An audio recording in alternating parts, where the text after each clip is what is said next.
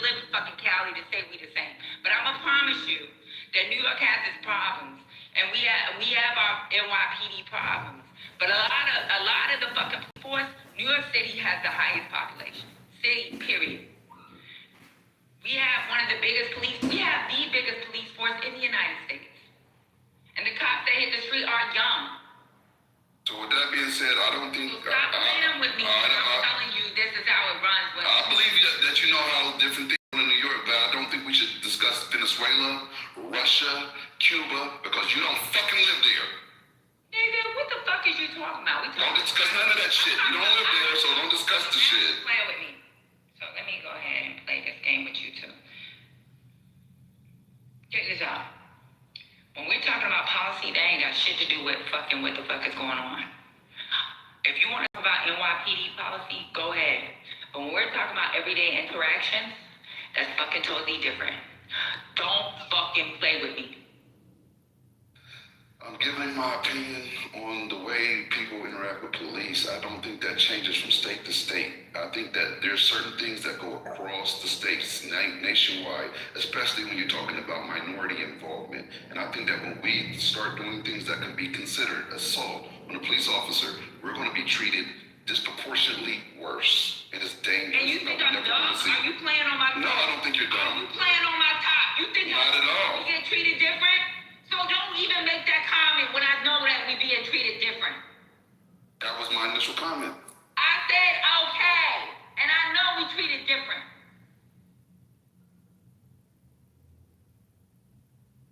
Then we agree.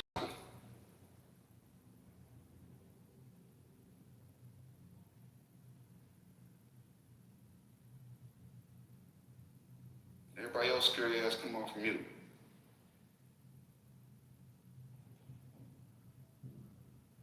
I just have what I need to say.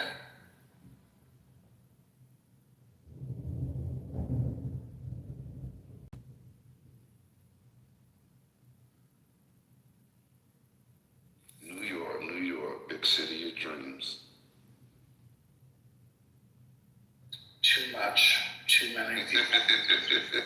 You gonna crush the buildings that you ever I'm kicking over the fucking buildings, man, and smacking the statues around, fuck it. Right, and the rest of the fucking world won't even fucking move without New York. I just like messing with y'all. I like New York. I got no problem with New York.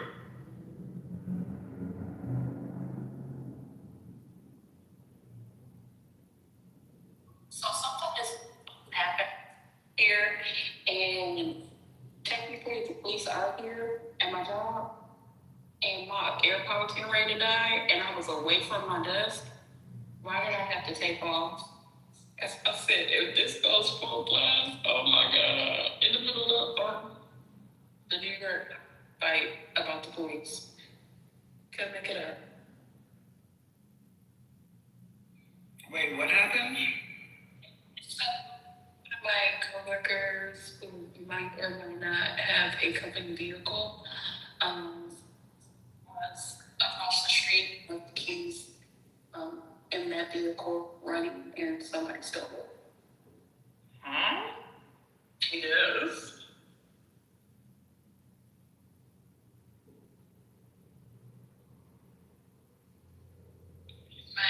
I'm sorry, but I just get really pissed off with people when they try to disrespect New York. Because whether you want to fucking love it or hate it, New York is the financial capital of the world. We got Wall Street. And one thing about Wall Street, they drive the global stock markets. When it comes to like the political and diplomatic hub, what the fuck is it? The United Nations!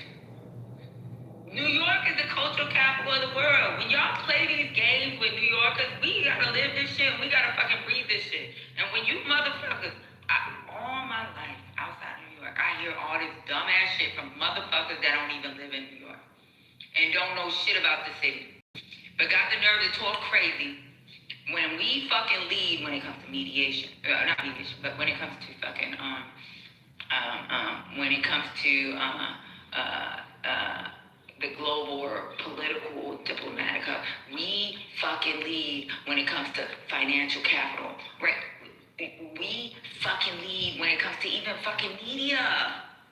I I get it. You guys got some movies going on in fucking California. But motherfucker, when it comes to global news, guess what that shit's produced in? New York City. New York Times, New York City.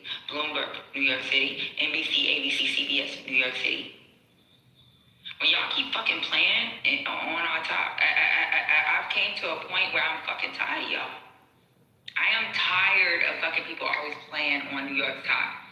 When we run the fucking United States and global economy, keep fucking playing.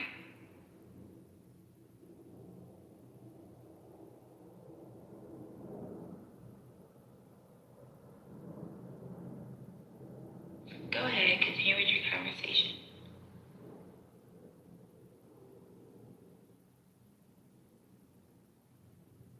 Reporting live from the entertainment capital of the fucking world. We don't have big ass, dirty ass fucking rats, dirty ass fucking subways, fucking blizzard. We don't have none of that dirty ass fucking shit. We have beautiful palm trees, beautiful beaches, high-end real estate. We don't have dirty ass rats stealing our pizza on fucking subways. Who cares? That was 10 years ago. If he needs some technology, come with What the would happen background. in California if New York City fell off the map? Silicon Valley, probably. No, I want him to answer. What would happen in California? I know she want to be sucking. Bro, shut up, bro. What would happen in California without a New York City? What would happen to fucking Hollywood if there was no New York City? We'd be straight. We'd be alright. Guess where corporate media is? Guess what corporate media is? Bi-coastal. Productions in LA. Bi-coastal. We'd be the only. New York and LA need each other. Nah, we'd be good with our You're supposed to bang with me on this Cali shit, Mimi. Okay, you know, I'm gonna hold you accountable. I'm saying, listen, we be getting super passionate. Last night we had a passionate Hold up, conversation. y'all hear Patty trying to talk. Let her get her shit out. That's all you guys. She loves Let her get her shit. She feeling the same way we feel about California. People are I know. negative about it, and so she just felt frustrated, and so your ass want to add extra. You want to add extra to it and You're make it supposed to bang Cali. That's why you ain't in LA either. I do. Listen, I'm born and raised. I didn't fly here. I'm raised here. Okay? But what I'm saying is that she feel the same way we be feeling when people be, because we had to. Yeah, y'all talk too goddamn much. That's the whole point. Don't shut up and fucking talking too much. Nigga, fuck you. That's the whole point about it. Like I'm trying to get New York. No, nigga, I'm trying to get New York and LA together because you know what? I'm not gonna need New York. I need New York just like y'all need LA. I want us to goddamn get together. Fuck y'all niggas that motherfucker are like, oh, New York, let's stick together. Gemini, kiss my ass.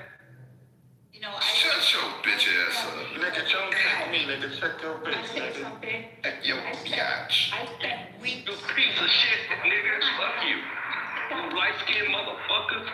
Can I come in for 1 second? I spent weeks on this app, living in Minneapolis with 3,000 fucking ice students here, listening to every moment of people not from Minneapolis coming in with their attitudes and their opinions. So, that happened to me over the last couple weeks, just saying. That's true. And that's so frustrating because people don't know. And they ain't even ever been, a lot of people haven't even been to California or New York, and they always have an opinion. And the same with Minneapolis. So I get it. It'd be frustrating. This is where we from. Like, please. So, Gemini, you just messing with Patty trying to get her. Why you highlight that? How do you know that shit turned him on? You up there getting Accent come out when she get mad. Mimi turncoat. But That's what you talk like. y'all listen to these dumbasses. Y'all listen to these dumbasses. We're cool. There's a lot of us that's cool. Like from LA, we're cool. Shut the fuck up. Sit the fuck down, bitch. What's wrong with that nigga, bro? He faded. Hey. Can I just something really quick? No, because I was speaking. Okay, then. Thank you. I'll wait. I will say this. I mean, it's fine to admire a place where you live. It is also fine to critique it. There's not a police department in this country that does not have that level of corruption. New York City is right with it. I can talk about Serpico in the 1970s. Guys. Right? That's what, why are you speaking? I said that I wasn't speaking. I'm not finished. Please be quiet. No, stop. Stop. Let her finish her thought, bro. Let her finish her thought. So it has nothing to do. So when we have these conversations, because the conversation you focus to where you live, to the problems that are occurring in the city. Race is a problem. How police handle the youth is a problem. I live in New Jersey, and I'd be the first to tell you that the state of New Jersey is one of the most segregated states in the country. When I talk about education, I talk about Newark. But when it comes to the police, we have to face this reality, whether it's New York, whether it's LA, whether it's Baltimore, whether it's New Orleans, they are right with these problems. So the thing about the snowball, and I saw that video, I cringed at it because I knew it was going to happen. There is no space for that. For a kid to come, and I have two brothers who have been stopped by the police a number of times in the state of New Jersey, whether it's Newark or the New Jersey State Troops, which is another matter with their racism and how they handle people of color. Has nothing to do about your love of the city. I like New York too.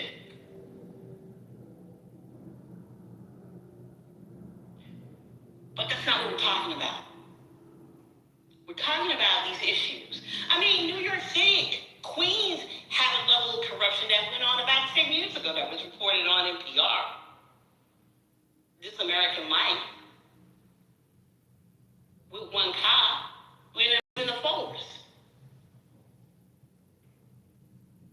So when we have this conversation, please have this conversation about it. And I would ask to set aside whatever personal feelings you have about where you live. I think it's great. I love Newark. Newark has its issues. Politically, socially, culturally, it has its issues. I think it's fine. I got it, Sherry, but you're not gonna keep playing on my top. I'm gonna be honest with you. But what does that have Maybe to do with the level of corruption that goes on in New York City? I got it. I didn't say there was no corruption, Sherry. That did not come out my mouth. Maybe you ain't been paying attention. Okay? So no, you're not gonna. What you're gonna do is stay on mute. I've been living out in New York City for fucking over 15 years now. I'm at 15 years. Going from state to state to state to state to state to fucking state, right? Or even having conversations with people outside of New York State. They don't know shit about the state. They don't know shit about the city. And there's an assumption of what they think they know because of fucking videos of fucking conversations that they've seen on TV. If you don't know, shut the fuck up. Stay on fucking mute. I'm fucking tired of it. That's why I defend my city to the end. None of these motherfuckers have lived in fucking New York. They don't know what the fuck it is to come up in New York City. I'm not gonna fucking talk about LA because I don't know what the fuck is going on in LA. I don't give a fuck. So when you up here trying to give us a little we on how we need to fucking maintain or we need to be, I'm gonna be Patty. And ain't nobody gonna tell me who the fuck Patty gonna be. If I say I don't give a fuck, and I know how it is growing up in the city, and I have never said that the police are fucking fair. I know they're not fair. I'm not a fucking dummy.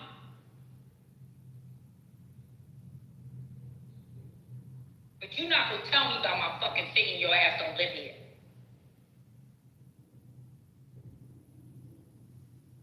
Fat Patty. I'm about to follow Patty. I ain't know you from the time, so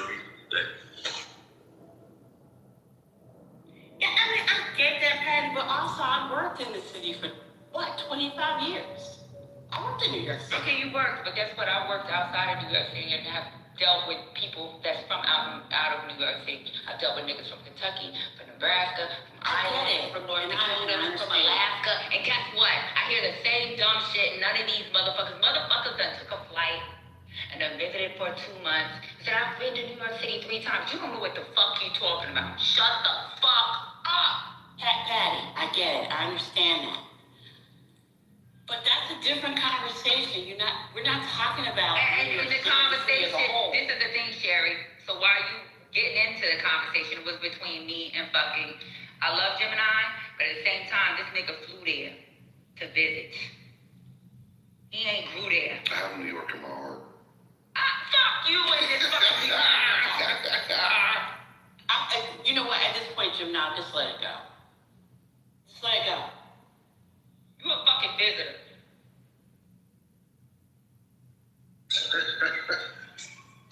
How about me? Do I get to keep my New York? No, stay in California. Okay. Well, just to clarify, this room is no longer about global politics, because unless you live in any of the locations we're discussing, you're not allowed to converse. So unless your boots on the ground and you're located in Venezuela, don't talk about the oil. Don't talk about the Cuba. Don't act like a fucking MAGA, because I'll fucking snipe you the same way I snipe everybody else. Don't play with me. Just because we could talk on legislation. We could talk on the fucking Constitution. What you're not gonna do is tell me what the fuck is going on a street that I fucking fucking issues with my fucking elbow, may have fell on my fucking knee, rode a bicycle through, fucking had to fucking live through. Just like when that damn woman came up here about Mexico. She was talking about Mexico, I get it. It was a fucking joke for y'all, but she lives in that fucking environment. Her fucking opinion matters. I ain't say shit, I stayed on mute. Now I watch people say shit like she's making this as if it's okay. It's okay for her. I ain't say shit. Cause I ain't from fucking Mexico. It may not be conducive for me, but guess what, nigga? She's been living through that shit, so that might have been an okay day. It only lasted for this many hours. It's okay.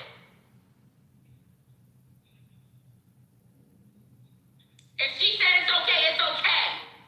She been living there for years. Who the fuck am I to tell her this ain't normal? It's normal for her. Her normalcy is her normal. My normal is my fucking normal. Hey, shout out to Cooper Day, where the brothers from Marcy used to come up and get smoked up. So, shout out. If you know, you know. Yo, Patty, let me say this to you though, shorty. Like, I got no real problem with LA. I actually kind of like, I know some real niggas from LA or whatever, but you holding down the town, like, shout out to you. Shut the fuck up. You ain't talking on LA, nigga. Get on. Jim, I've been waiting for that. I can't stand this I got haters everywhere. I got haters everywhere.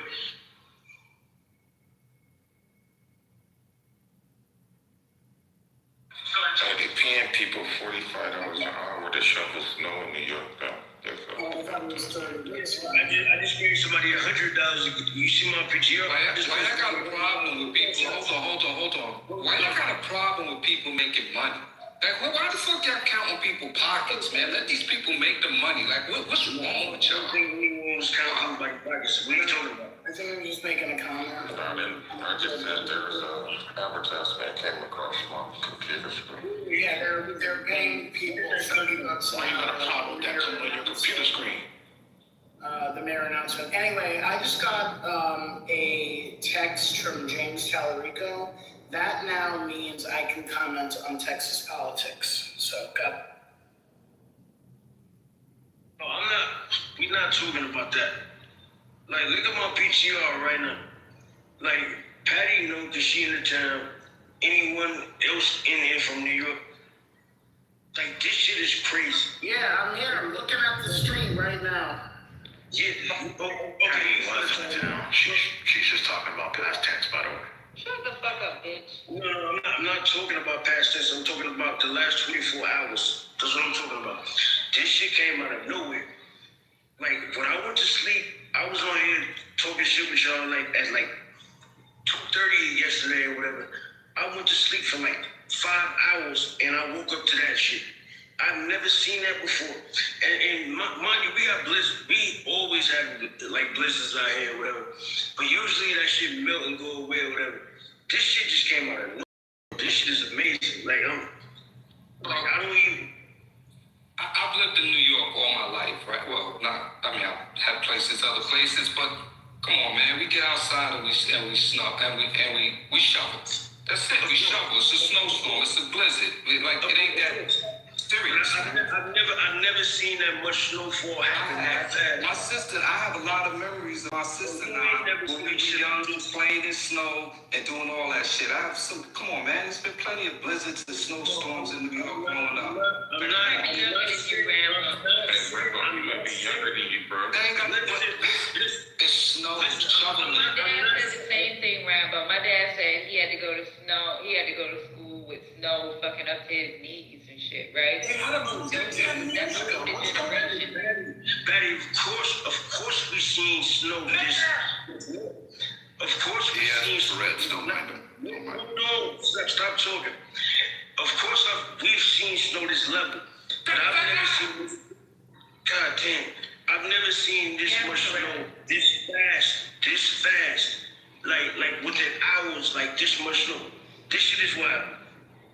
It's crazy because my aunt said that too. She said that snow fell too fast. She came out of nowhere within hours. It's a fucking June. Yeah. What the hell going on today, man? Scared to start fighting. Cause start fighting, man. Cause it's a red back now.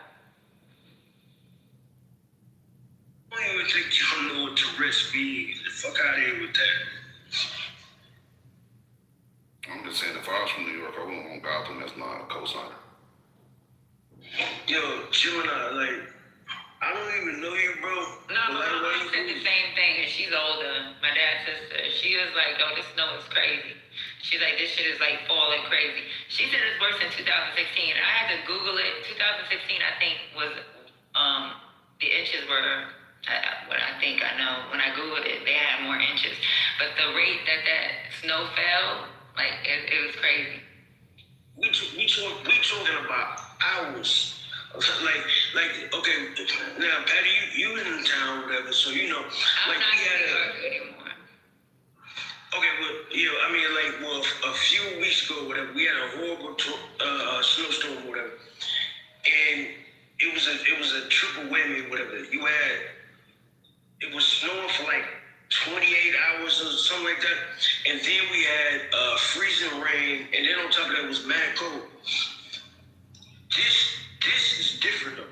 All this snow just came out of nowhere. We just got rid of it, like Patty. We just got rid of this shit like 3 days ago or whatever. Like it got warmer and it rained a little bit, so it washed away like all the snow that was here for like 3 weeks or whatever. Like, but this shit just came out of nowhere. Like, I've never seen shit like this before. I've been through blizzards. I've been through hundreds of blizzards or whatever. But I never. Okay, we got it. Y'all got fucking snow. So right now, currently, I'm gonna speak on what I know. In Los Angeles, it is 78 degrees today. Tomorrow should be somewhere around 77. Thursday looks like sunny and 84. Friday is going to be sunny and a high of 88 degrees. Okay, I rest my mind. Good job. All right. I mean, Gotham. Any earthquakes? It sounds as if you've never experienced winter. I mean, this is what happens. You're not understanding what I'm saying. I understand, and I guess you don't remember. Gotham, I'm speaking. Hello? Go ahead. So I guess you don't remember the blizzard of '96. The blizzard of '96 ain't even in comparison to 2016. I looked at the It shut down everything. I was in New York in '96, and I was out in kindergarten, and I couldn't even. And I was in Germantown, Maryland. I'll tell you this: even get on a fucking train because they stopped all the trains. So I remember 96. Yes, yeah. It ain't shit on 2016. That's what, like, Well, the snow, it was a 35-inch snowfall in 96. yeah, but 96 still ain't shit on 2016. Well, we didn't get as much snow. I mean, we got 25. Right. Yeah. Now Philly in 2000. I think when I was looking that shit up, cause my aunt was in Philly at the time, or not Philly, she was in Camden, which is right over the bridge. She freaking 96. I think that was the worst snowfall for Philly at the time. But New York City, nah, it wasn't even shit on 2016 to be honest. It shut down to somewhere. Yeah, it shut down to somewhere. It shut down to somewhere. Everything I was there. shut down. I was there. Shit, Mom couldn't even go to work. Well, There was people that got stuck at work and had to walk home. yes, They had to yes, exactly. Why are you so traumatized from this last snow, brother? Like, don't give me we've had worse blizzards. Streets are clean. I mean, you can go back to the early 1800s or whatever. Like when we had horrible. No, I can't. But nah, because you don't know how to Google. But anyway, like No, because I didn't live. no, I'm saying. Me personally, I've never seen this much snow fall this fast or whatever. I'm not saying it never happened before. I'm just saying I've never seen it. I'm saying like all this snow, bro. Like this. If you're not in New York City, like you gotta hush your mouth. Like you gotta hush your mouth. Like all this snow just came out of nowhere within hours. I just personally. What are you trying to get to though? Like, what are you trying to like conclude from this? That's what I'm trying to figure out. What do you think? I'm just speaking it. I'm not trying to conclude anything. I don't. Okay, so you don't think it's from something, or like because we have global warming and this is a crazy one-time event? Maybe global You're warming. giving far too much credit, Spiritus. Hey, Gemini, do you remember when it snowed in Fontana, California? Yeah, 2 years ago? Spin, disengage.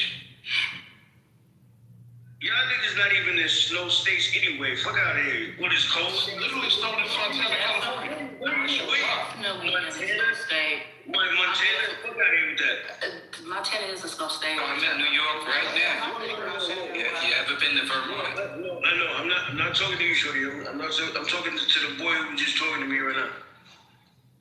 You do realize that Northern California has snow, right? Tahoe is nothing but snow. Like, what are we talking about? It's not like it. Stop playing. Northern California. I bet you that Tahoe has more snow than New York. How much you want to bet on that? Snow like us, bro. Fuck out of here. Don't take his money. Tahoe has more snow than New York, bro, on a regular basis. You said what? I said Tahoe, which is a location in California, has more snow than New York on a regular basis. Are you in Tahoe? That's where I have my first manufacturing warehouse. Yes, I go to Tahoe all the time. I don't live there, but yes. The reason. Okay, so let me ask you, Gemini, how many inches of snow have you seen in Tahoe, bro? Let's be honest. I'm not saying too much to measure. Too much. Okay, so stop talking, bro. You're talking out your neck right now. Measure, bro. Dude, they go by the feet. All right, here we go. Spiritus is from New York. I'm not making this up. Look it up before you start arguing with me. Look up Tahoe, California. Snow's up there. I understand that, but not like this. Not like this. Yes, like this. Worse. But That's a ski resort. It's a ski resort. That's where the ski resorts are. Like, what are we talking give about? me 1 second. Like, I live in the Midwest. I live by a lot of water. It actually surrounds my state. Lake effect snow typically falls between 2 and 3 inches per hour. Snow sometimes will fall fast. However, if you're not aware, you're not paying attention, you don't realize that it is possible for 2 to 3 plus inches to fall within an hour. You know what? The funny thing is, I actually was driving home one day and I wasn't paying attention to the weather because I actually live relatively close to where I work. I ended up in a snow squall. Do you know what a snow squall is? That's an intense snowstorm. Yes. Yes, these are real things that just didn't get invented in the year 2026. I just came up to say, in 2023, I was caught in Tahoe because they had 146 inches of snow. But I'm making it up, though, your mama. But I'm making it up. There was somebody I liked, but we couldn't even see out the window, y'all. Like the windows, it was so fucked And up. mama, you notice I just stopped arguing. Like, once you start arguing about Tahoe, I'm just going to disengage. You got it, bro. Yeah. And I think Kimberly put it in the chat, but y'all saw that 7 people died in the skiing in Tahoe because of the snow moving so fast. It's really bad. Oh, was that the avalanche? Was it avalanche? Yeah, That was recent. That was like 2 weeks ago or something like that. Yeah, it was the avalanche. That's correct. So Another place where it could be. you guys, so for an avalanche to happen, you got to be by the mountains or whatever. We're talking about in a city, in a metropolitan city. That's different. Well, okay. You're talking about the city. We were just saying that the location in California. I said New York. I mean, you're talking about Tahoe. You're talking about Okay, let's do this. But I got you, even bro. in So places I don't that- want to communicate with you. I was gonna say, even in places that there are, that is a fact. Even in places where there are no mountains, sometimes people actually have to rake the route Yeah. because the snow will cause it to collapse. Oh, 100%. You have to do that. Yeah, and I was gonna say there's some places too that are not near, that may be near mountains, like, a few hours away and stuff like that, but is not in the mountain, have severe blizzards, and that also is and could also mean a lot of snow. That's very true. Let me ask y'all, have you guys talked about the college professor, speaking of New York, that was, this happened in New York, it was at Hunter College in New York, who was called on the hot mic being super racist and it's going viral. Have y'all heard about that or talked about that or not? We haven't talked about it, but I did see it. Got you, it says. You here from LA, show is obsessed with my city, boy. Yeah, I'm just staying in the geographic location we were speaking on, that's all. It says on February 10th, the Community Education Council District 3 Zoom meeting was held in New York City to discuss proposed school closures. Associate biology professor at Hunter College, Allison Friedman, was attending the meeting virtually as a parent, not in her official role as a professor. She made statements including things like, they're too dumb to know they're in a bad school. If you train a black person well enough, you'll never have to tell them anymore, which many described as offensive and racist. So there's a lot of pushback on that. I didn't know if y'all had spoken on that or not.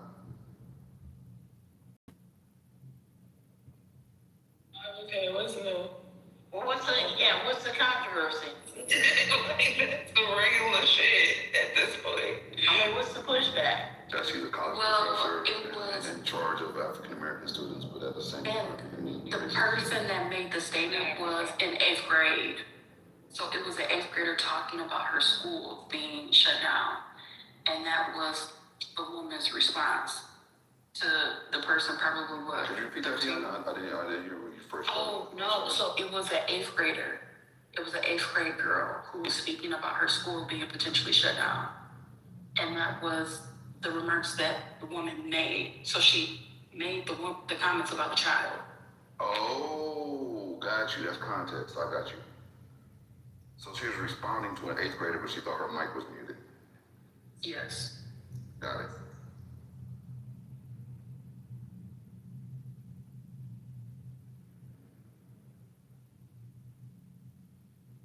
Have y'all talked about the beef between 50 Cent and T.I., that's funny as hell. Hey, this is the first beef I actually seen 50 taking the L and all that. I'm a big 50 fan, I'm a huge 50 fan. He took a L with Rick Ross. Remember that whole battle? I feel like he took a legal L with him as far as his Rick Ross's baby's mom suing him. Rick Ross, when Rick Ross came out that year, he took over the game when Rick Morris came out. He took the game. What? You gotta go back. And so I say this about T.I. I'll say this about T.I. I applaud his heart. What I don't like is these sucker ass motherfuckers, right? That's on 50 dick so hard. Like, I have a, like, what is wrong with these dudes? They feel like this dude can do no wrong. I like the track that T.I. dropped, and you know, we'll see. Oh, he dropped some bars on that shit. I ain't gonna hold you. And I'm staying neutral. I'm staying neutral, but I like that sucker shit. That sucker shit. Which part of sucker shit though? Which part of you said is The sucker shit. Gemini. No, yeah. Hold up, Patty. What happened initially? Likes is so fucking big, you and Rambo. Y'all need to turn them shits down. No, we can't. Yelling at us. I'll speak lower. But I'll say this. Hold on, Rambo, real quick. I want to answer Patty. So initially, T.I. said that they had an agreement that they were going to do a versus. He said years ago, him and 50 spoke about doing the versus. And then he brought it back up. He's like, I'm going to be the first to jump off the porch after I initiate, you disengage, right? So now we jump forward. Now we jump forward to now. Now I'm Team T.I. And I jump forward to now. T.I. brought it up during the podcast that, you know, he would like to see his catalog on stage against 50s. And 50 immediately fired back saying, fuck that little nigga, and start talking shit, and then posted Tiny. And T.I. is like, hold up, we already had an agreement, so I can't even respect him as a man. Why you trolling me with my wife when we had an agreement about doing this versus, like we personally spoke about this? I'm not just out the blue saying some random shit. And then T.I. fired back with a diss track called War that features my guy, what's his name? Fab, Mr. Fab from the Bay. So he fired back with a track called War, and then his son also jumped off the porch and started trolling 50 and talking about 50's dead mom. Go dig your mama up and give her a hug, because my dad can give his mama a hug right now. And T.I. posted a picture with him and his whole family and his mom celebrating her birthday 2 days ago, saying 50 now your turn. So that's where it's at. Yeah, he should have disrespected that man. I'm seeing pictures, but not with this. It's like 50 could do. I love 50, but he ain't writing this one. Yeah, this ain't. 50 could do anything, and dudes would just be on his knob. That's what I'm saying. It's like, yo, and no, I ain't mad at 50. But y'all think he could be, first of all, He'd be out of pocket. 50 Cent, for him to have all of this money or whatever, he too old and grown and rich or whatever the fuck he's supposed to be on the internet playing these games with people. He been should have got crushed. I don't know what the fuck. 50? That shit get on my nerve. I think I have a problem with trolls. I really do. I really think my problem is trolling altogether. Because that stupid shit 50 Cent be doing is it's stupid. And I'm so happy that he got the right one with motherfucking T.I. I can't wait for some more music to drop. That nigga came out with a motherfucking song already and dropped it. You see that song dropped them, but you see King is trolling because King in his bag. He's trolling the shit out of. Did y'all see the last post? Yeah, but they got a picture of 50 Cent in the studio holding, and this is not an AI with his picture. son? No. The picture that just dropped, he's holding a big white dildo playing with it. And then he had that magic stick. Yeah. I seen that. Hey, He is trolling the shit out of him. And then they got a video. This is a real video back in the day where 50 Cent set his baby mama house on fire. I seen that. She talked to the press, but he's just bringing it back up like all the shit he's done. Like, y'all saw the picture with him and Tyler Perry? 50 and Tyler Perry? yeah, but that was 50 posted. Taking over the game, like, come on, man. Monopolizing the game is But crazy. I feel like King is like, cause 50 Cent is playing a little boy game, and he got the right little boy. Posted a video when 50 got arrested for a concert where he punched a girl in the face. Beat 3 women. But I went to see 50 at the Bounce in 2002. And he kicked the girl on the stage. Like, he kicked the girl in the audience in her face. That nigga ain't been shit. I ain't never really liked him. King also posted a picture of 50 with his teenage son sitting in his lap, and it's not AI. which is weird. I think he was trying to show how close he is with his son, but it was just so real weird. He was like, I'm sorry, that's not your son, that's a hoe.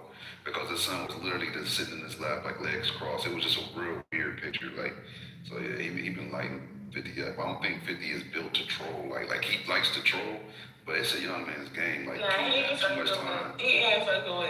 He definitely ain't fucking with King because he really got a lot of time. Yeah, he can't mess with King. King is that's a little boy and he got money, and so he probably done contacted all the real trolls on the internet to give him content. Yeah. 50 Cent, better leave them people. It's definitely a young man game now. He tried to rape family. I did notice that when Fab came in fifth, like he did not want to go bar for bar. He just Fab would have ethered him. Fab would have ethered him. In all actuality, 50 got one album, and that's it, really. The rest of that shit is trash, and he ain't rapping years, so he not fucking with nobody on the verses. He just not gonna do it. He can't beat T.I. on the verses either. Definitely can't beat Tip on the verses at all. Of course not.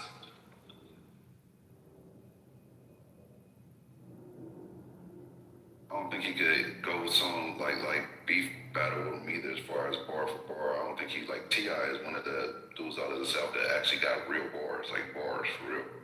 I don't think he want to try that either. When that young man uploaded a photo of his mama grave, That was cold. I said, ooh, that's the type of petty I'm with. I do shit, I would definitely not. Yeah, I seen it. I was like, The younger, users on this app, right? Like, they're the ones that take the hell. So it's like, 50's kind of too old to be playing. Like, let's say 50 Cent did decide to be his traditional petty self, it's gonna make him look bad as fuck because you arguing with somebody that's young enough to be your son, and you really playing games. Just weird.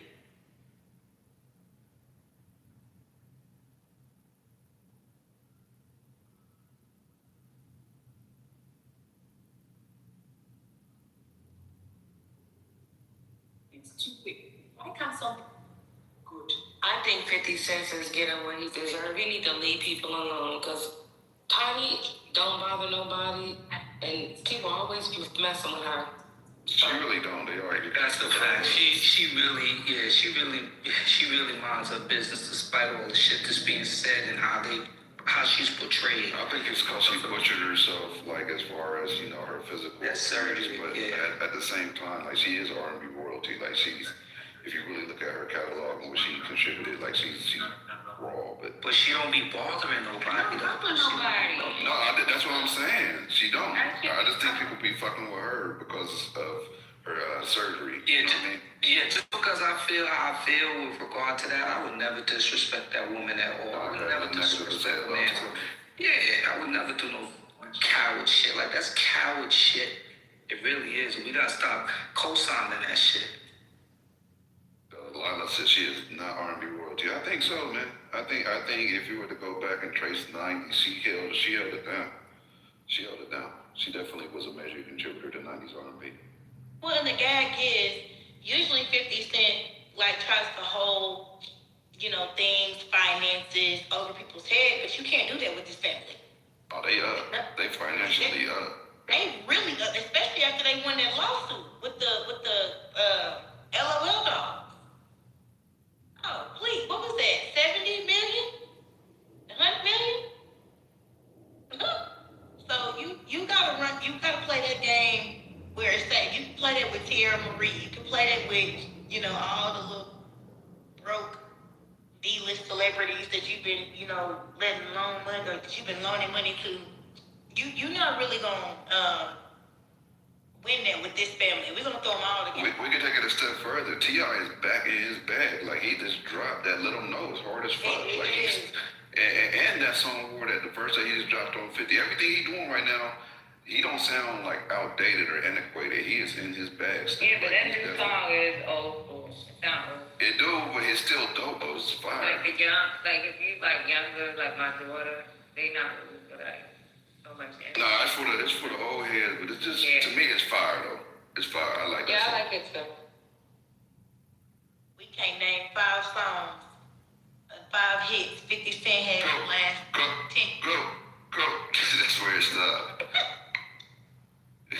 Eddie, Queens down bad now. Queens not looking good in these streets.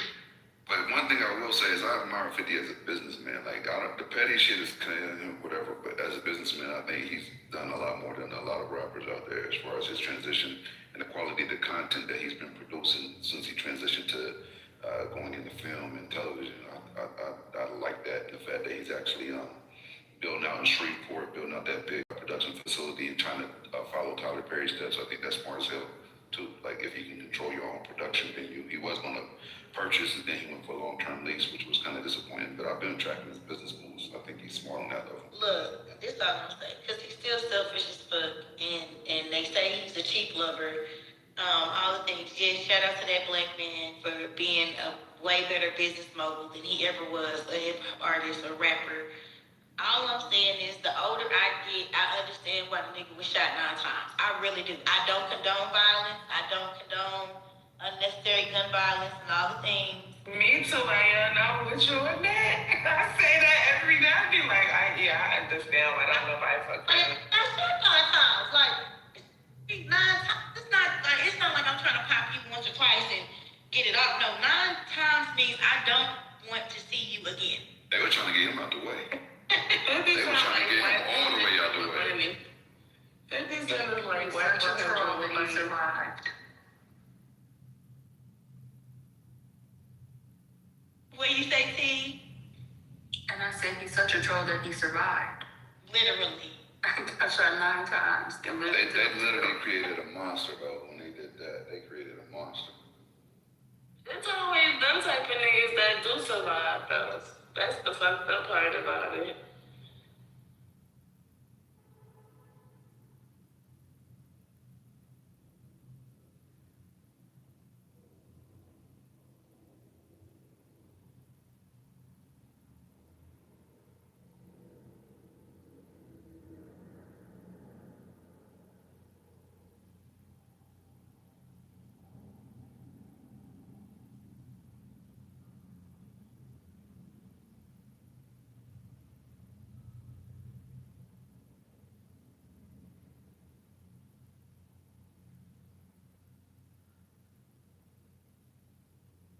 Bitch, y'all just get quiet. Back to politics if y'all can't keep up with hip hop.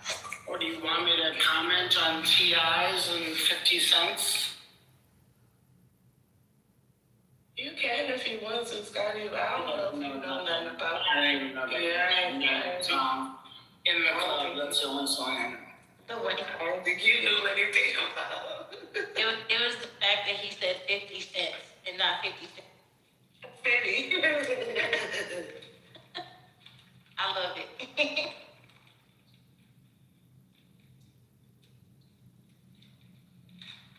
Need to respond though. This is strike 2. Of course, Fab and them dropped that song with Dave East and Jim Jones. That's strike 1. This T.I. shit is strike 2. Somebody say he better dust off Lloyd Banks and let Banks write some shit for him and go on ahead and respond. I get it. You Hollywood now. You building studios and shit. You still a rapper. You gotta respond. That's really the 3rd strike because he ain't win that shit with Rick Ross either.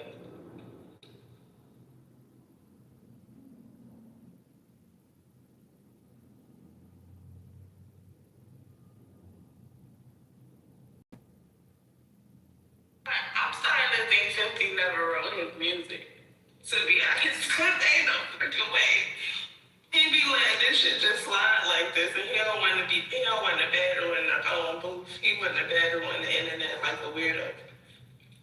I'm starting to think he ain't never wrote his music.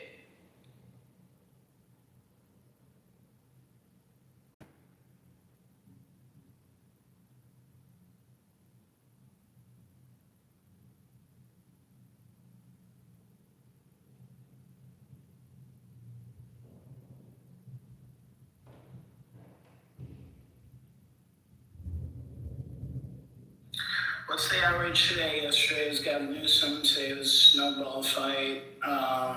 What we got for this afternoon? Anything? A little off topic, but I don't know if you guys saw, there's a series on YouTube called We Need to Talk. And one of their latest episodes is a sister exposing the sorority Delta Sigma Theta.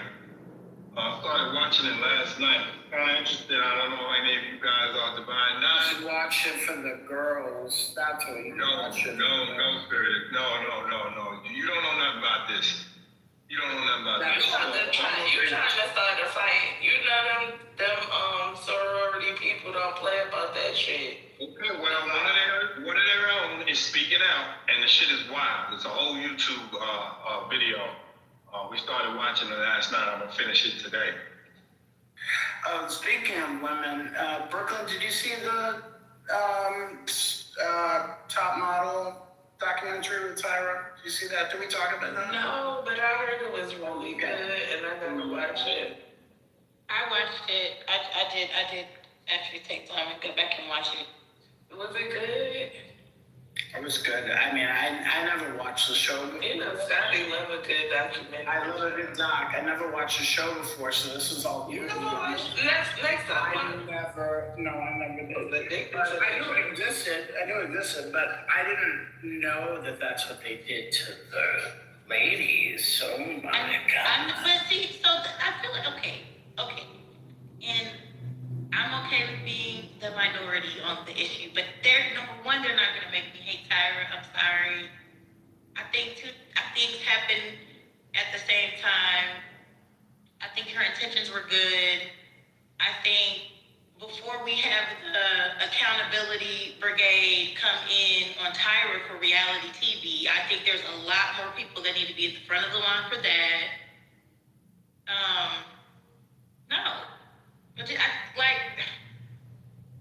had sex on camera. You're being like, I know there was some type of clause that you signed to be filmed. I get it. Hey, where's the humanity of, I'm explaining to my boyfriend that I cheated on him and he's gonna see it.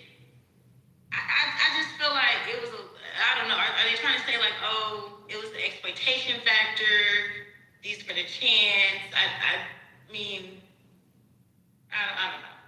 Well, that was one of the complaints because one of the girls had a son camera.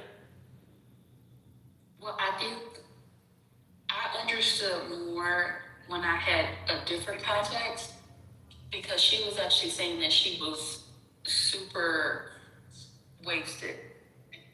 But they knew that cameras could only follow them into the bathroom if someone was with them. So the cameras didn't necessarily go in that area normally if you were alone, but because she had the guy with her, they then went into the bathroom. But I do think when you have a show that's like that, and you have young people, and they invited the models over. So the girls who were in the house, like they couldn't have visitors unless production approved it. So when production approved for them to, I do think that Tyra has to take some accountability. Now, that doesn't mean that the other people don't have to be accountable for their actions, but somebody allowed the male models in the house, in the hot tub. Are they? Yeah, no pushback there. I'm looking at the chat. Are you guys saying that? Sorry. Okay, wait. And I'm genuinely asking for clarity. Are we saying that it was assault because she was under the influence? Or was she saying like the guy forced himself upon her? I'm trying to understand. So I think it was the first argument for Shandy that she couldn't consent because she was drinking heavily. Oh, okay. I don't know why I thought she said something like she remembered. I don't know why I thought she said she remembered what was happening, but she didn't feel it, like in terms of her. What I remember her saying was that she didn't realize that it actually happened. And so then she had to navigate talking to the guy to see if he remembered, to figure out if he had any STDs. It was very, like, it was very crazy. Okay, she said she was going in and out. Okay, and then Black Freedom said that the person asked Tyra and her production team not to show the footage, and that request was rejected. I do remember that part because Tyra said immediately, "Well, I was never over production," and she cast the blame on the other guy. And then I remember her being Tyra saying, there was a lot that we didn't show, I guess, to make it seem like they trimmed as much as they could. I don't know. That's still tacky. Yeah, that's so tacky. And I mean, I hate that happened. I just look at it like, for some of the others, I feel like maybe their career just wasn't fruitful, because I would like to hear from like the Yayas and the Evas and the Harlows and the, like, I don't know. I do what was fucked up though was making old girl close that gap. I think she won, the one from Arkansas. Making her close the gap only for a few seasons later for them to widen the other girl's gap. I thought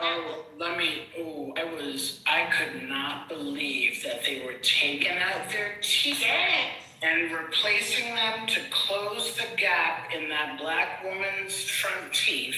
I could not believe what they were doing. That's absolutely remarkable, and nasty to watch them pull the teeth also.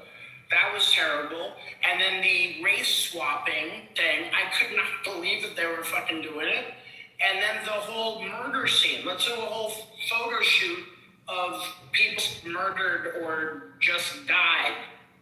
And let's do that. What was going on in the mid-2000s here? This is crazy. Ernest, don't forget that one of the models had to read the murder scene of how her mother was shot in her head. Oh my God. Yeah. But Janet, I only came up here to say that Eva had an interview after the Netflix fake document, whatever, I don't know what the fuck that was, but that Netflix special was aired, and Eva said that she felt like it was night and day between her experience and what the other girls were detailing how their experience was. That she had a great experience, and then, the proof was in the pudding for her because she was successful and well after the show. Yes, and so thank you for that, because I did not know that. Only reason why I'm raising that is because I feel like we gotta keep it fair. Like, everyone's feelings are valid at the end of the day, right? And we're just audience members, onlookers. However, Eva was 5'7", 5'8". She was not the traditional model build or height, but she still had a fruitful career. What is it? The Wendy Harlow. There was the thick girl too. Takara. Yeah, Takara. I feel like the people that gave, their testimony or, their input had motivation to give, the statements they did. Like, it's like, well, didn't come pan out for you. But we didn't bring on people who found success and felt like that they felt the same. And that was winners or losers, because remember, Yaya didn't even win that season. But I feel like when it first happened, Yaya was more popular than Eva was, and Eva was the winner. That's true. Eva was, she was popular. She got her contract. We saw her everywhere. I'm just saying, I feel like we saw Yaya too. And there were other people that weren't the winner of that season, but hey, they capitalized on it. I don't know. I don't know. I look at, like, are we going to throw the industry's POV on what the typical model should look like all on Tyra, when it was like, what? Now I get like, oh, she was spinning her wheel, the hamster wheel, trying to keep the show relevant. They did, but they also couldn't have addressed the fact that she could change the standard too during the show. Because she did have shorter models, she had thicker models, you know what I mean? And at the time, it was like all of the hoes was like fucking stick figures. But I think she changed it. But I think we also need to address that majority of the women that have fruitful careers after the fact, they were not successful in the modeling space. We gotta be honest about that. A lot of the women's success have come from avenues outside of modeling, with the exception of maybe a handful, maybe a Winnie Harlow, maybe an Eva in the very, very, very beginning of her career. But majority of her success came outside of modeling. So I think that is something to note. I think that the girls were extremely young and naive, and they thought they were getting like actual for real contracts, and instead they were getting a stigma. And this was a show. It was a show. It was entertaining, but it was a show nonetheless. Wait, so I have a question then. Why did Tyra leave on her own, leave the show, or was she forced out, or what was the deal? They forced her out too. That's why it didn't make sense. So, how can they force her out when she was the one that brought the show? Is it just that's how the contract was written? She changed the show. So remember, so it was never really hers. She was like the face of it in a sense. Like the ownership she had in the show wasn't, as you can see, she was replaced. You know what I'm saying? Yeah, I get it. It just made it seem like she was the one, but I guess she was the face, and they were shopping it with her and a couple others going to network, and then they finally ended up to the last stop, which was UPN. Well, I think when they replaced her, they were trying to increase the ratings, but by that time, the show had really it needed to be canceled. And just So because they replaced her with Rita Ora, and then after that still failed, they brought her back. Wait, so what was the one that Heidi Klum was on? Was that Runway or something? Project Runway. Yeah, Project Runway. All right, sorry. All right. and Tyra was likely still getting a paycheck even when they replaced her. Depending on how her contract was structured, even though she had an equity position, it didn't mean that she could always be the face of the show. So she probably still got her coins, but I didn't even know they replaced her. Did y'all know that? Yeah, I did. But by that time, no one was really watching it. Yeah, by that time, no one was really watching it. But I will say this. There needed to be more accountability on Mr. J, Miss J, and Nigel Barker, because they was all with the shits until the shit came back to bite them in the ass. I refuse to believe that everything was on Tyra. Oh, and the Asian producer too. Whatever. Yes, and Kenya. Kenya trifling ass. I'm sorry. I have a gripe with Mr. Kenya, and I can't stand him. But it was a lot of accountability that needed to be shared all around, and I didn't like how they dogpiled everything on Tyra and made it seem like she was the one and the only. I also don't like the fact that Tyra took no fucking accountability, because bitch, be so fucking for real. But yeah, She was coached. ridiculous. She was coached in those responses. She tried to keep like save face. The one, you know what? The girl I really felt for. Who was it that they tried to make it like her weight was a problem? It's like they intentionally picked her, like were picking at her, picking photos. And they also made her an elephant. Oh, okay, yeah. Now the part that really, I'm gonna be honest, sent me into a rage was when, and I feel like as women, you know, I feel like we've experienced that, where a guy is like trying to come onto you, you're feeling uncomfortable. Hey, like, it's like, can you just, relax? Like, let's just push through our time together in the whatever professional workspace, or just that uncomfortability. And then for her to actually have stood up for herself and said, I feel uncomfortable. And I'm gonna tell you nothing. He knew he was making her uncomfortable, because after she said that, did y'all notice that he kind of like backed up a little bit? He was a straight pervert. He was very perverted. He gave you could see it through the camera. It was disgusting. And she kept like giving that energy of like, I'm trying to inch away from you. And then they picked the shot of the guy literally, the other two weren't touching on her like that, but he was caressing her leg. With a loin cord.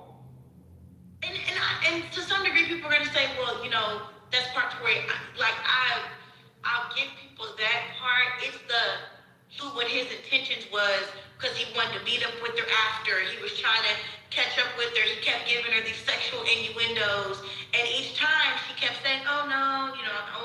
working, or, oh, no, thank you. And then when they were shooting, it was like he just took his shot to just hit below the belt. Like, that was fucked up. And then when she, see, that shit did piss me off.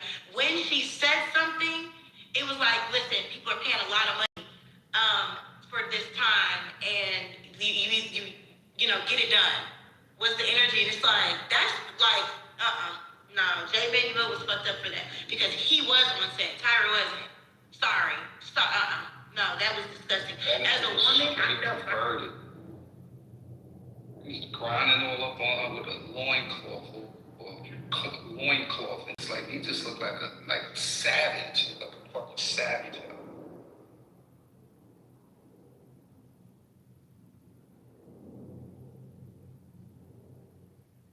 Yeah, that was kind of sad that she even had to experience that. And then they are young, you know, they were 18, 19, 20 years old. So, no. Dan, are you there?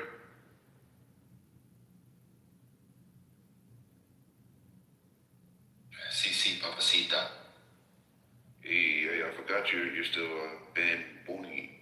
I just met Jalen McCullough Just now, right now. in real life. In real life, he's taking some footage with my dog at the vet. Ain't that weird? Oh, nice. Random shit. That is random. I'll PTR later. The dog? No, him and the dog. He's taking pictures with him. Asking if you worry about them Seahawks next year. I'm not gonna do that shit.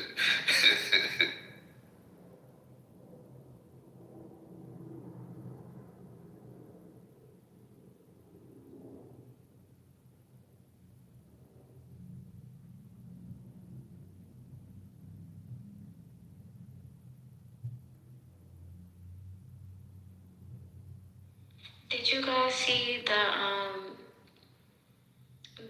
what is that? The fundraiser for Miss J to help with Miss J's medical bills and expenses?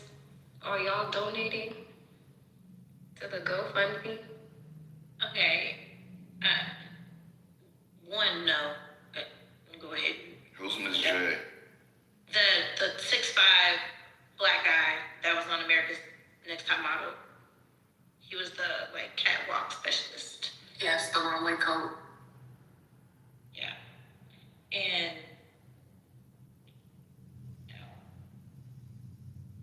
Why would we contribute? Like, what's the incentive? It was hilarious to me. he's recovered from a stroke, and Yes. I would never poke fun at that part. I'm not saying anybody here is. I'm just saying, like, that is sad in and of itself. However, if you're around, or if you have, you know, I feel like, no. We're going to call Tyra, we're going to call so many other people that you need to call on when you're establishing those relationships, because while you're humiliating other people on TV, right? Now it's the common person. It's, you know, that you want to call on for your time of need. That's shitty. And that's the part that makes it hilarious to me, because 5 years later, now you need our help. As soon as the documentary goes out, now you need our help. Like, why are you not calling on your connections? Why are you not calling on, you know, like, your family or whomever in order to help you? Why are you calling on the average fan, if you want to use that word, to help fund your medical bills?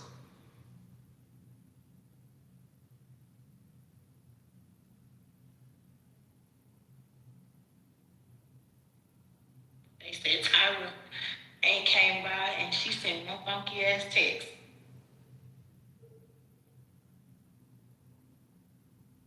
Moving to Australia was new. I didn't keep up with her to know that. That was interesting. What's more interesting to me is that there was an interview that she did. I don't want to say that it was recent, but maybe around the time that she launched that hot ice cream, whatever the fuck that's supposed to be. But in the interview, she said that she wanted her legacy to be ice cream, that she didn't want it to be modeling or all the other things that she accomplished in her life. And she tried to frame it as though like she's not ashamed, but that's kind of just like whatever. She doesn't want to be associated with it.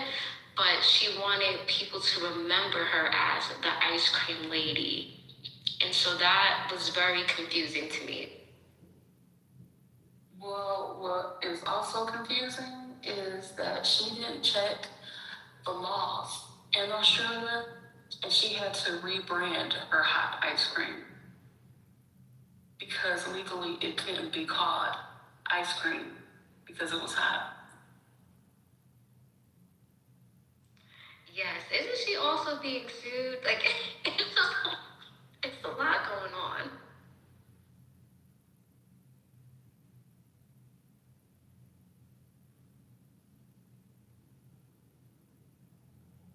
Yeah, I think that's just interesting. Very, very interesting.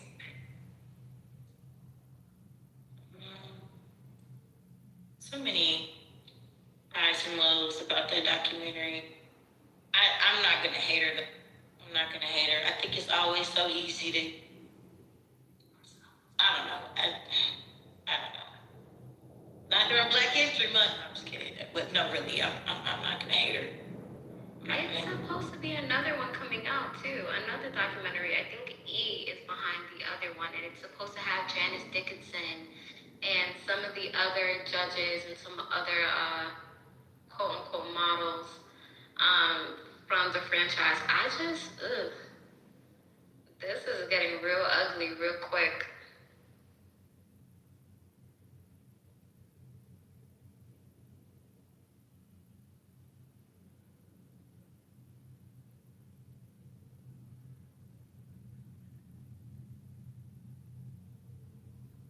I think it's the topping that's the hot fudge. I could be wrong. No, it's like a liquid. The hot ice cream is like a liquid drink. That she was quick to say what it's not. She's like, it's not a warm milkshake. It's not a hot chocolate. It's hot ice cream. But a lot of people say that it tastes horrible. Because who wants to drink hot milk or hot milkshake? Like, I don't know. That just kind of, yeah, I don't know about that.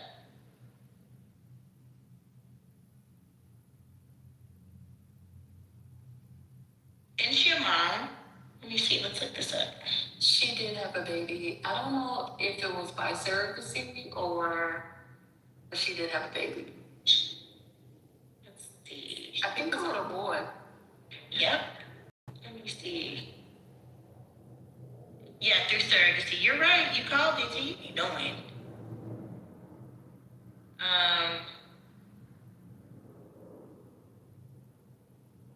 Oh, she keeps him out of the public spotlight. Okay.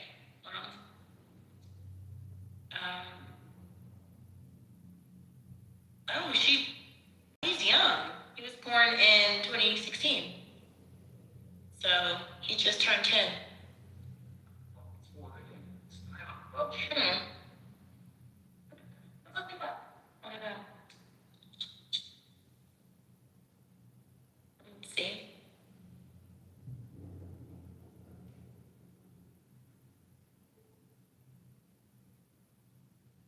She still looks good.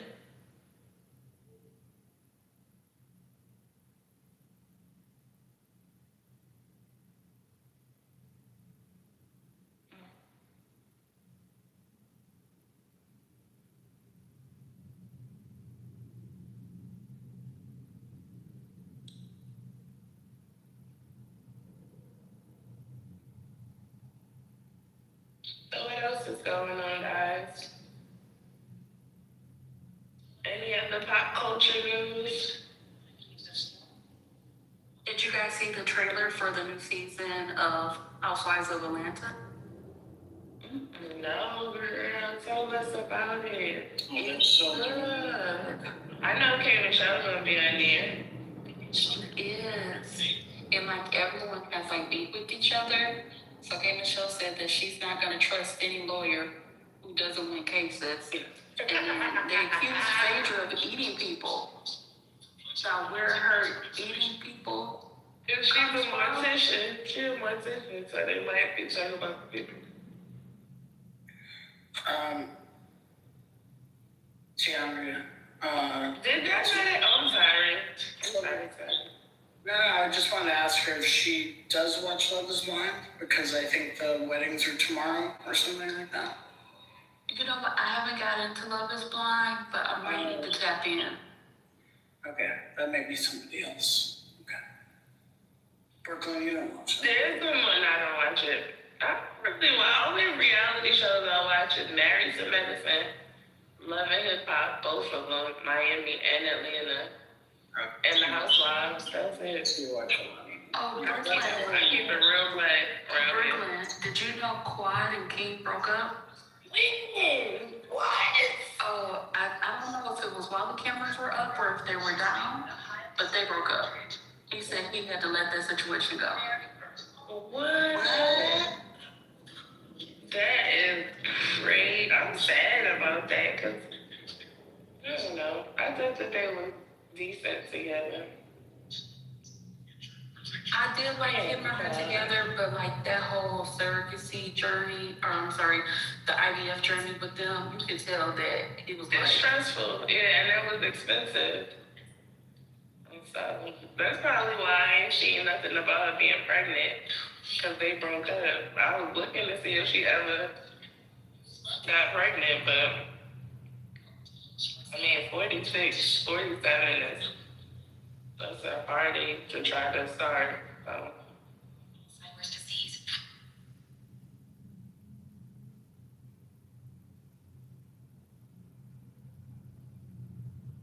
But I Is was that watching Love considered- is Blind.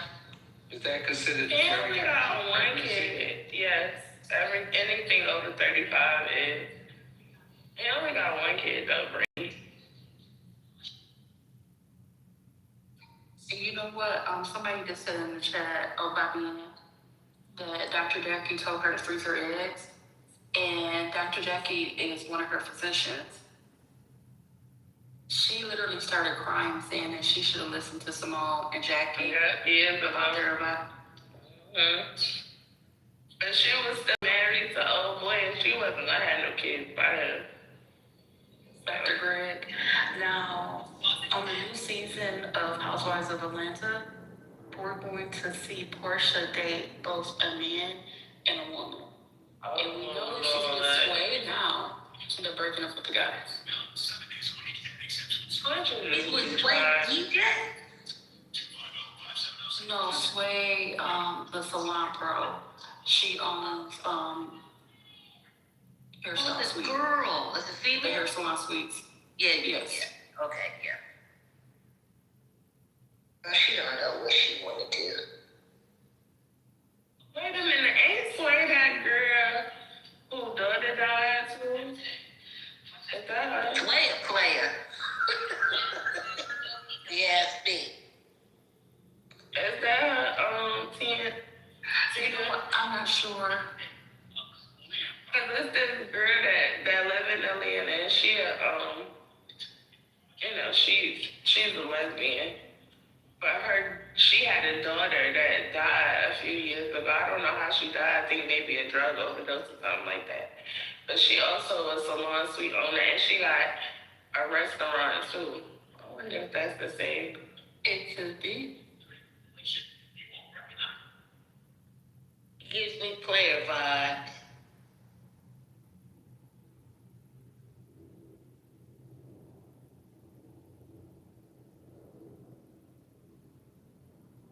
So I could see why he said she's gonna date both a man and a woman. I don't think that's gonna last. I think Portia just trying to do something to figure out how to stay relevant and be on TV. I don't think she's serious about anything that she's doing, child, any dating.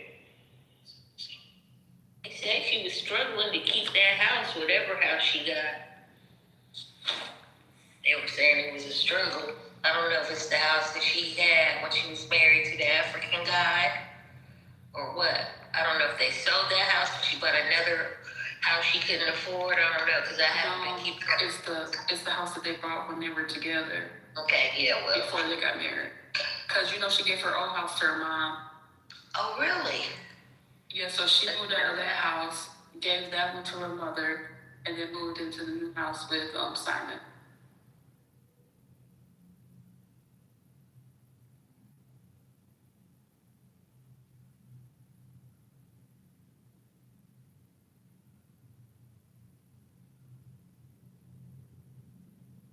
Did y'all know that they coming out with a new He-Man movie? I can't wait. That's gonna make me take it back to my childhood, child. I cannot. So excited.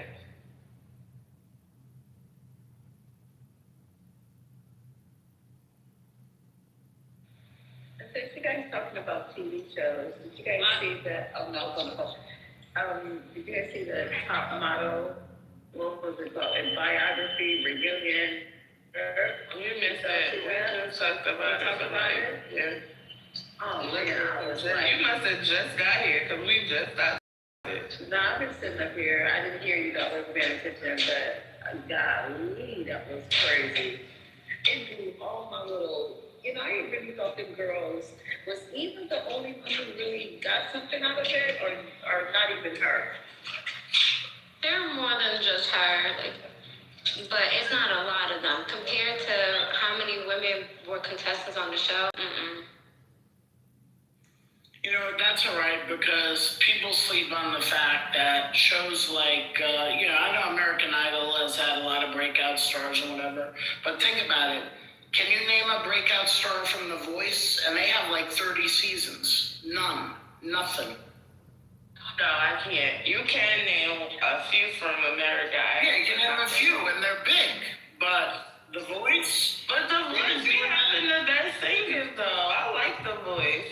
But they don't have no breakouts. I like The Voice, but it's a fucking lie. I mean, and they got all those fucking stars, and they put them on their own labels, and the contracts that they sign are insane because they have the rights to whatever they put out. And they just, there's been nothing.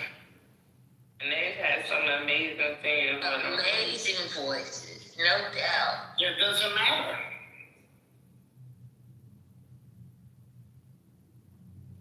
Wonder what, how they give them a record contract. I wonder if they have a contract with Universal or somebody like that. And then that's it. They just have, you get the album, you do the one album, and then that's it. I don't know, because they go on, I'm not sure exactly how it works, but like if it was, let's say, Adam Levine or something, Adam's like, I'll take you on, but then I'm sure Universal or whoever it is gets a huge cut of that, and I'm sure whatever that person puts out for the next couple of years, or they drop them, they'll get a cut of. And I'm sure it's like, nothing. Karan Hawthorne is a breakout artist from The Voice. I don't know. He said very well. I don't know. I don't either. What kind of music does she make? Original. Now, Spirituals, when you say you're sure, like, are you sure? You're just sure. Am I sure? Yo, this female does not know about me. No, sure. I don't know. You name a breakout artist. Now, Bitch, nigga. nigga, your daddy's a bitch. And your granddad.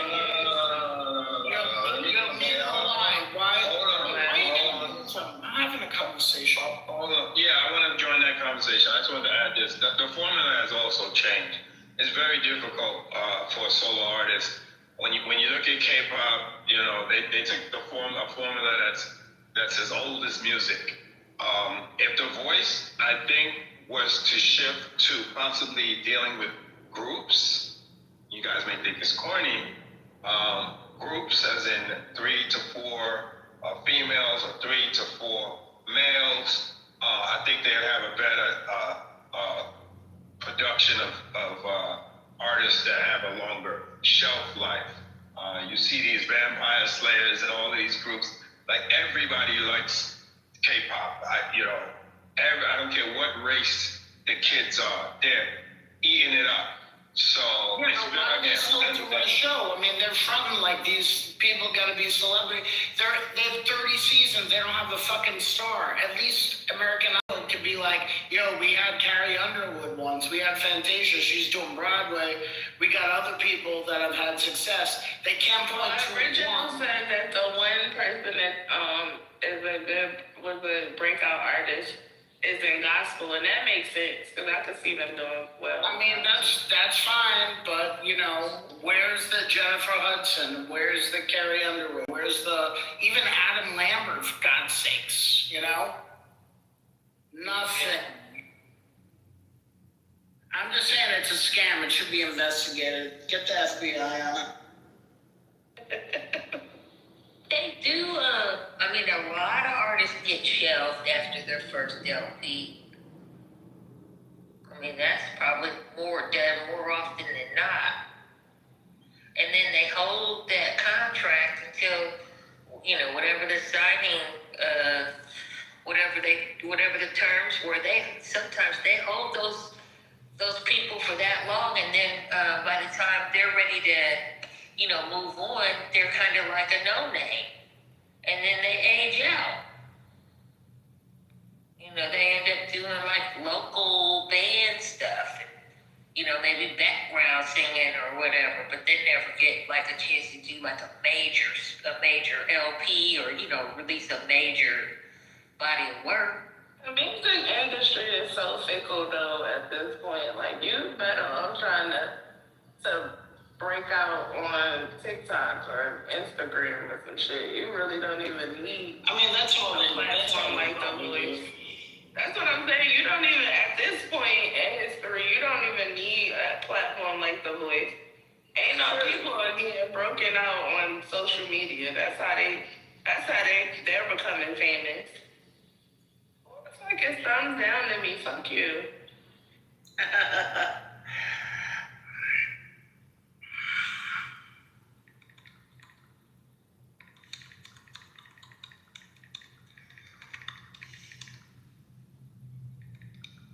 And now you have AI music and AI artists.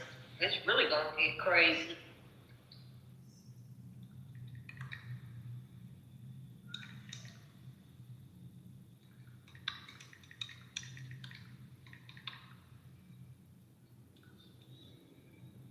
I heard Netflix was gonna get into the music industry.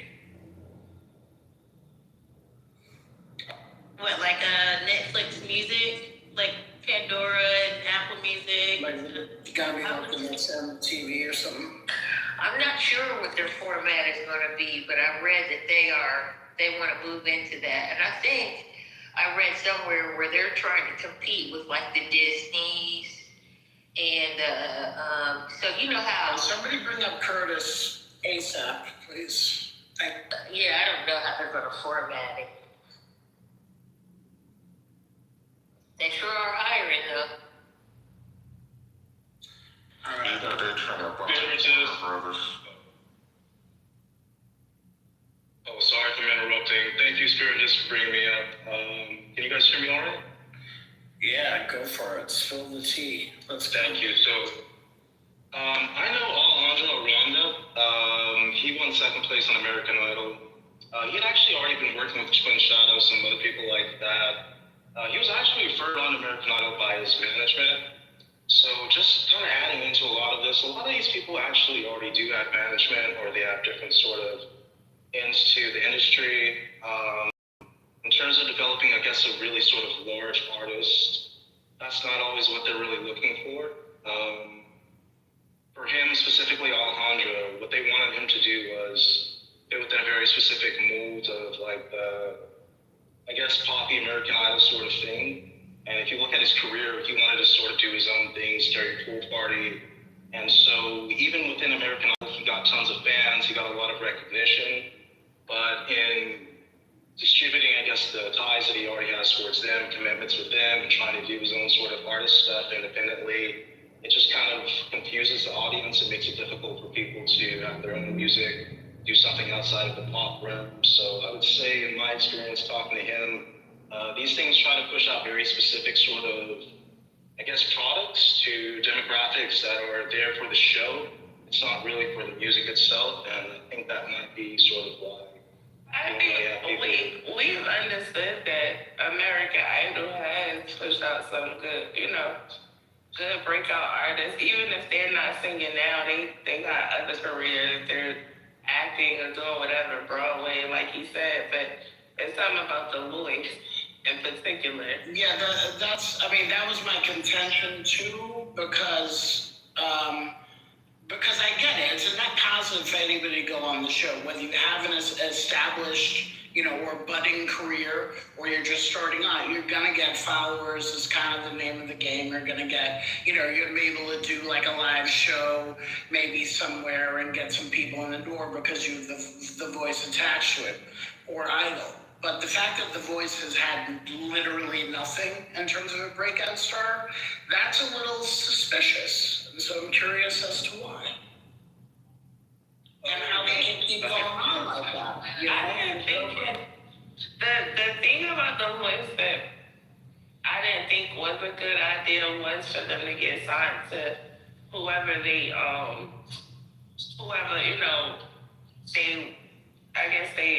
signed with, like the whatever artist they were with to their label. Because everybody knows most of the time when artists have their own label, their artists don't do that well for the most part. So that was a good idea. That is true, because the artist is mainly focused on their own. Right, exactly. But I also wonder too, like if they're, you're on The Voice or whatever, and you're like, oh, I'm gonna sign with fucking Shakira's, people or whatever, and then they're like, no, we want you to do this thing, and the artists, like all artists, are bringing something else different to the table that they think they want to do, but then Shakira's team is like, no, you got to do this kind of thing. And they put out this kind of thing, it doesn't work, it flops, then they get cut, and then they're kind of left dangling on their own. And God knows what other, if there are years assigned to whatever contracts they sign, where, hey, if you put out anything else, it goes under us because you got the followers and name recognition because of us in the show. It makes me wonder what kind of crazy contracts are out, because they do this across, many shows across the industry, and I'm sure with especially with like boy bands or Disney or whatever else is going on. So I don't know. I get the FBI on that. Spiritus, you think they're signed on like 360s, or like they don't even own their name or something? Oh, it could be. You never know. I don't know if they're doing a commercial or whatever. Let's say they become a finalist of The Voice, and all of a sudden, like, who knows how many years they're lost to? I don't know how it all works. I do know from what documentaries on, like, the boy bands and shit like that, how egregious those contracts are. So it only makes sense that the contracts for The Voice or any other reality show, America's Got Talent, whatever the fuck it is going to be an egregious contract, because you're in a position where you're just going to be like, oh my God, I don't have anything, I might as well fucking sign this thing, because you sign it, or, you're not going on the show, and that's that. So people are going to sign it.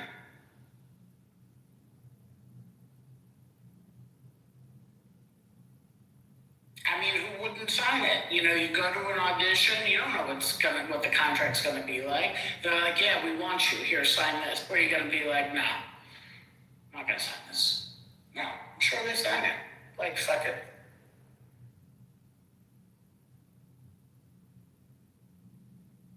And you got a lot of talent on The Voice, so I don't understand, like, why not one breakout star? Just one breakout star.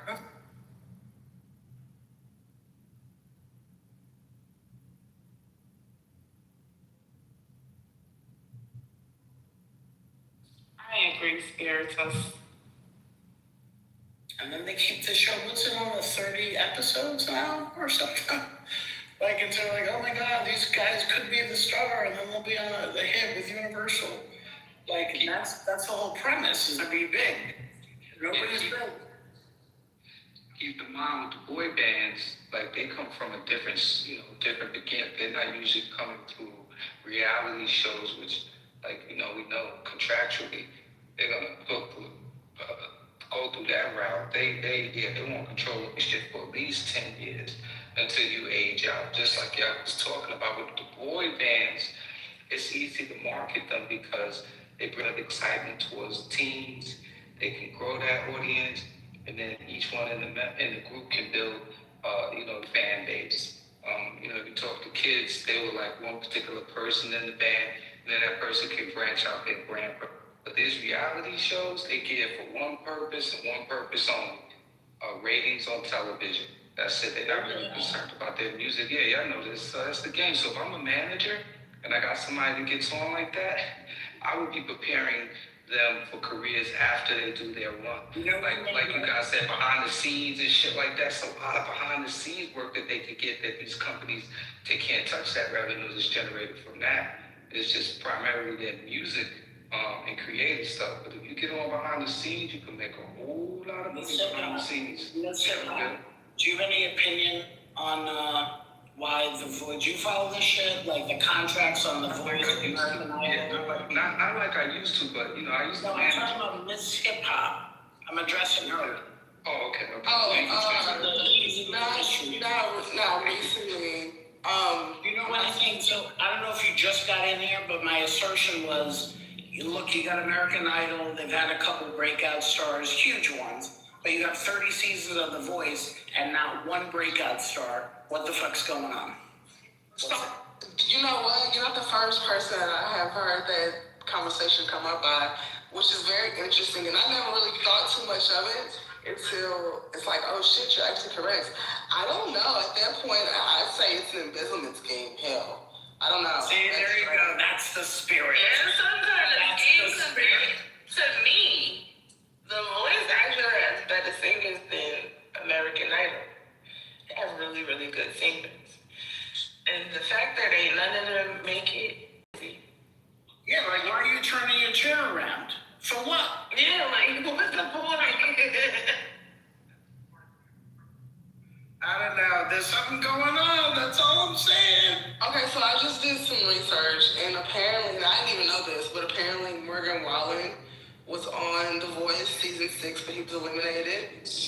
Another person by the name of Melanie Martinez, not with her work either.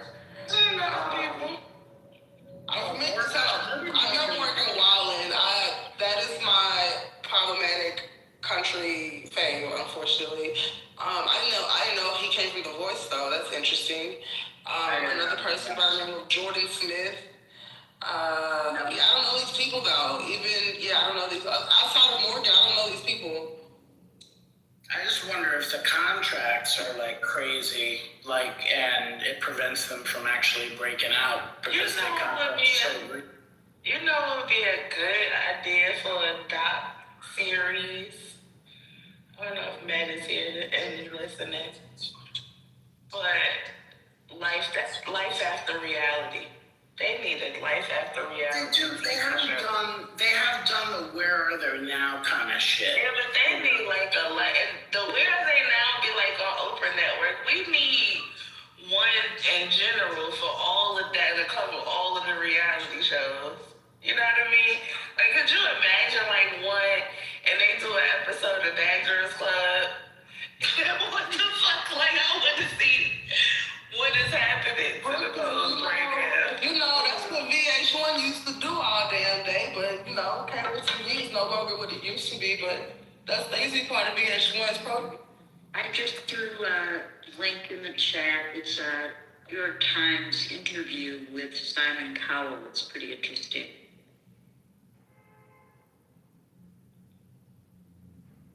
Mom, walk it out.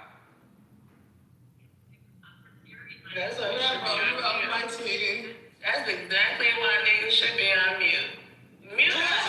Like you live with your mom. Yeah. You don't be wanting to know all your business. This is the problem. I definitely don't live with my mom. But they gonna assume it. No, you don't live with everybody's mom out.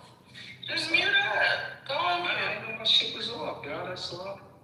I'm in and out. have with the convo. You know, my shit was over. Thank you for protecting me. I appreciate it.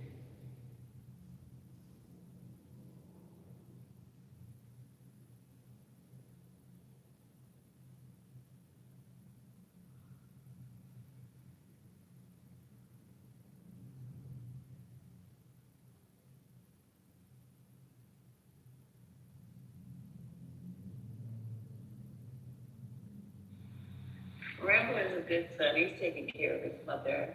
She broke her little anklet. He's a good boy. Man. Did y'all hear the rumor that Sade is doing a tour called something in the dark? They don't have any dates yet, but I'm going to see Sade. I don't know. She's been saying that for 2 years. Wait, she's touring? Don't lie to me. She's touring? That's the rumor. Yo, they've been rumoring this for fucking 10 years. Really? I need to see hard evidence. Yeah, enough already. I'm tired of being teased with that. I've been getting man. Like, Sade, knock it off. Sit down and give us what we want, please, and thank you. But what I heard on this app the other day sounded wild because it's supposed to be her, Anita Baker, Maxwell. This is Cat. Yeah, it's like, that's a weird lineup. But I mean, they're all up there in age, so they probably don't want to do a whole show. Sade's not doing a show with anybody unless maybe it's Maxwell because they got a lot of the same backup band. Echoes in the dark, yeah. But Sade's she should be doing her own thing, and I don't know. I mean, they might not want to do a whole show. I'll tell you what, Anita's, I don't know if she's ever gonna tour again, but she's tired of people singing her songs at the show. Yeah, and Maxwell's good. I saw Maxwell about a year or 2 years ago, I believe. He did a whole show. I think Jasmine Sullivan opened up for him out here in New York. He still got the energy. So I don't know, but Anita don't play well with others, so I think that's just a rumor. Got a good point there. She sure doesn't. Yeah, we ain't trying to mix all of them up together. She's always been that way, Dylan. This is not new. When she first came, I remember her and Luther used to have issues very early. To be fair, Luther don't play well with others either. Play well. Really? But I think they were in a group together before they broke out as individuals. I can't remember the name of the group now, but I want to say they were in a group called Change, maybe. What's going on here? I don't know. God rest his soul, but Luther don't play well with other artists like on tour. He doesn't. Get the fuck out of here. They're like, why are you interrupting them talking? Brooklyn, damn. I didn't know what's up. Whoa. Mute up, bruh. Mute up. You hear the people talking. You Don't come in here with that drunk shit. You're bad. Don't come in here with that. And I won't. But you need to get off the line. Lean off the line. You're weird. God, these bitches is y'all weird. I've been here twice now. Did you hear them talking and you come on stage talking? Okay, you're interrupting them more than me speaking at you. Your mic now. Let the people finish talking. I don't have to. Yeah, so They can't talk because you're yelling at me. I can't stand this. So back They to cannot talk because you just yelled at me. Are you cool? Rob, chill. The only people we want to see with Luther is a new artist opening up the show. That's it. Like, what the fuck? Sit back and enjoy. Luther's dead. What are you talking about? He's dead. Oh God, I'm just saying hypothetically, like guys, that's all he's dead. Did y'all believe? Dead for 20 years.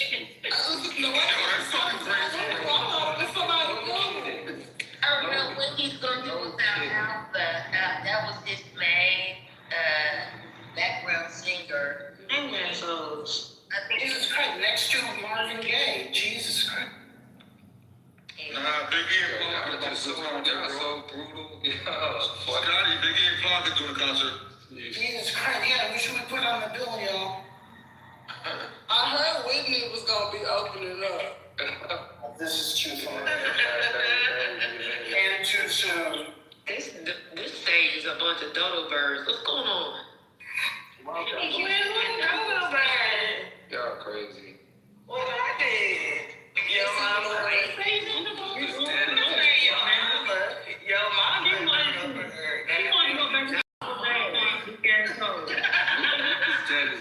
It's just wild work. Brokey.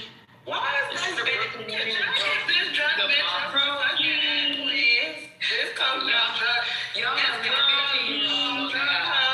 house in a damn what?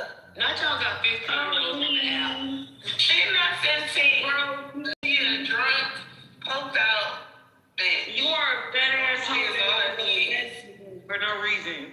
Just saying. I didn't come here and say nothing bad to nobody. You're But weird. you interrupting the people talking, saying nothing. I spoke to the person that brought me on stage. Are you cool? But that's not how you do it. You don't know etiquette. You don't know how to act. And then I know Who let you on? because I was in here already. And they were still on. You gotta stop responsibility. Broke ass fat bitch.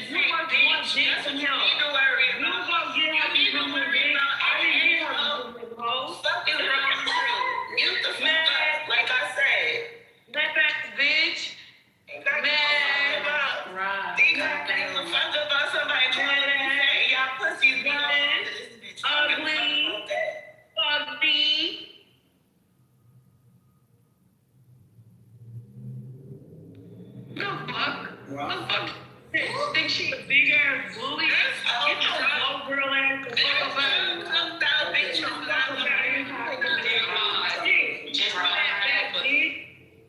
Is it possible that the fight that you two are having is valid and maybe this is just not the place? No, Janet, what happened was... It's not valid at all because I don't know her. She's weird. She's obsessed. I'm not obsessed. I just told you to shut up because you was She literally has a big ass problem with me. So she should have a bigger problem with the size of her back. No, I don't have a problem with that neither. I'm trying to be on my 600-pound life. Bitch, you think I care about what you talking about? Bitch, send me some motherfucking cinnamon buns, ho. Fuck you mean? Like I said, this people here aren't talking, and they was in the middle of a conversation. Here, let me tell y'all something about me. You ain't nobody about to fucking shame me about being a big bitch. All the hoes on 600-pound life got somebody, and I'm trying to be that, okay? So if the next thing that you can do is send me some food. You about to that's it.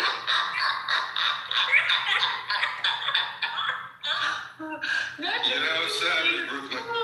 Get outside of girl. Brooklyn, what you want to eat, Brooklyn? I'm going to tell you something to eat now. Cook me out, y'all. I don't know. Just send me something good. Bro, she talks so much shit, bro. I'm sick of her. She is so full of shit. Oh shit, that shit took me out. You said send us some food because you put that. No, like, how's it? Calling people fat and broke is not. What does that mean to me? I'm fat and I'm broke. Send me some food. That is such a great. Like, I don't even know what the fuck you talk about. That is I'm not sharing right now. All the money and all the food. Send me some food, bitch. Wait, did you say send you a cinnamon roll? What was it you said? What was the bar? You said the bar? What bar? A box of cinnamon buns. Oh my god. But anyway, that don't went past me being a fat bitch. What y'all was Go front. That was kind of gangster right there. It was gangsters blood. It was very good. Really good. Shout out to that. That's Shout out to that. gangster. When you got that big mic on your 600-pound life, that was if you hit it. I mean, come on, bro. We gotta take up a collection for that. I'm gonna just say something. All the people winning. If you can't find you a woman, the men on 600-pound like women too, that a bitch that's making them all kinds of food. They just sitting around. If you can't find nobody, just gain some weight. You'll find somebody. Trust me. How are they, how do I put it?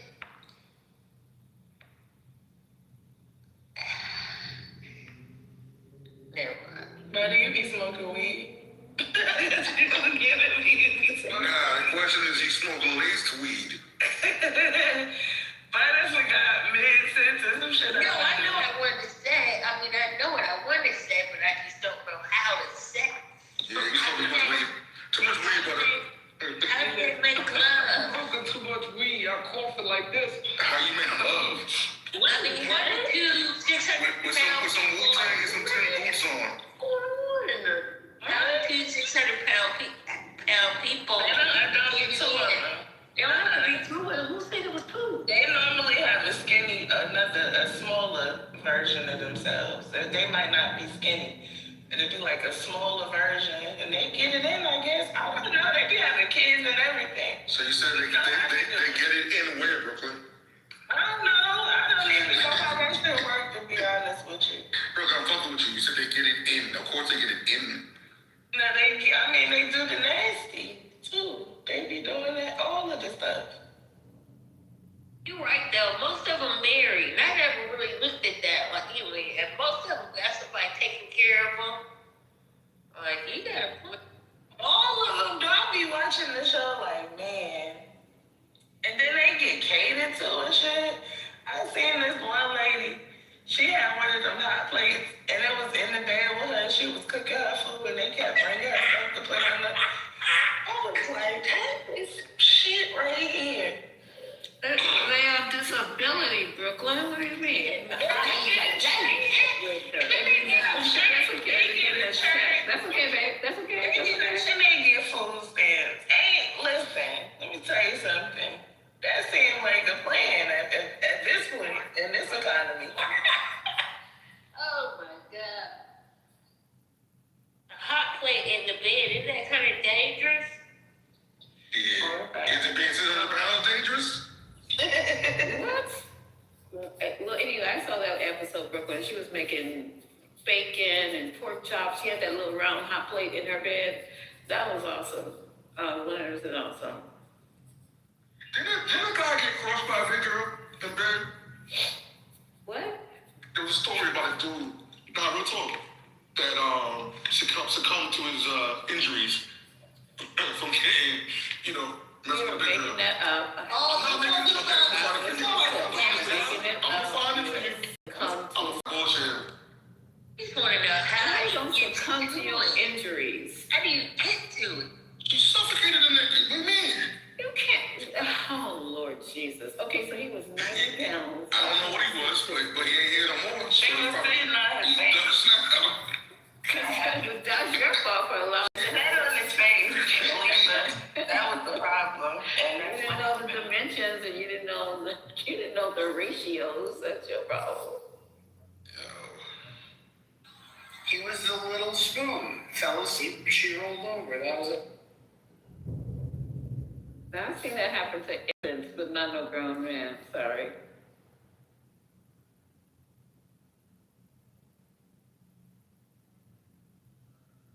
Not me, rest the pork chops.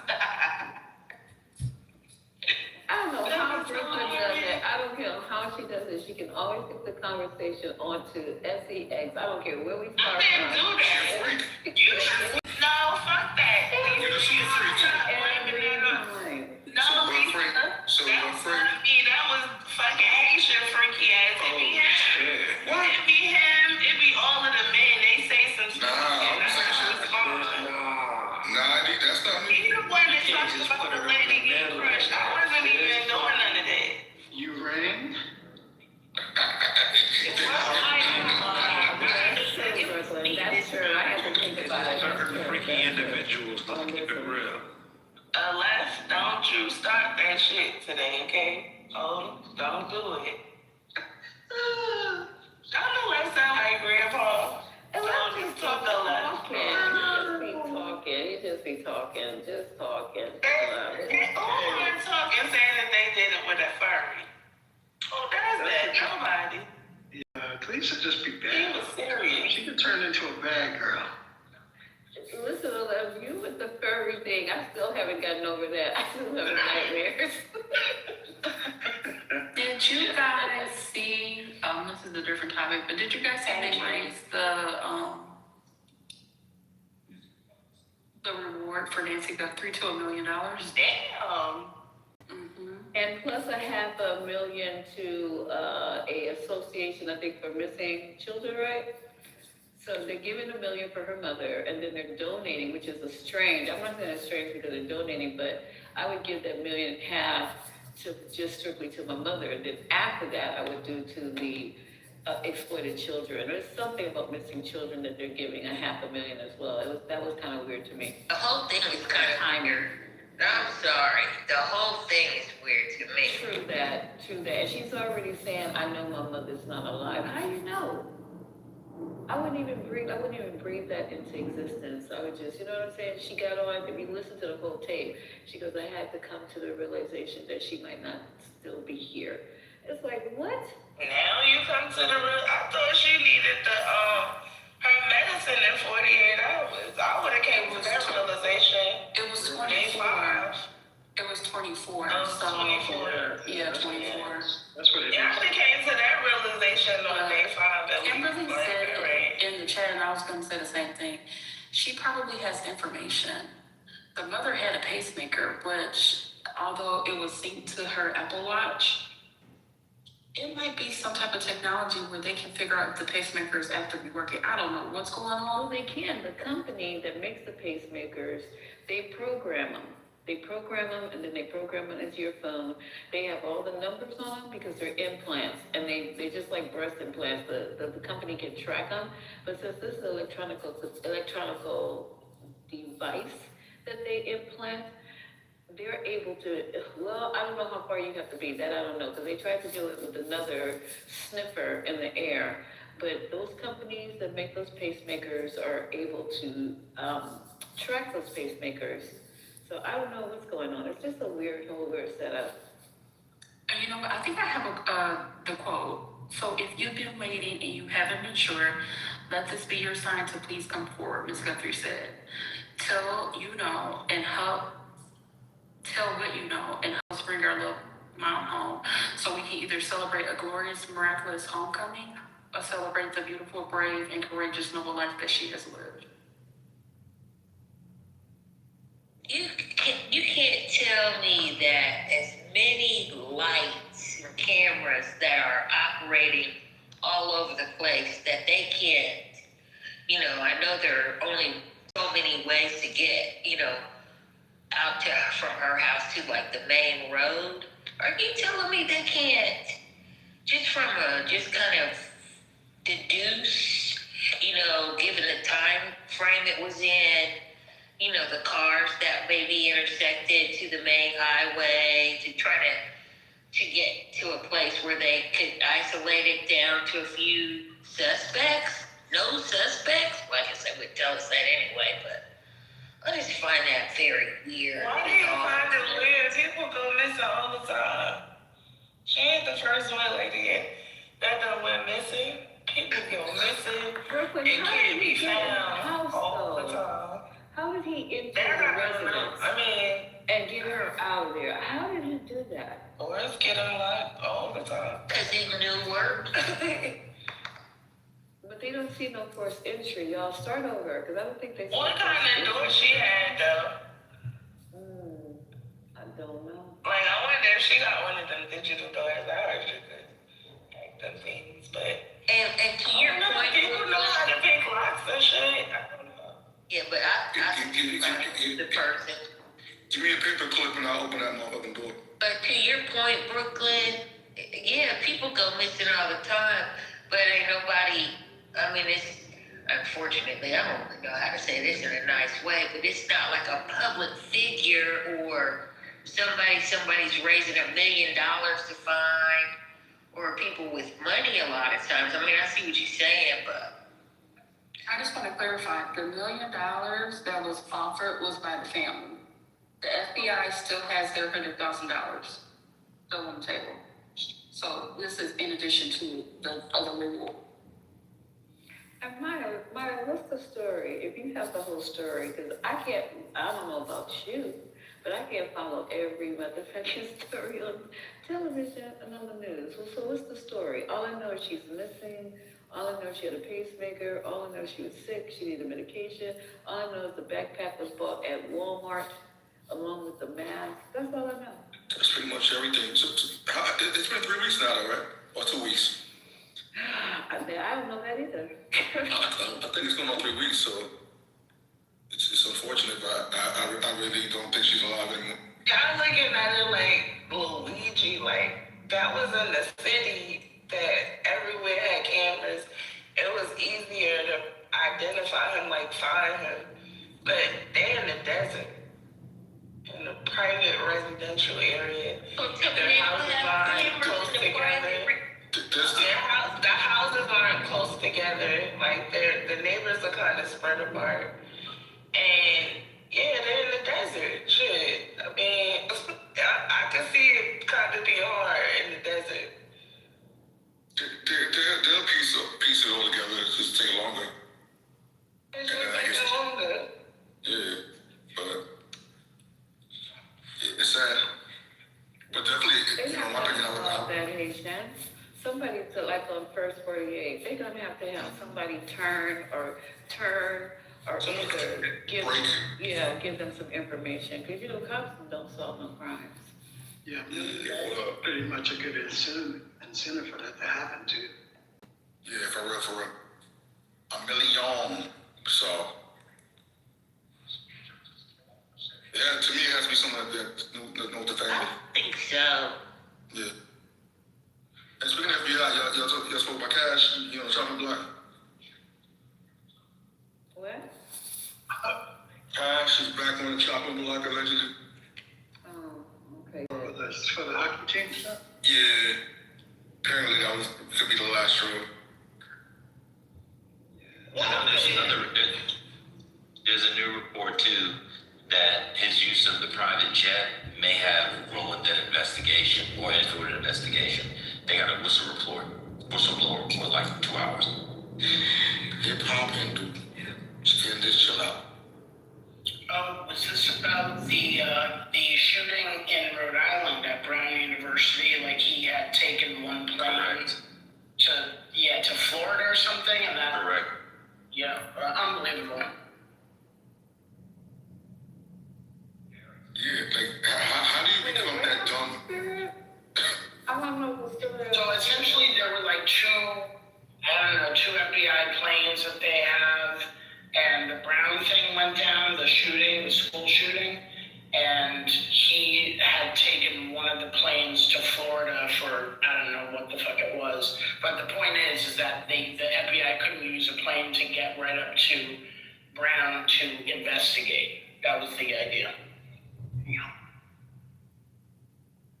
I wonder what's going on with that investigation. I remember in this room, we were told to entertain the possibility that the head of the gas company had assassinated because he was working on nuclear energy. We know that's not true. But remember, that was all the news. The guy got captured. Like, did he get arraigned? I don't even know. No, he died. Remember? Wait, he died? Yeah, I forgot. He was the assassin. Didn't he get caught? He got shot in the garage or the barn or something? Yeah, warehouse or something. It was a storage. Oh, he shot himself. That's right, he shot himself. Yeah, that's convenient. Wait, did he shoot himself? Well, remember, that's the part that got weird, because remember, they said that he had died days earlier? Oh, yes. Storage. I'm just wondering when cold fusion will be available to the world. I bought stock in it. Well, I'm now rich because I bought stock in Slumber Shay, and Halliburton.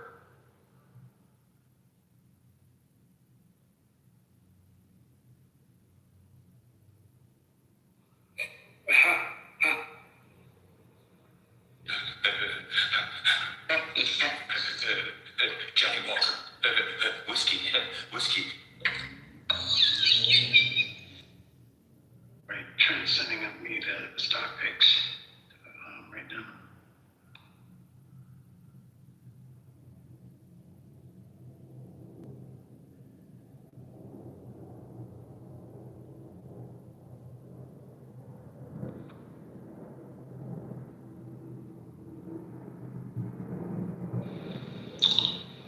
Have we invaded Iran yet? We don't have enough money. No, a couple more hours. Okay. Just checking. Thank you. So what do y'all think is gonna happen with Iran? Hold on, let me call Trent.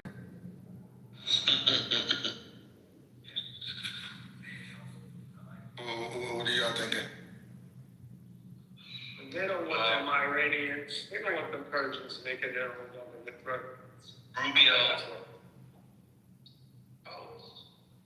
Well, you know we haven't had we haven't had a foreign domestic terrorism in a while. This might bring that back around.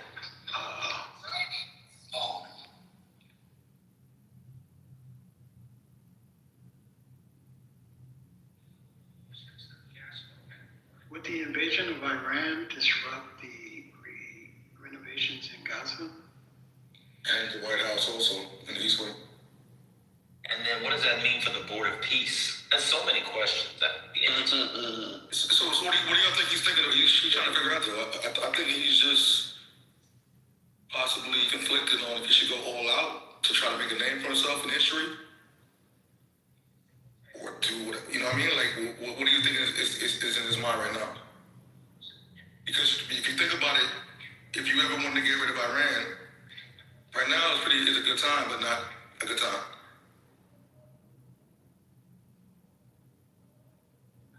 I think he's playing commander in chief. I don't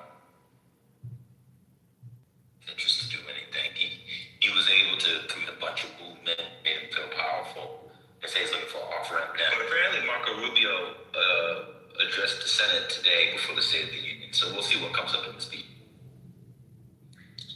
Marco. Ronnie said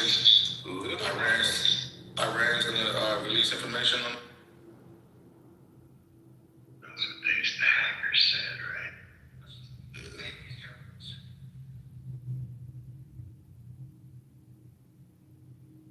So, do those hackers use those Israeli tools?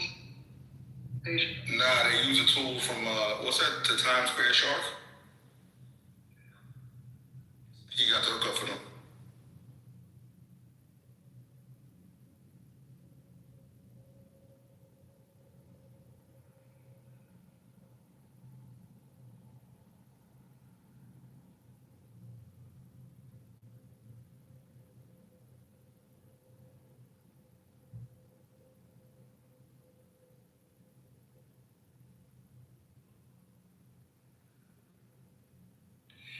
Hey, brother, good to see you, man. Thank you. Good to be seen. Mm-hmm.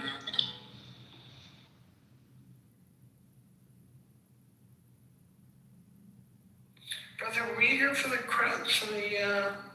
draggings now? I forget if you were.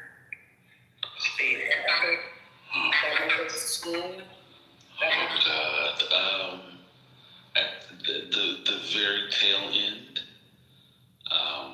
but it was a lot.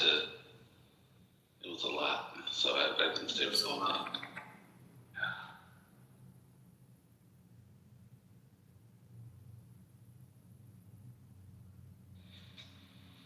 I did hear a lot about it.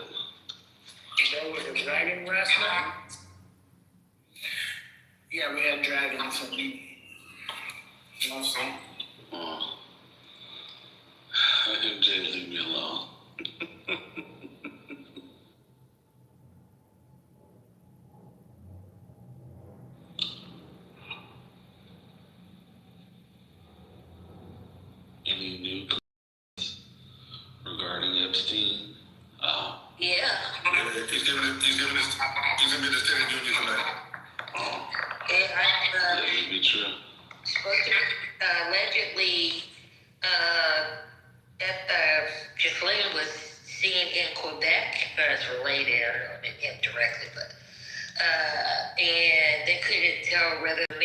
she was with was Dershowitz or her brother, and her hair was gray. And the guy that was following them said, Ghislaine? And she said, yeah. She turned and looked, and then she said, do I know you? I don't know if that's real. You know, it's hard to tell these days, but they were saying that, Wait, Ghislaine lives in Quebec? Wait, you're talking about how, so she escaped? well, so I think she has a double that's in her cell. That's probably It really don't look like her. Got it. Okay. Yep. No, it makes sense because her being in Quebec, she speaks French fluently. So all of this train. That's the link right there, Scotty. Is that y'all asleep?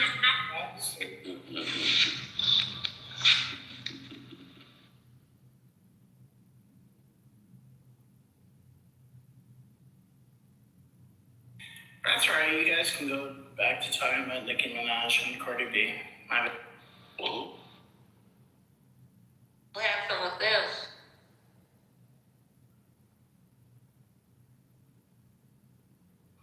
I meant next hot top model, or whatever it is, top hot model, whatever it is. You guys. Oh, you never saw that, Scotty? I saw the back. I never said next. But now it's kind of like Yeah.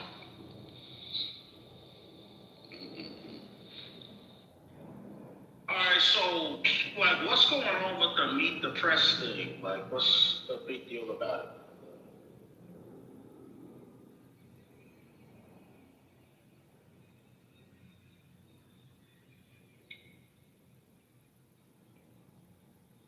What are you talking about? Like the title, like Meet the Press Now, MAGA agenda. Okay, like what's the story behind the title? Well, it shouldn't matter if I'm MAGA. I just want to know the story behind the title so I can interact, in the room. we're not really title people here, so it's just wherever the conversation. What you want to talk about? So what's the conversation? It says Meet the Press Now. I don't really watch a lot of TV. I'm aware of the show Meet the Press, but what happened on the show? They were talking about how, whether or not Trump is doing a good job, and so we were talking to people. What do you think? How has Trump been doing in the second term?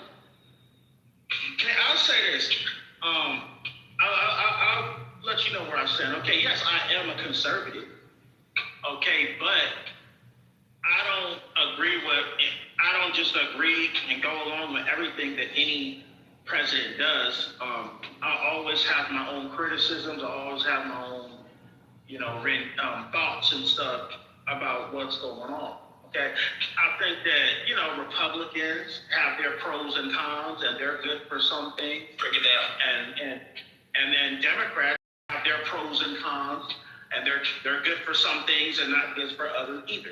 But I can see a utility in both parties. You don't have to be either or party for me to see utility. I can see utility for what it is, regardless of party.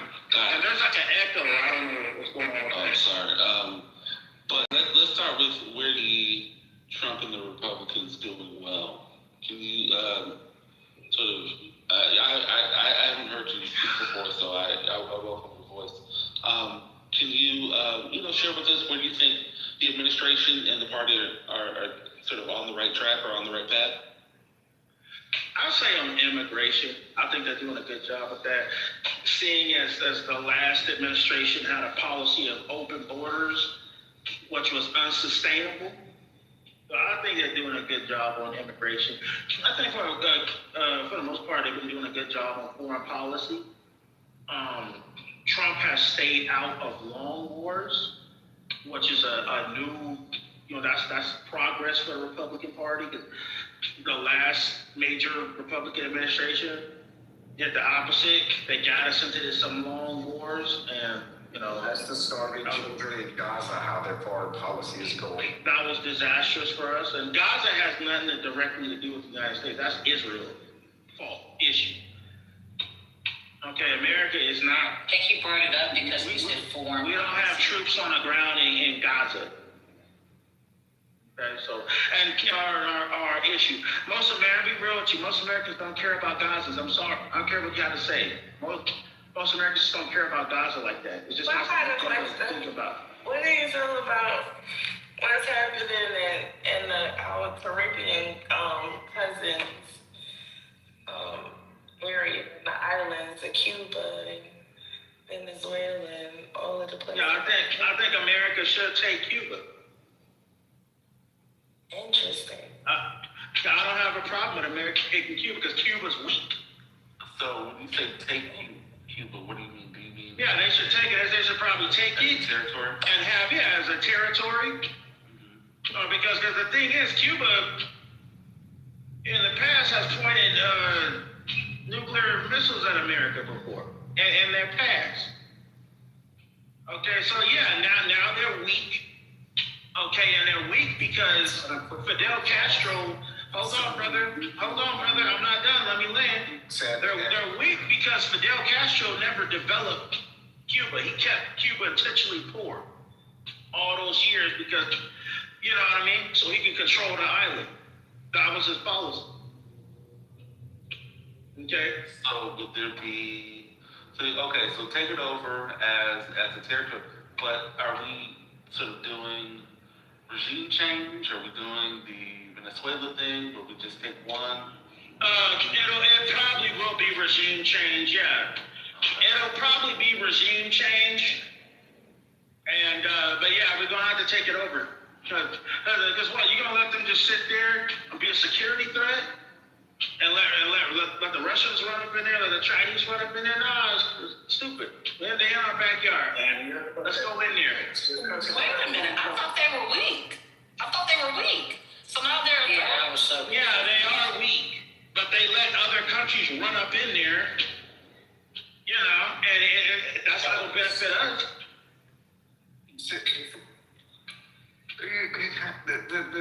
Cuba has been doing Cuba for 60 years, and they've never been a threat to the U.S. since the fall of the Soviets, even before that. And you're saying now somebody has a chance to do something with Cuba. It shows that you have no knowledge of history and how things work. You cited the Cuban Missile Crisis and mistakenly said that Cuba pointed nukes at the U.S. Well, no, that was the Soviets who did it, and the missiles were removed. The deal was done that America get nukes out of Eastern Europe. That was the deal that was done. So you're just saying stuff. I think the fumes from your truck has gotten into your brain. Okay. Well, like I was saying, Cuba, the problem with Cuba could be a very prosperous place if they just got rid of the Castro family. They just got rid of the Castro family. They would do well. What does the word embargo mean to you? You realize that embargo means nothing because there's a bunch of other countries that will trade with Cuba. And the embargo doesn't stop American companies from trading with Cuba. They just have to get a special permit, the government, and they can trade with Cuba. That's all Trump did. It just made you have to get a permit, but that doesn't mean it. And see, the thing is, Castro never wanted like a successful entrepreneurial class to rise in Cuba, because that was a threat to his power. That's why all the entrepreneurs, they all come to Florida. They left Cuba, they went to Florida. Okay? Because, if you're arresting little kids for selling fruit, because that's the type of shit that Castro did, he arrested children, arrested people, gave them 10 years for selling fruit. Selling fucking fruit. Okay? I don't care what y'all say. That's stupid. That is a totalitarian regime. They're trying to keep his people. Dan was trying to talk. Have you ever left a truck and went to Cuba? No, make your point. I'm just saying you're talking all this stuff like you know over there. Like, no, I'm not doing no rhetorical question. Just make your point and I'll respond. Have you ever been to Cuba? Make your point and I'll respond. It doesn't matter if I've been to Cuba or not. Well, you can't. I've researched Cuba. I know enough about Cuba to know what's going on, what the situation is down there. Have you ever landed in Cuba before and been there to be speaking on Cuba? What does it matter? Have you? I've been to Cuba. Okay, that's great. Are you trying to go live there? Would you like it enough to go live there? I wouldn't have a problem living in Cuba if I had to. Not at all. See, here's the thing. Y'all say that, but Fuck your people, bitch ass. y'all say that, but none of y'all will actually ever go and live down there, and y'all don't even like the Cubans when they come here, because guess what? You know what Cubans do when they come to America? They become Republicans. They become Republicans. That's what they do. It's Cuban French. Did you know that? Mister, have you been Cubans are Republicans, right? Mister. They don't vote the way you vote. Mister. God, have you been to Cuba? You know Cubans are Republicans, right? Is your name They're Republicans. Mister, what's wrong with you? Have you been to Cuba? It don't matter if I've been there or not. No. Question, sir. You shouldn't be worried about it. I have. And good for you. But I don't care. Honestly, I don't care if you've been there or not. Why are you aggressive? I don't need to go to a place to research a place, okay? That's the Why point are I'm you trying to make. aggressive right now? I don't need to go to a place. You're aggressive. You don't have to be aggressive. I don't need to go to a place to research. Officer, calm down, bro. Being aggressive? Mr. Calm, brother. What is You keep asking the same question over. Y'all everyone's asking the same questions over and over. The hallway. You can tell us if the hallway. You don't see me doing that. Yeah. Oh, whatever. It's just a question, bro. You acting crazy with this question. We asking a question. Ask it. He needs therapy. He's here for therapy. Let him get it. Let him get some. Damn, where did Mr. go? Was Cuba expo? He went to the Havana of the hallway. Called Havana. He did the Havana. Havana, hallway, Hey, Miss Cleo. Nasty. I'm about to start saying that to people. Go to the hallway,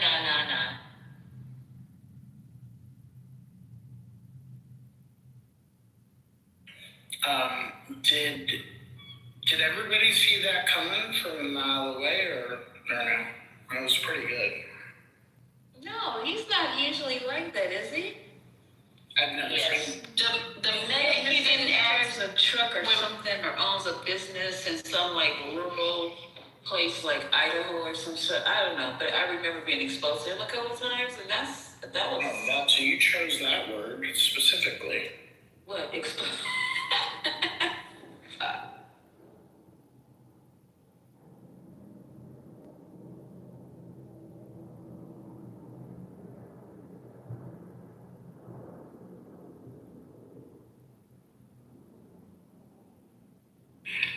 Somebody has to gather like the list of archetypes on Clubhouse because it's really amazing. We had started that a couple years ago, like, the archetypes of a clubhouser, and then I stopped because it was too much work.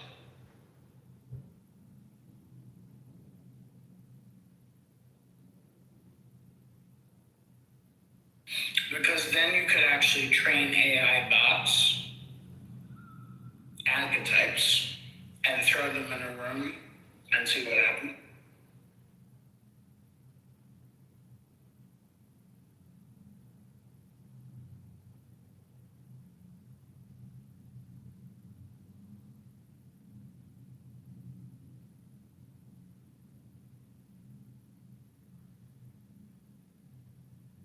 I don't understand people that never left the country before. You go in another country, they never step foot in. And just sit there and just think they know everything in the country. They can tell the people about their damn self. That don't make any sense to me. I do think you can be knowledgeable on a place you've never visited, but understand the limitations of that knowledge without having actually, spent lots of time in community there as well. Yeah, you got a point.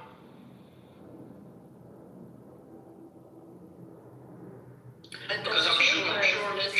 But he's not even trying to listen. Was he trying to have a conversation, or he just was coming out here to? I'm not talking about this. I just want to be clear. That was in general. This is about like how you can, but no, I'm not talking about him. He's annoying to me.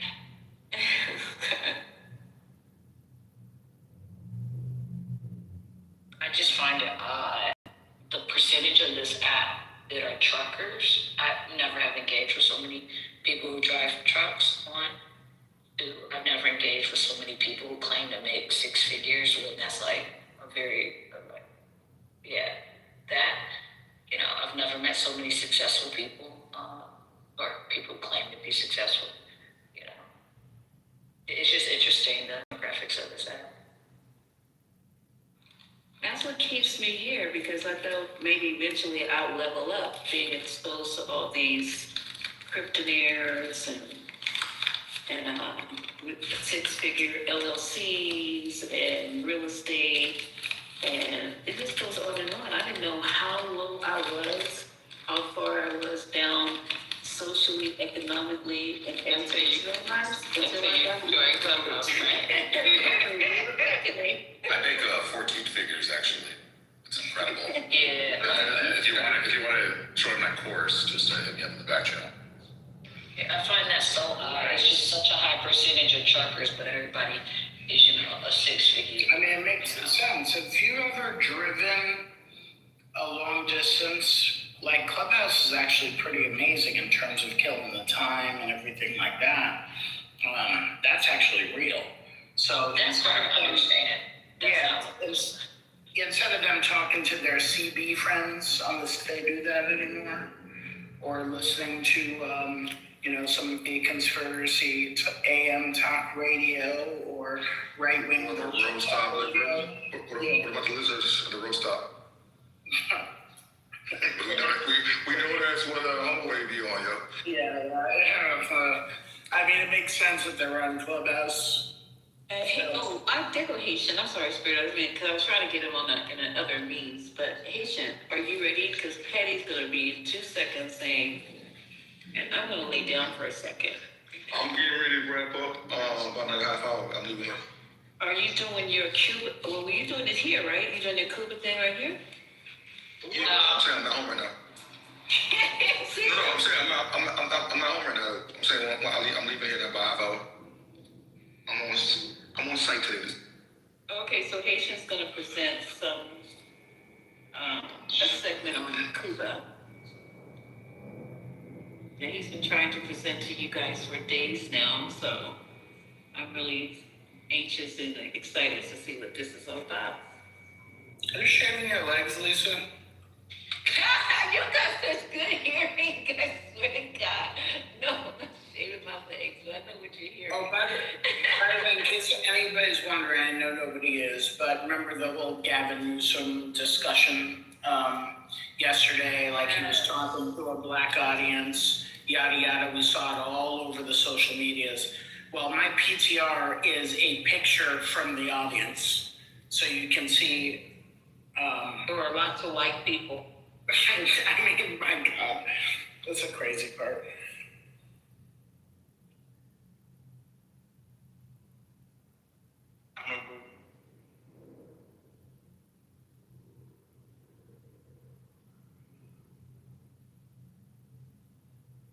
Quite my family reunion.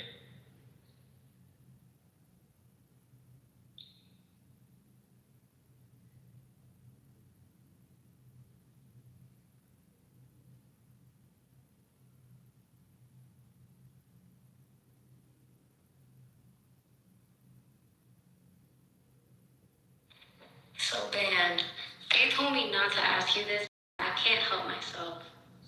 Why are you a Teletubby? Don't ask. Dang, I wanted to hear that. Damn.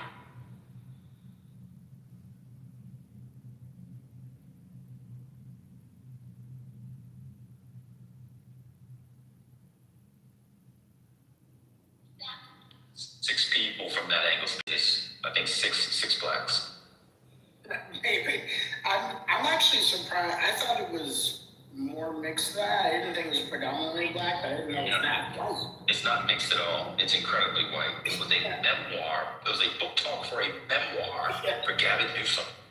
Right. Girls aren't interested in that. And the guys in the front are probably just the mayor's homeboys who he was getting drinks with after. They were probably with his bodyguard, assistant mayors or whatever. I don't even think they were there for the dog. See the black guys in the front? They ain't read that book. They ain't gonna read that book. Yeah, it's just a bunch of white to moderate, liberal to moderates, Democrats, that give a shit about Gavin Newsom. Wait, you're a Teletubby because of Gavin Newsom's book? I'm confused. Hey, you're confused. What does that mean? Did you miss what I said to her? What, you got book from my concrete that you want your hearing as well? He's not sure if he wants to sit. He's not sure if he wants to sit or Let the sit. record reflect, I did not influence that man to ask you that. No, concrete did that. Concrete has been influencing that. Is that what it is? Yeah, okay. I was just curious, I didn't know the story of the Teletubby. I thought, the room had been from it. Well, you do know the story of the Teletubby. I do. I may be one of the few people who understood what you were saying. But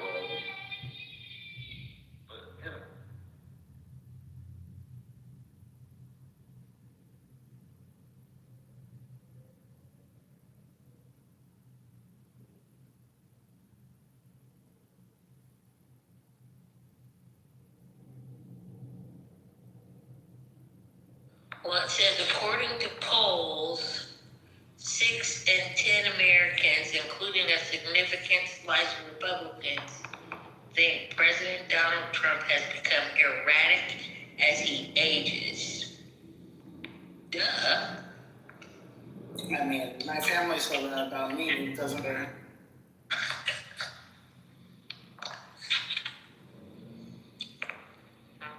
Sure, but you know it was erratic. Been erratic.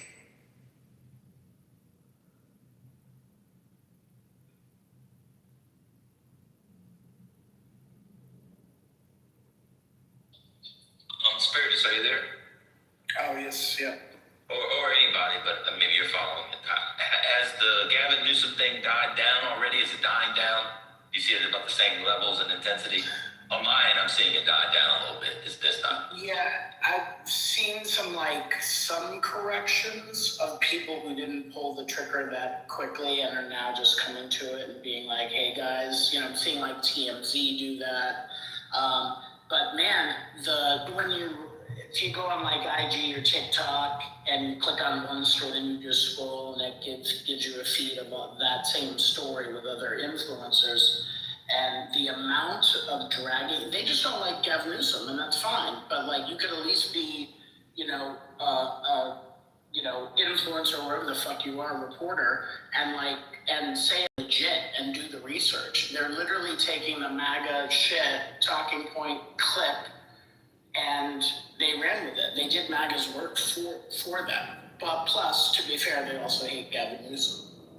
So that's kind of wild to watch in real time, yeah. I was just getting more traction than the monkey video.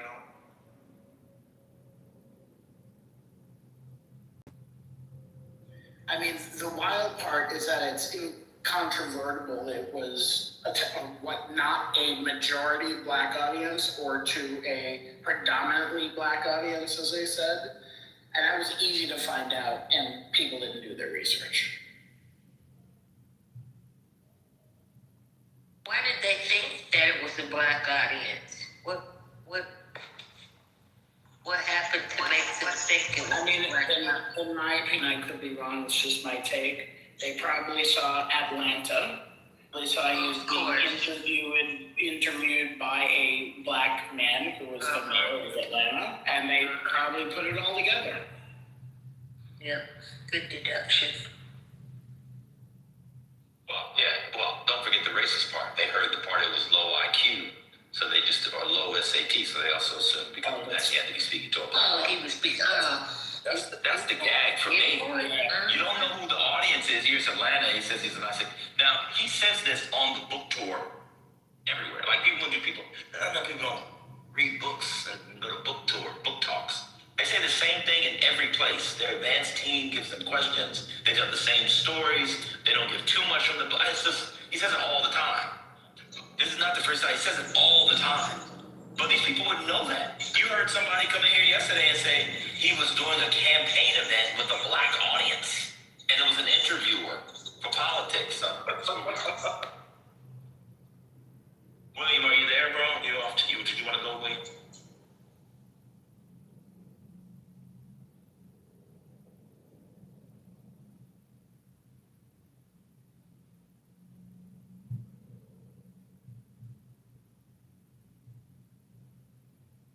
I saw another follow-up clip. Apparently he met Usher while he was there. And the black MAGAs are trying to say he was trying to act hood because he gave Usher like a handshake, which any Gen X white dude to millennial white dude would do, and kind of like the little George Jefferson off the way dudes have been doing forever. And they said, watch Gavin Newsom trying to act hood. I was like, that's hood? I don't know if anybody's seen that one. Was it like the finger, slap, or like the shoulder bump after? Maybe there was sort of bump, but they shoulder bump. It's kind of like you do the hand come up, but like the way he walked away, I guess it was a little too close to George Jefferson. And I guess they said, look at him trying to act hood. And there weren't a ton of comments, but people in the comments were like, oh my God. Like it killed. Go ahead, Elder. Right. Go ahead, Elder. Do you think? Go ahead. Go ahead, Eldor. Do you think? I'm just joining in. Go ahead. Yeah, but we were in the middle of speaking, and you came and said, I'm sorry about that, man. I know, but go ahead. What do you want to say? Go ahead.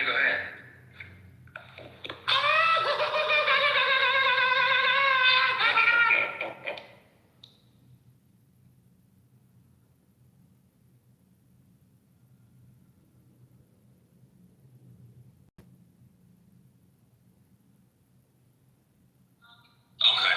But anyway, just kind of walked away. It was like, what's that? Like, oh, that's him trying to act hood. I was like, Newsom's not hood, and neither is Usher. What are we doing?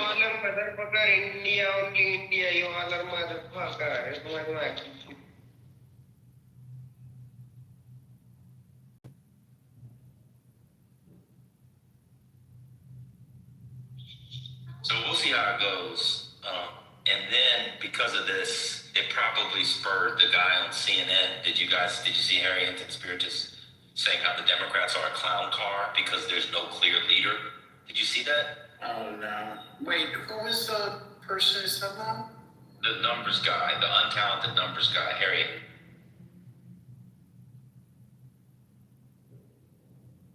So, 2 years? 2.5 years before the election? Yes, and he was saying by this point in the past, Democrats have had clear leaders, but now it's just a clown car. And I was like, yeah, but none of the people who were the clear leaders got the nomination. The Republicans had a clown car in 2016. It was like a really dumb thing. It was really stupid. This is how they're fixed up. But I can play it later if people want to see it. But he was like, there's no clear leader. Why do you need a clear leader before the midterms, before the presidential election? That doesn't make any sense.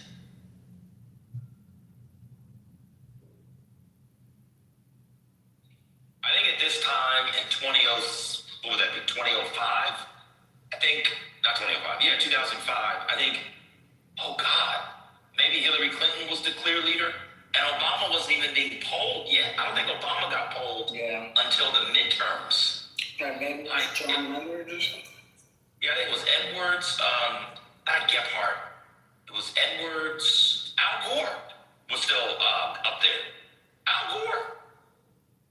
I don't know. CNN is kind of a mess. You know, I looked up, this is funny.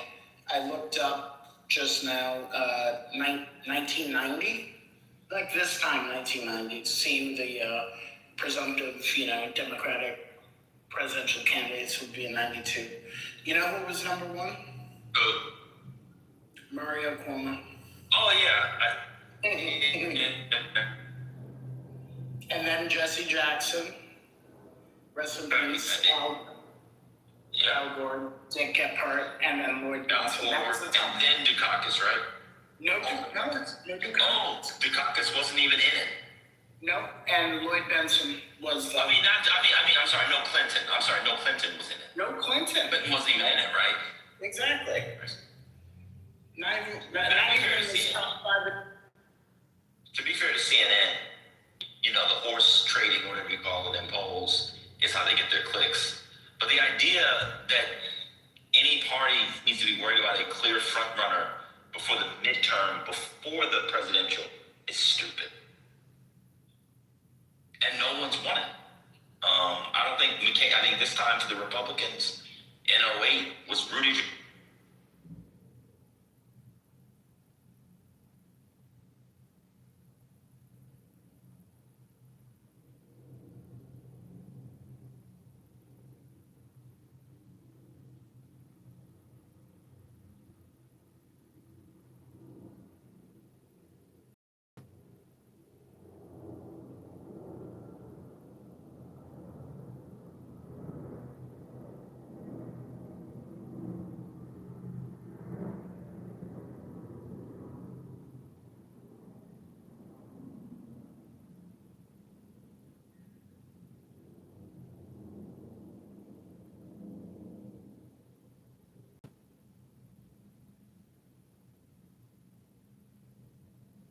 Samuel, I invited you up, brother. I have no idea what you're talking about. Lloyd Benston did not flip. Dick Gephardt did not flip. What the hell is he talking about? Samuel is this guy, I think it's a fake profile because he never speaks. Who's a weird MAGA, but I have no idea what he means. The ones y'all had, they flipped. Al Gore became a Republican? What the fuck is he talking about?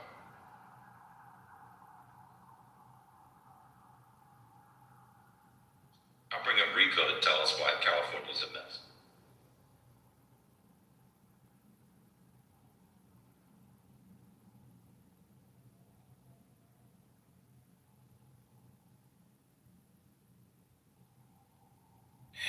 Just for shits and giggles, I did 98 on the Republican side, and George Bush was actually the main one they were talking about.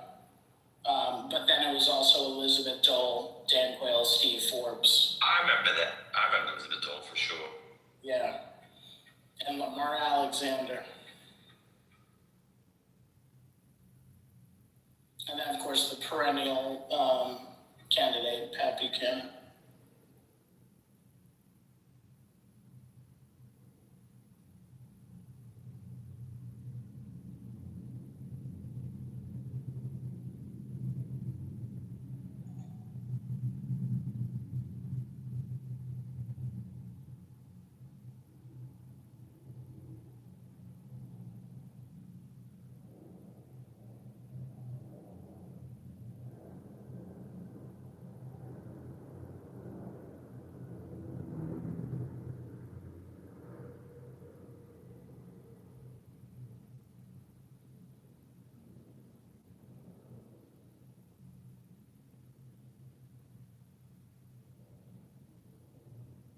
Yes, I'm actually kind of curious about, I've heard some people, some pundits comment that they believe the midterms, if the Democrats lose, is like some turning point in the course of American history due to the Trump regime's lawlessness, right? Do you guys concur with that? Do you feel like it's that crucial that the Democrats, take control after the midterms? Is it that serious? What do you mean? Break it down. I don't get it. If they lose, break it down.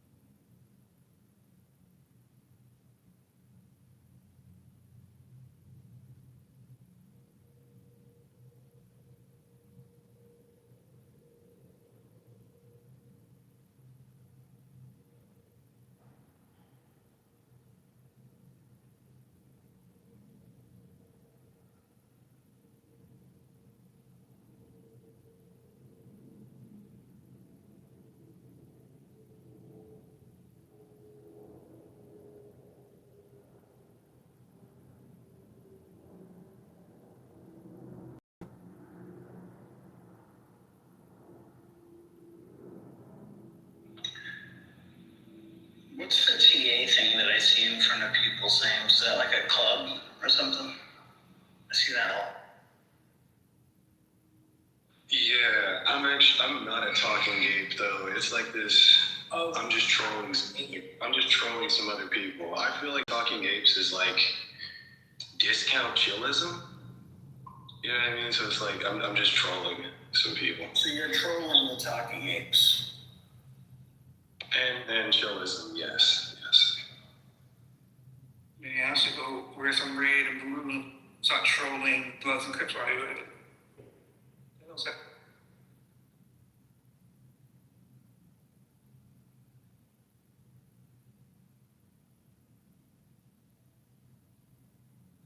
What about Bloods and Crips? What's going on?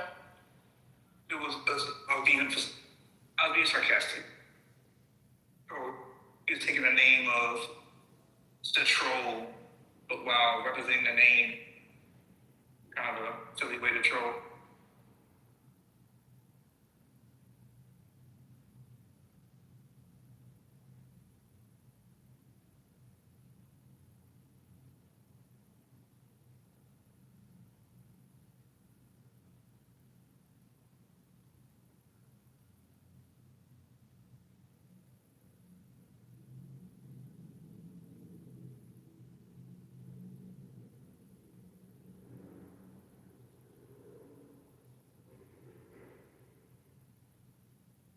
So I got a bit busy, and I know we talked about this a long time ago, but to follow up real quickly with Spiritus, I would say The Voice doesn't really focus much on Arsmet in terms of connecting with the audience. American Idol does a lot of time doing those things, and that's why they've got that sort of connection with viewers, etc. And that's why these people to do better. They've got a persona that they've already connected with the general populace, and so people can buy the records.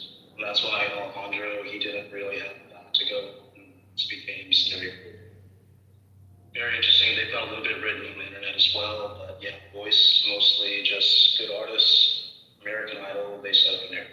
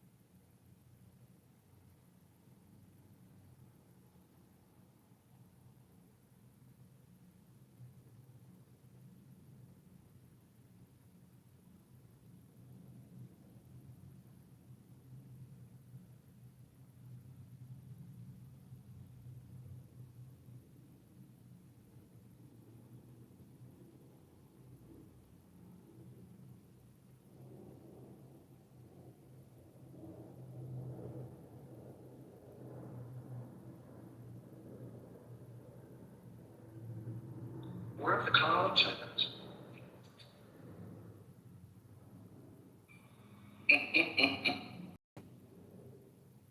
Not you trying to fight. He got it yesterday. He got everything he needed yesterday. Listen, I'm a Nigerian. We are always ready to go to battle. Okay. Your mama, did you want to bullet point what they are, or not really? On the State of the Union. I know you mentioned that. Not really. I mean, it's pages. This is all that I think all that you guys should expect. I mean, from the speech, I think they're going to lead with the economy, go to tax, housing affordability, healthcare, Trump, cleaning up waste, fraud, and abuse.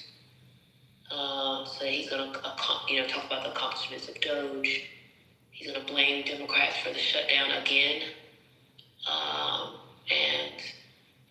And then he's going to pivot to making America safe again by talking about They're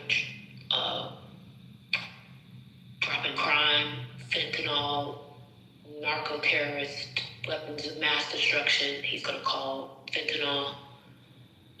He's going to go to foreign affairs. He's going to talk about the Save America Act. Another one is American Support Common Sense Voter ID. He's going to talk about a Pew Research poll, or they're pushing this. They're going to talk about proof of citizenship and registration, and that Democrats oppose it. I haven't seen anything new that he's going to say. Tariffs.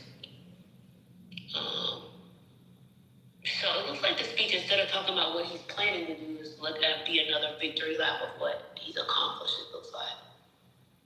So I don't see any new big programs here. Thank you for that.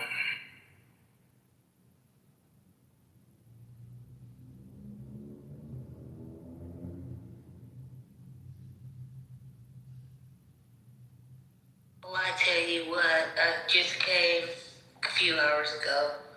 I was at American Lake, which is a veterans hospital, and it saddened me, the shape that facility is in. They have, for the podiatry department, it's on the 4th floor of an old building, and one of the 2 elevators has crime tape across it. I wanted to take a picture, but I didn't do it. But it said it won't be fixed until next year. Meanwhile, you got 2 veterans trying to stick their wheelchairs in one elevator. It was just pathetic. I mean, shameful. And that was just today.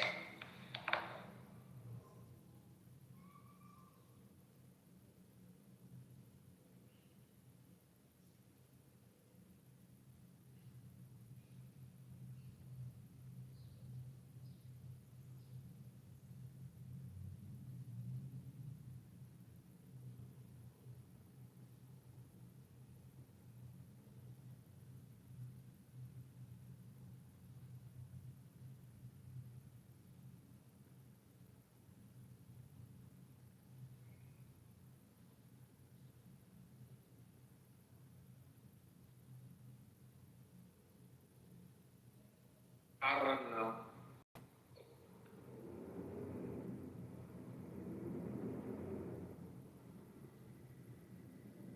When I think about the president, I think about, addressing the people, I think about veterans. And I think about, the budget, what we're spending money on. And then just having that experience today just made me realize that, I know that I can speak for that particular installation for veterans. It needs updating badly. I mean, it's really bad.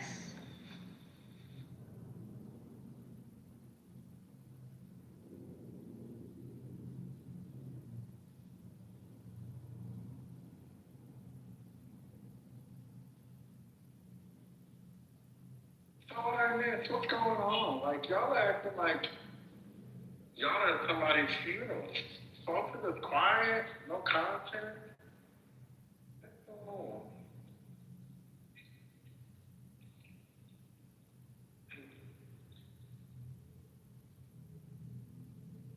They being poignant today. This is not, some of us are working. Thank you. Understood, but it's 5:52 p.m. Eastern Standard Time. I have irregular hours. I'm sorry? I have irregular hours. I understand, colonizers gotta work with it hard, Scotty. Y'all gotta keep up. It's tough making this bread, man. Okay.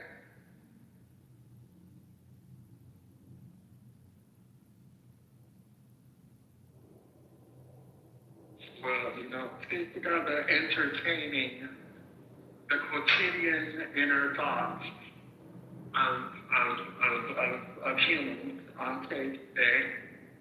Well, I'll let you guys know that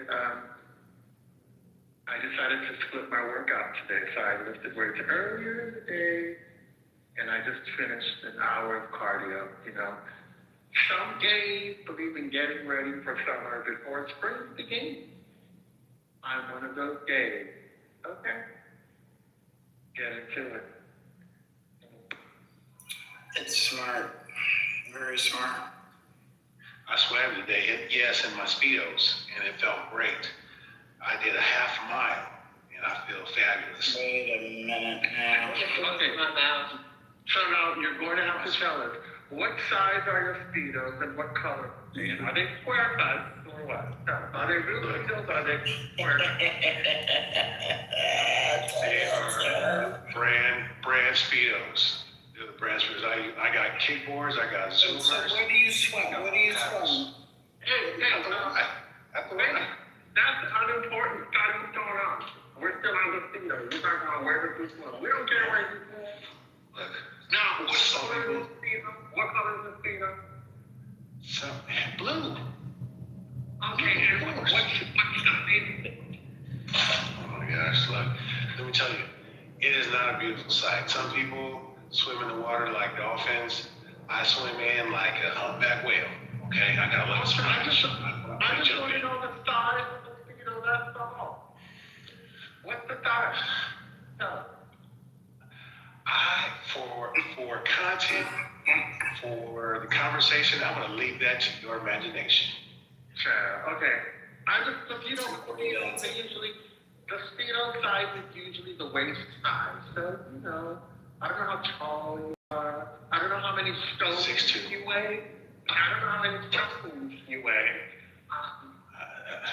Yeah, do you know how many stones do you weigh? You know? No, but I'm trying to work off some of these stones, put it that way. Okay, you're trying to at least drop about 5 stones, maybe 5 stones? Sure, yeah. Okay. So Steve, for those of y'all, here's the program. Let people try to get fun with you, and they ask you how much you weigh. Tell them your weight in stones, okay? If they're Americans, they won't even know how to compute. No, they're like, okay, yeah. Cool, yeah. Do that. Tell them your weight in stones, okay? But again, I recommend everybody get out there and get some exercise, swim, walk. But swimming is fun. Not enough people of color swim. Okay, so get out there, represent, and show up and show out, man. And you know why the blacks don't swim? You know why, right? Oh yes, of course, and that's the reason why I swim. And white supremacy. That's what it is. Oh yeah, exactly. And I love like swimming past people that, you know, when I jump in, they're like, oh, we probably can't swim, and I'm like, okay.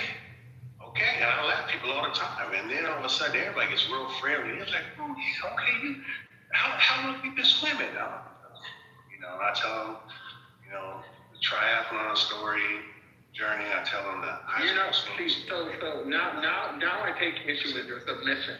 Because if you're going to tell us about triathlons and all that stuff, you should at least tell us the size of the Speedo, sir. That is not a requirement for this conversation. Oh, it is. It is.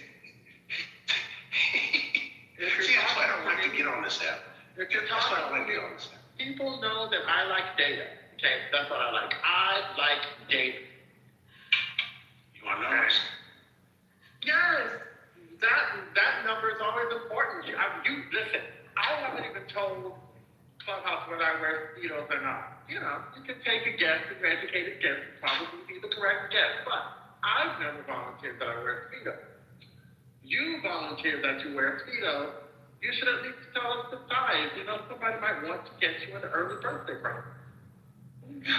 Well, that sounds nice. How about this? I'm a linebacker. I manage a linebacker in Speedos. Okay. Wait, like a outside linebacker, middle linebacker, inside the. How about a blocker? How about that? Oh, that's different. All right, that's it. Yeah. Okay, That's okay, so, that's where I'm at. listen, now, did you say, so you say you wear Speedos and you also wear Zungas? Did you say Zungas? Zoomers, those are the fins that swimmers wear. Zoomers. I thought you said Zunga because the Brazilians had a hybrid Speedo that's called a Zunga or Sunga. It's like a Speedo, but it's a square cut. So the sides go down a little bit. And they look beautiful on men who are shapely, men who are thick with shapely thighs. Very pretty. And if you don't have any Zungas, you should get a pair. They're beautiful. You know, and they cover the glutes all the way, so you're not going to feel too exposed. In fact, they have more surface area than the typical Speedo. Whoa, wait a minute. I wear because I like to show off this, the man meats. The man yams. Okay, hold on. The man yams. I'm flashing my man.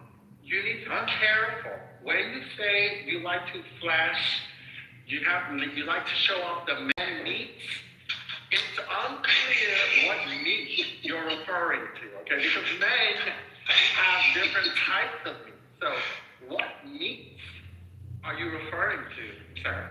See, part of me enjoys talking to you, but part of me is like, I need to clarify everything I say around you. Because listen, you do it too much. All men love talking to me. Because I make you guys feel good. I make you guys feel like kings. Who doesn't want to feel like a king? Every man wants to feel like a king. Every man wants to feel adored. I'm sorry to say. Overly I'm sorry, this is not politically correct. Oh, This is not politically correct. It is correct, okay? It's correct. No, it's politically coquette. Well, that too, That too, I can get a little coquettish. I don't know how you say the word. I don't know if it's coquettish or coquettish, but You was trying to say nigger. That's what you was trying to say. Excuse me? No. I'm just saying. Yeah.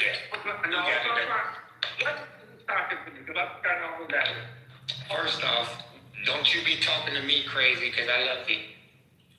Well, hold on, wait a second. You say you love me. Let me get your PPR before I accept the love. I'm just saying, I know you're gay. I love you, man. I wish you would stop fucking dudes, dude. Why? Because that's cool, dude. That's what you asked for.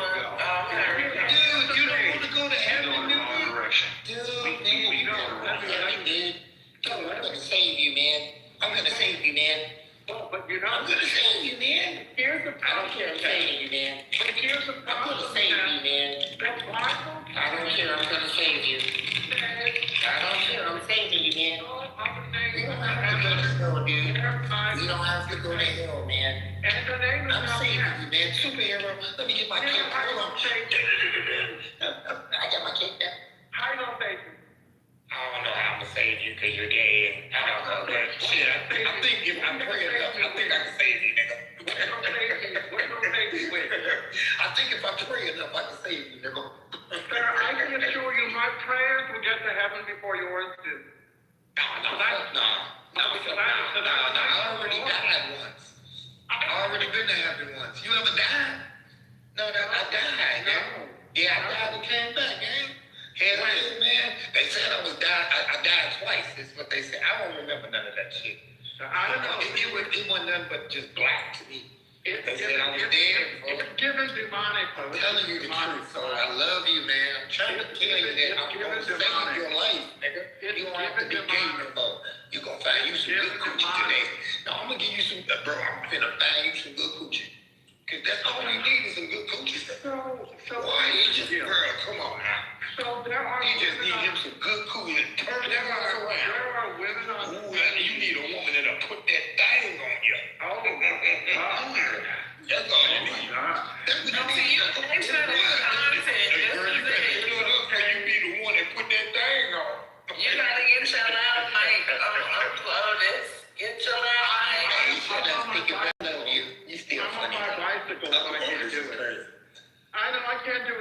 I'm on my bicycle, so I don't have my big mic. But don't worry, I'll be home. Nigga, get off that bicycle. You sound like a bitch. You sound like a bitch too, bitch. I know, I'm saying like, no, I didn't mean like a bitch, like you a hoe. I'm saying like you sound like a girl. Like you sound like a bitch. I wasn't meaning it like you a hoe. I was saying like, No, like you can you look stop like a talking like a hoe, nigga? You talking like a girl, bro. Did you mean to be on stage? Cool, you are on stage. I'm just saying his daddy made a man. Why would you not make up a man? Keandra, this nigga's crushing on me right now. I'm not crushing on you. I want to That is a man bad that you got. It's giving crush. It's giving he wants to be the top model. I just want to be in this It's motherfucking giving top model.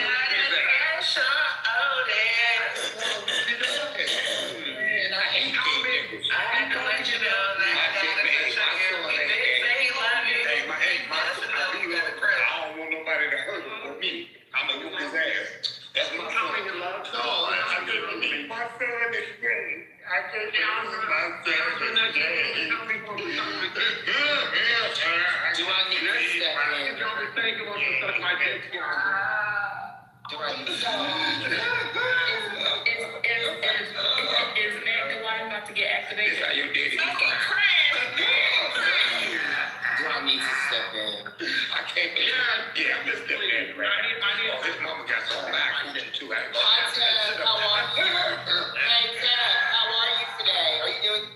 How is that dick with your asshole last? I love your mama. You can't just have and you can't drink it or use no spoon. How was the dildo, Mystical? You look like Mystical, bitch. You eating dick, you sound like you ain't using that. You ain't using cut. Where you Nobody give a fuck about your rabbit ass. Two braids up your head, bitch. You can't use You glue them braids to your head, I've been bitch. at your mama house. I've been with your mama You a motherfucking gang unit wearing ass fat. I've been with your mama You stick dildos up your asshole. But I've been with your mama for 2 years. You wanna be blood I've been with your mama for 2 years. Do you gang bang? I be outside with my gang bang. You don't gang bitch. You don't bang bitch. You don't get. What? Neck plane. Yeah, mute. Why you want to mute me? I love you, sticky butt. I don't need you getting me muted, bitch. They need to mute me. First off, you're gay too. And that's crazy. Now I'm on your ass. Shut up, bitch. You need a big father. You need somebody to love. Broke ass project living motherfucker. Cockroach you want dick instead of coochie. DL, grinder using whore. You're mad you ain't getting my pussy since you came out one, bitch. And you're upset about that. I just want to live this great between your legs. You just Ashy ass, nasty, naked, cold rat, impossible character ass bitch. No, I just let that coochie juice roll up. It make my face look at my face. No, look at the face on this. It look good on this side. I got it. Shit on the side of the motherfucking face, bitch. Don't nobody like you. Don't nobody keep screaming at me. Like I said, Mr. already exists. We don't need another one, bitch. Can't stop now. Stop now. Fuck going on. I mean, he's upset. It's not my fault. I'm actually not upset. I'm bored. I'm bored of your badass jokes. Don't nobody got He's time a for female male. you heard enough DL all that film. He's a female male. So like I said, go crank out another demo. Maybe P. Diddy will sign you from jail. What if you done at a Diddy party? You wanna be musical ass bitch? You a Diddy party scoundrel. You get fucked. Bitch, you get fucked for mixtapes. What's going on? You get fucked for studio time. You be slanging dick and booty holes for 5 minutes and listen to you. And you ain't released nothing. I ain't got nothing from it on Spotify, bitch. What's going on, nigga? What's going on? Why don't you stand on the corner and sell some mixtapes, bitch? We need to hear what's going on. We need to hear the improvements of your funky ass. Yeah, there you go.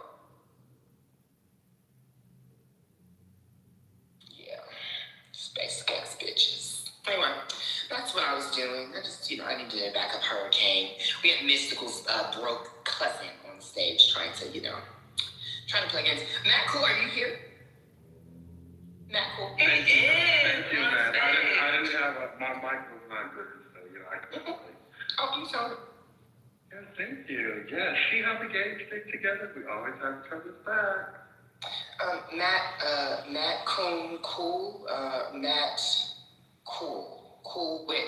Matt Cool Whip Mayo Monster Monkey. Are you on stage? Are you here? Matt, is your voice there? Matt? Hey? Matt? Matt, are you there? Matt from Appalachia. Matt the Cryptid. I'm scared.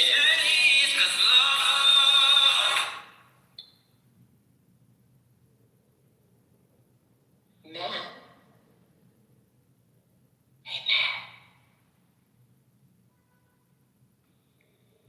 Is there some gay man talking to me?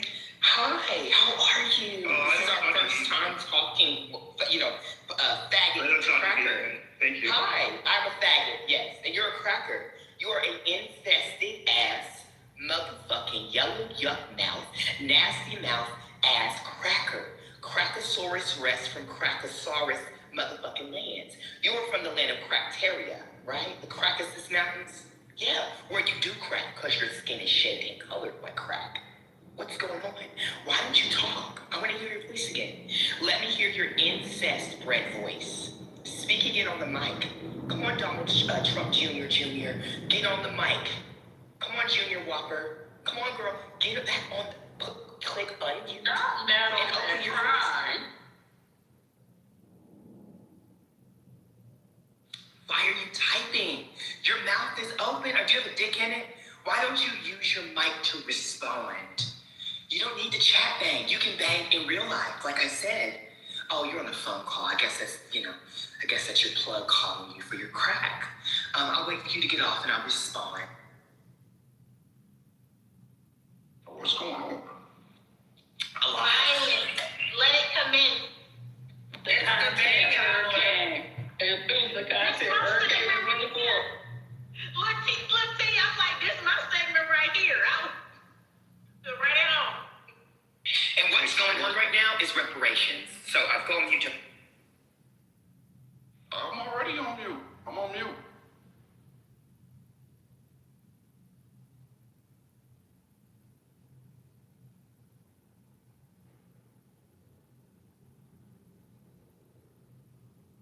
Not trying to be quiet. Where's somebody pink Bill in this bitch? Oh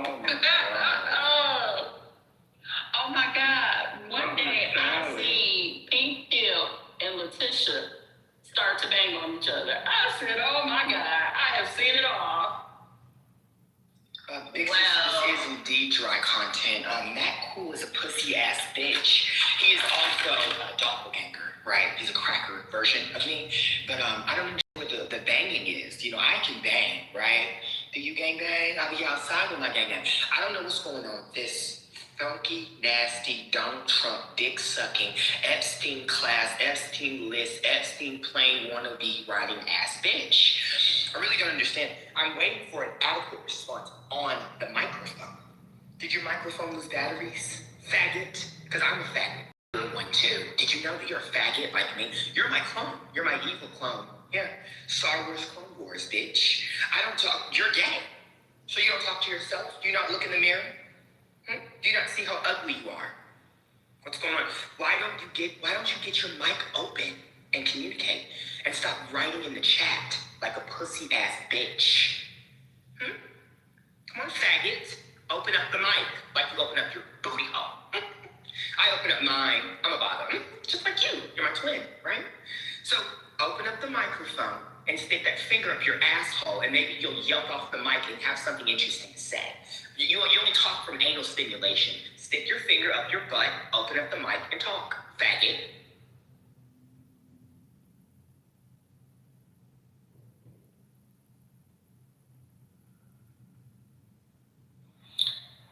I'd rather sit upstage and squat for followers.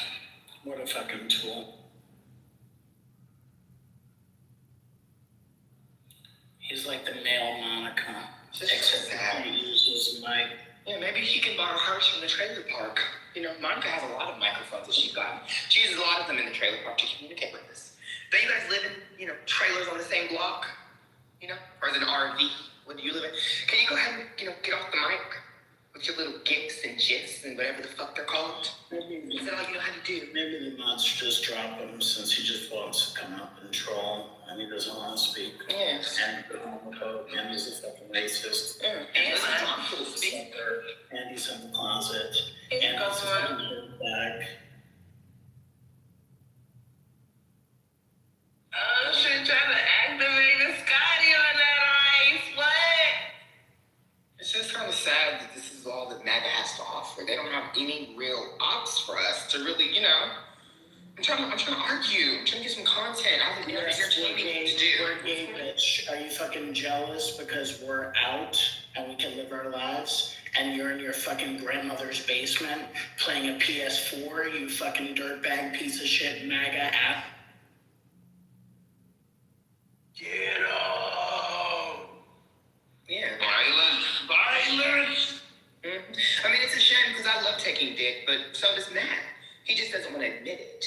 You have dick in your throat, your hole, right? You somehow put it up your motherfucking colon too, bitch. You have colonoscopies every single week.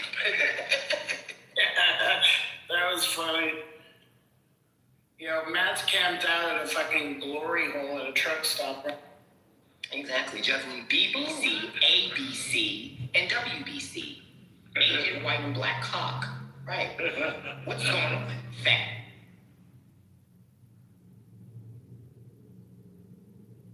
You're not the only one who come up with nice homophobia. What's going on? Super gay. I am super gay, right? And you're my Robin. If I'm Superman, right? You're the basic bitch sidekick. You have work to do. We have a lot of dicks to suck, don't we? Let's get to work.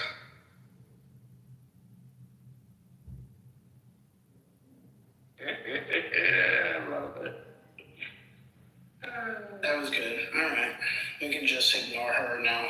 Yeah, it's just so sad. Yeah, I like white meat. He is my opposite. You're right, Keon. Because I like black dick. So, you know, I don't know if there's any white dick around for him to. No, he likes Matt likes BBC too. Don't tell me about this. It's so sad. Matt, I didn't know you was a professional. Matt cool like the BBC. Why do you think he comes into the room all the time? You know what? You might be onto something, Hurricane.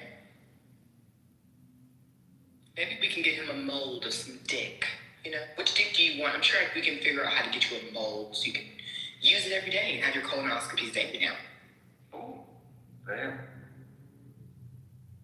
I think that you have a few polyps up there, though. You might want to take care of that.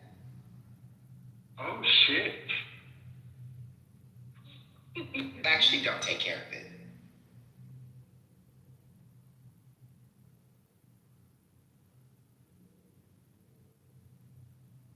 Alright, so now that he's annoying, can you guys just move him down? He's not contributing anything. Thank you so much. And he also smells and I can smear. Thank you. Not smelling like wet corn. What's going on?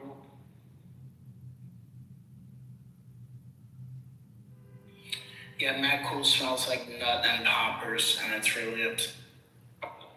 PTR, what's going on? Yeah, I don't even think he has to use poppers anymore, though. His butthole has, you know, it's formed around dick, so it just fits in like a. Oh yeah, he gets fisted with both hands, and then his boyfriend claps right inside. That's how big. Oh my god. Yeah, clapping while having clap is funny, isn't it? Clap, clap, clap. Not Matt Cool having a rosebud. What's going on? I mean, listen, you gotta listen, Kiana, that's Scotty's trying his little best, you know?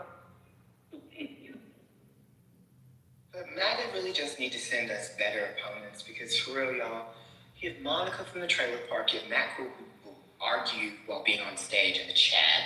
I mean, Man Faggoty, who is a faggot who lives in Philadelphia and works at 7-Eleven. Trent, who pretends like he didn't vote for Trump, who's married to a woman that probably hates him because he gets on Clubhouse every day.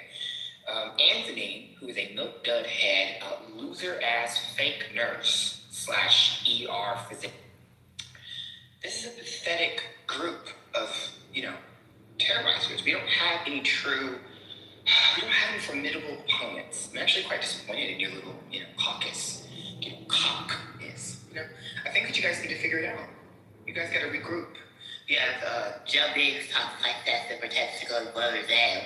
You have you have so many losers. It's just, y'all need to like form like Voltron or something and come in here and really like, give us some real content. Can you take the fact Matt, I think, Matt, you have to stop being so harsh on my MAGA friend.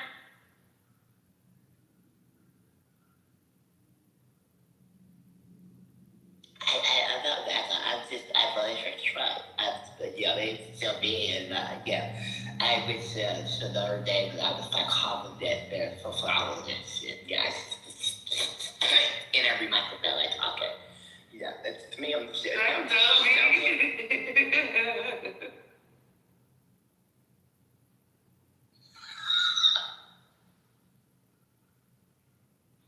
And then we have, she's not MAGA, but she could be.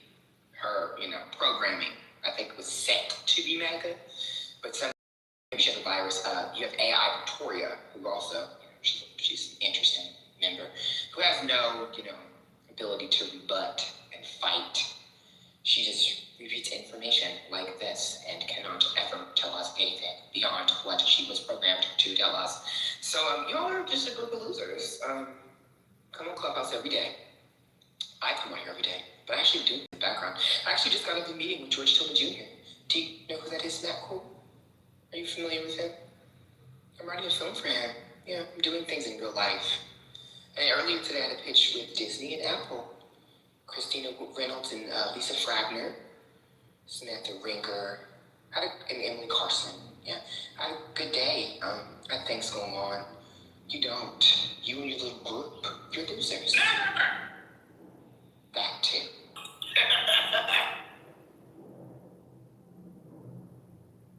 Wait, who did that? Bam. You said that was Bam? Yeah. Oh my God. No, Come Bam. on with Tourette's. Bam, correct.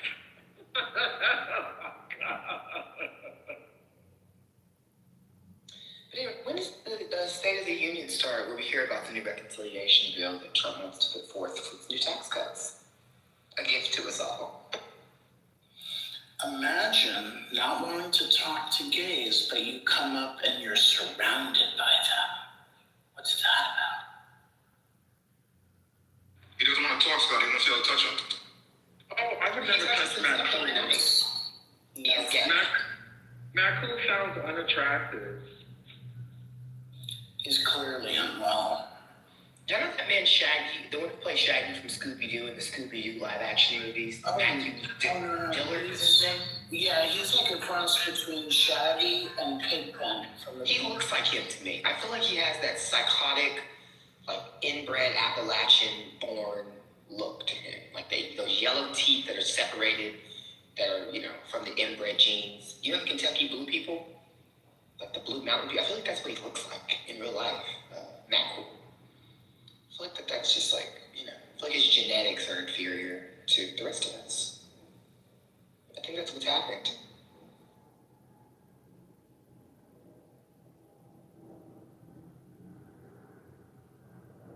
I'm not having the moment, baby. I am the moment. Did you know that? Too much Mountain Dew, too much dip. You know what I mean? Too many trips to John Deere.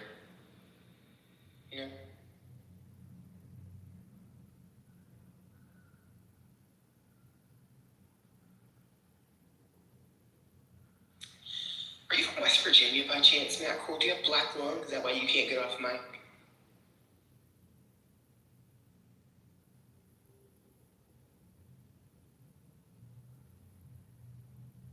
I'll take that as a yes. Anyway, Ava was more fun to drag than this. She's such a boring character. Can we take her back in the room? Yeah. Usually let people up on stage to troll without saying anything. At least Monica has the decency to get off mic and be annoying. Oh, he's from West Virginia. He is from West Virginia, girl. Look at that.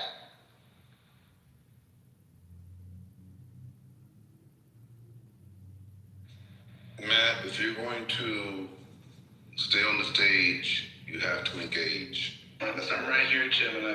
I know my rules already. Yeah. Yeah, he doesn't talk to faggots. That's what he said. So. But he is a faggot, so, you know. You see that for real, Kelly? He really said that? He doesn't talk to gays, so that's why he's not engaging with me or Matt. Hey, Jen, is that true? That's the one and only. Look, Captain Zozo. look.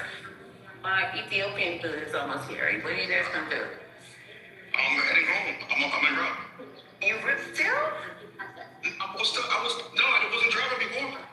Oh, good. I was driving up before. Yeah. Alright, so I slowly down, you know, I chill a little bit when I get there. Haitian, were you at work? But I have road rage. Huh? You were at work? I was. Get that bag! Go get that bag! Go get that bag! Hey, not too much on the Russell. Not too much on the Russell. Shit right there. That's my shit, huh? Go get that bag! Go get that bag! Hey, I actually like Law Russell. Go get that. I'm kind of concerned that he signed to Jay, but I actually like it. That's my shit right there. I listen to that shit in the morning. I love that shit. I'm surprised you know about that song, but yeah, that's my shit. Huh? After all of the Negro bona fides, everything about me is Negro except I don't have any taco. You're old, why you? If I had taco meat, I'd be the taco meat, bro. But I don't have any taco meat. Go get that bag. You're not an OBGYN, but you might be an OGYN. Go get that bag. Go get that bag. He had on the plastic clogs. Look, man, I'll be honest with you. I don't wear, what else called Crocs? I've never put a Croc on my foot. So you never had your Crocs in sports mode? Same here. Never wear that shit. You guys have never had your Crocs in sports mode before. What's wrong? But I'm saying, after I watched Russ do that, I'm thinking about getting some Crocs for the summer. With some tall white sweat socks that go up to the knee. Oh, you're gonna take the Chico roll, okay? Yeah, just go get that back. Well, I'm no longer black, because I feel like that's gonna be the hybrid right there. I see where you're going. You see what I'm saying? Button at the top, button at the top, and have something like a cape and the essay. Go get that back. Go get that bag. Go get that bag. I will say that young man did go get that bag. He secured his Rock Nation contract, but I don't know. He was doing good before it.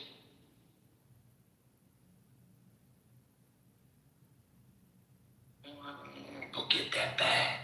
And you listen to the J. Cole album?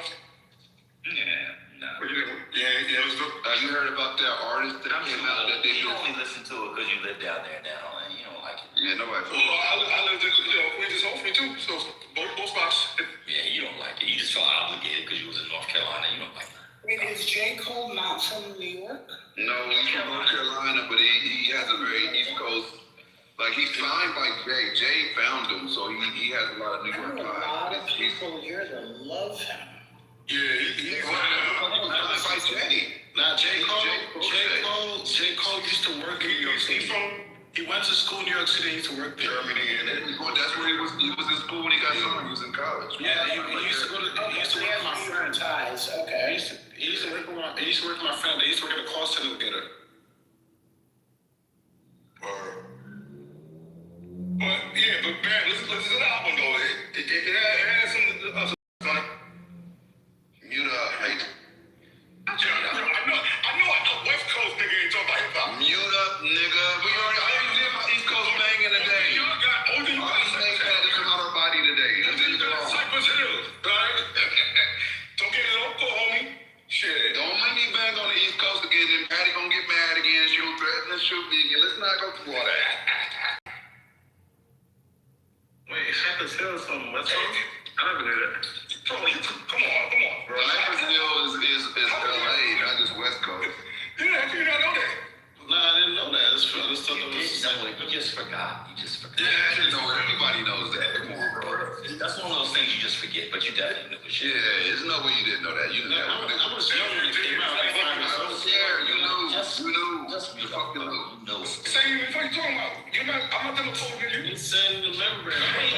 Shay knows more music than anybody on earth. You know what, Say? No, he doesn't. If he didn't know that, he doesn't know shit about He just music. forgot. No, he does. No, he really does. I don't know where it's literally Cypress, California. Like, what are we talking about? He just forgot. He was chewing on a bottle cap, his brother. Chewing on some sugar cane. NWA was from LA. Like, are you sure they're not from the East Coast? Well, no, if he said that, kick him out of the room.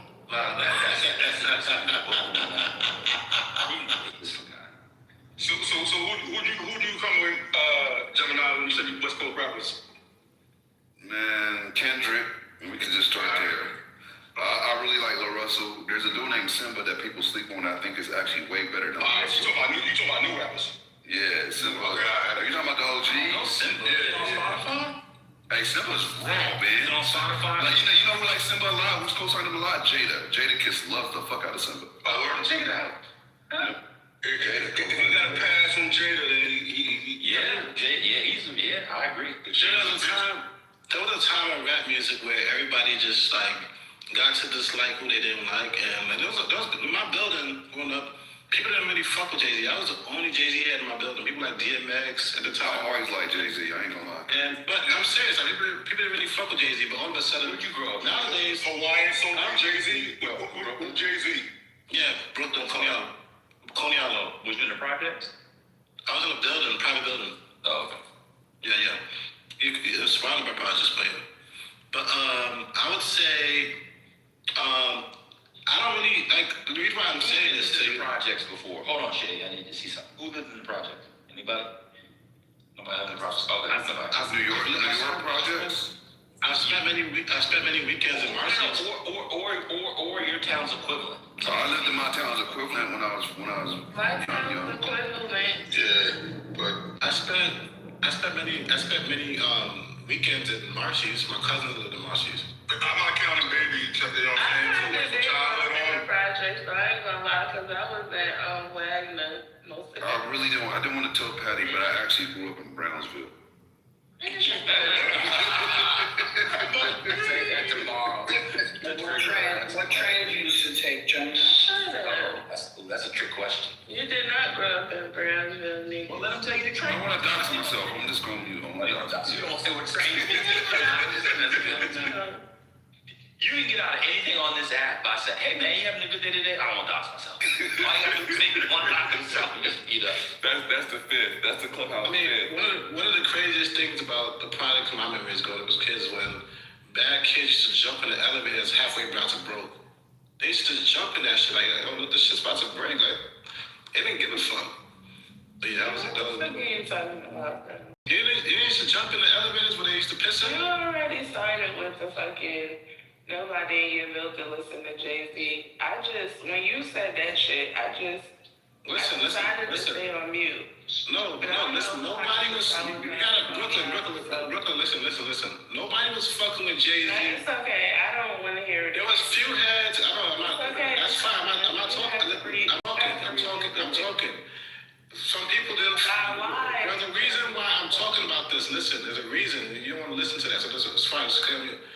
There's a reason why I would say, like, I could say now that I don't really like Kendrick like that, and niggas will shoot me to the goo.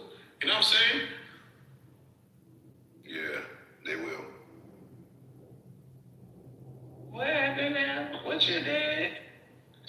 When you said about Kendrick, that made you push it to the goo. Gemini, you gotta pull yourself together, bro. But that was cool. I didn't want to hear that. You're trigger happy, bro. Hey, I'm mad because I got news today that my. I don't care. Yeah, I don't care. Move yourself to the. I don't care. I'm not committing suicide. I got news today that my clone puppy was born, right? And I paid a company named Biogen based out of Texas to clone it. But when I asked where to pick up my puppy, I got to pick it up in April. They said, fucking New York. I got to go to fucking New York to pick up my puppy. And I got to go to Rochester. And I don't even know, like, what. Rochester, New York? Even better. I got to go to, is that a bad word? What? I don't know. It's bad. They gonna kick your ass. God. They're it came. This is an expensive company. Ain't no way that's a cheap part of it. Rochester, New York, bro? Bro, they from the shit. Rochester's outside of the Bronx. You get it. I've been through Brooklyn. I've been through Queens. I actually been to Brownsville. I'm not worried about it. Canada. Just go to Canada. What airport do you take to get to Rochester? We got LA. Fucking fine. That's where they clone Tyrone. Serious? That's where they clone Tyrone, man. Just go to jail, kill everybody, bro. Oh, God. Yeah, 8 hours. You'll be good. Yeah, what airport is close to Rochester? Maybe Albany? LaGuardia. Oh, no. It's maybe Albany. Maybe Buffalo. Yeah, probably Albany. No, not Buffalo. Is it Buffalo? No, it's Syracuse. Not Buffalo. Where is it? I've been to Rochester before. Why? Like, really? That hurricane when you were there, do you remember if you'd seen any signs of Buffalo or Syracuse? No, I went there for a music performance. Because they have a music school there. I went to performance there. It's not a bad city. It's just far out and it's boring, but it's not rough. It's no, they have an airport there. I just looked it up for you, and I moved to the airport there. I did. Yeah. She did say, the lady did say something about flying into Rochester, like I could fly. I mean, otherwise you could fly into New York. You could fly into New York and then drive 5.5 hours. She said it was like an hour. So why do you have to go to Rochester? I cloned my dog with a company named Biogen based out of Texas. But when I go to pick up my pup, they said I have to go to Rochester to actually pick it up. So I guess that's... Well, while you're there, y'all should meet up. This is going to be 15 minutes. So just everybody should meet up. It's going to be a while. You know, when Fred Douglass returned from England, and he returned from the UK, and he started the North Star in 1847. You know, now we have to go back. Fred Douglass, of course, when he ran away and became, I need about 30 minutes, if y'all don't mind. Everybody meet up. Fred Douglass became Fred Douglass while still enslaved, you see. Even though he had moved from the North, he was still owned by the Auld family. So when he was in the North, he was living in New Bedford, Massachusetts. Of course, he then moves overseas, and by moves I mean visits, tours, etc. You know, I'm going to do the short version. Long story short, when Fred Douglass changes his newspaper from the North Star, so then I did the short version, so I can't do Brother Ruggles. So now, wait a minute. So now you can't offer any suggestions, brother, because you have the number one team in the country. Huh? Yeah, I love it. Wow. Yeah, look forward to it. These UNC fans need to look at who's number one. It's the Blue Devils. And let me finish. He comes back, Gemini. And he has the newspaper, but the newspaper, he's in the midst of the break with the great William Lloyd Garrison. And you'll see where I'm going. I'll do the 20-second version instead of the 20-minute version. Fred Douglass then decides, as one of the markers of his independence from the Garrisonians, to rename his newspaper. These are major institutions, these newspapers, major organs of abolitionism of American and black politics. Renames it, watch this, Frederick Douglass's paper, FDP. Frederick Douglass's paper. And then he has to find a location. Our dear brother said, send me your location and focus on communication, because I just want the slaves to be free. You remember that real song, Brother Khalid, right? Send me the location. And he decides, after searching where to go, watch this, Gemini, you know where he ends up? In Rochester, New York. Fred Douglass's most important political writings before the Civil War comes out of where, Gemini? Rochester, New York. So when you go pick up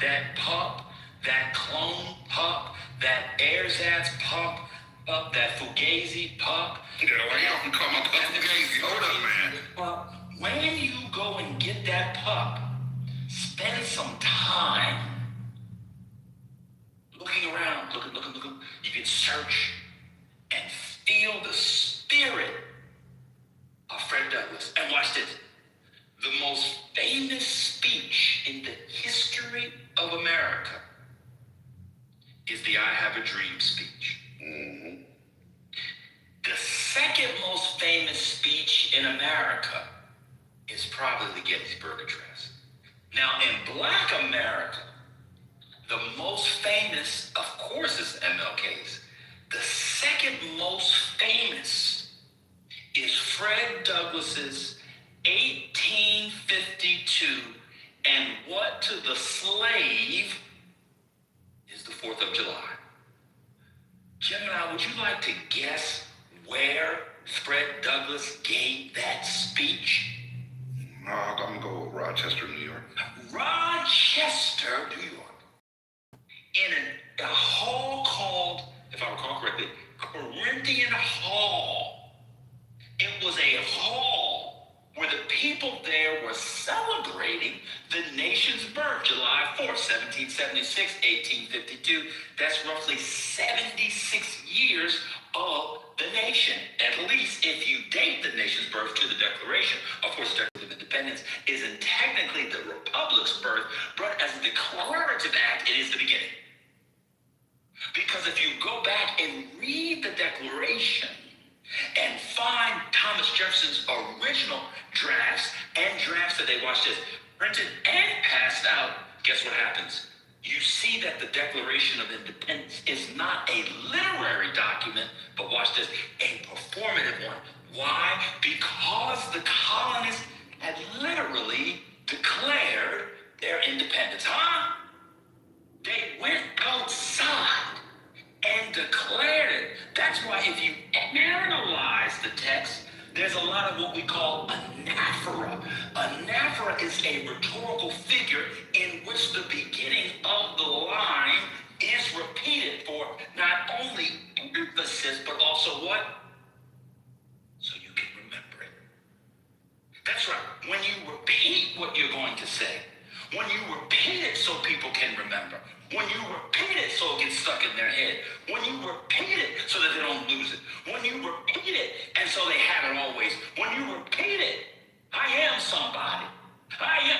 That's called, at the beginning of the line, anaphora. Now, at the end of the line, of course, we call that epistrophe, but y'all not ready for that yet. I'm almost done with them home.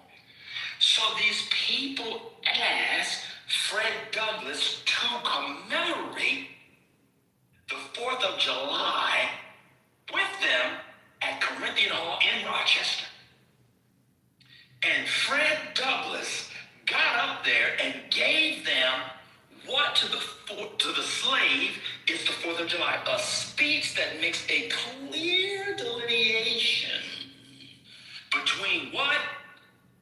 Their 4th of July as free citizens, his 4th of July as the Negar, as the enslaved, as the formerly enslaved, you see.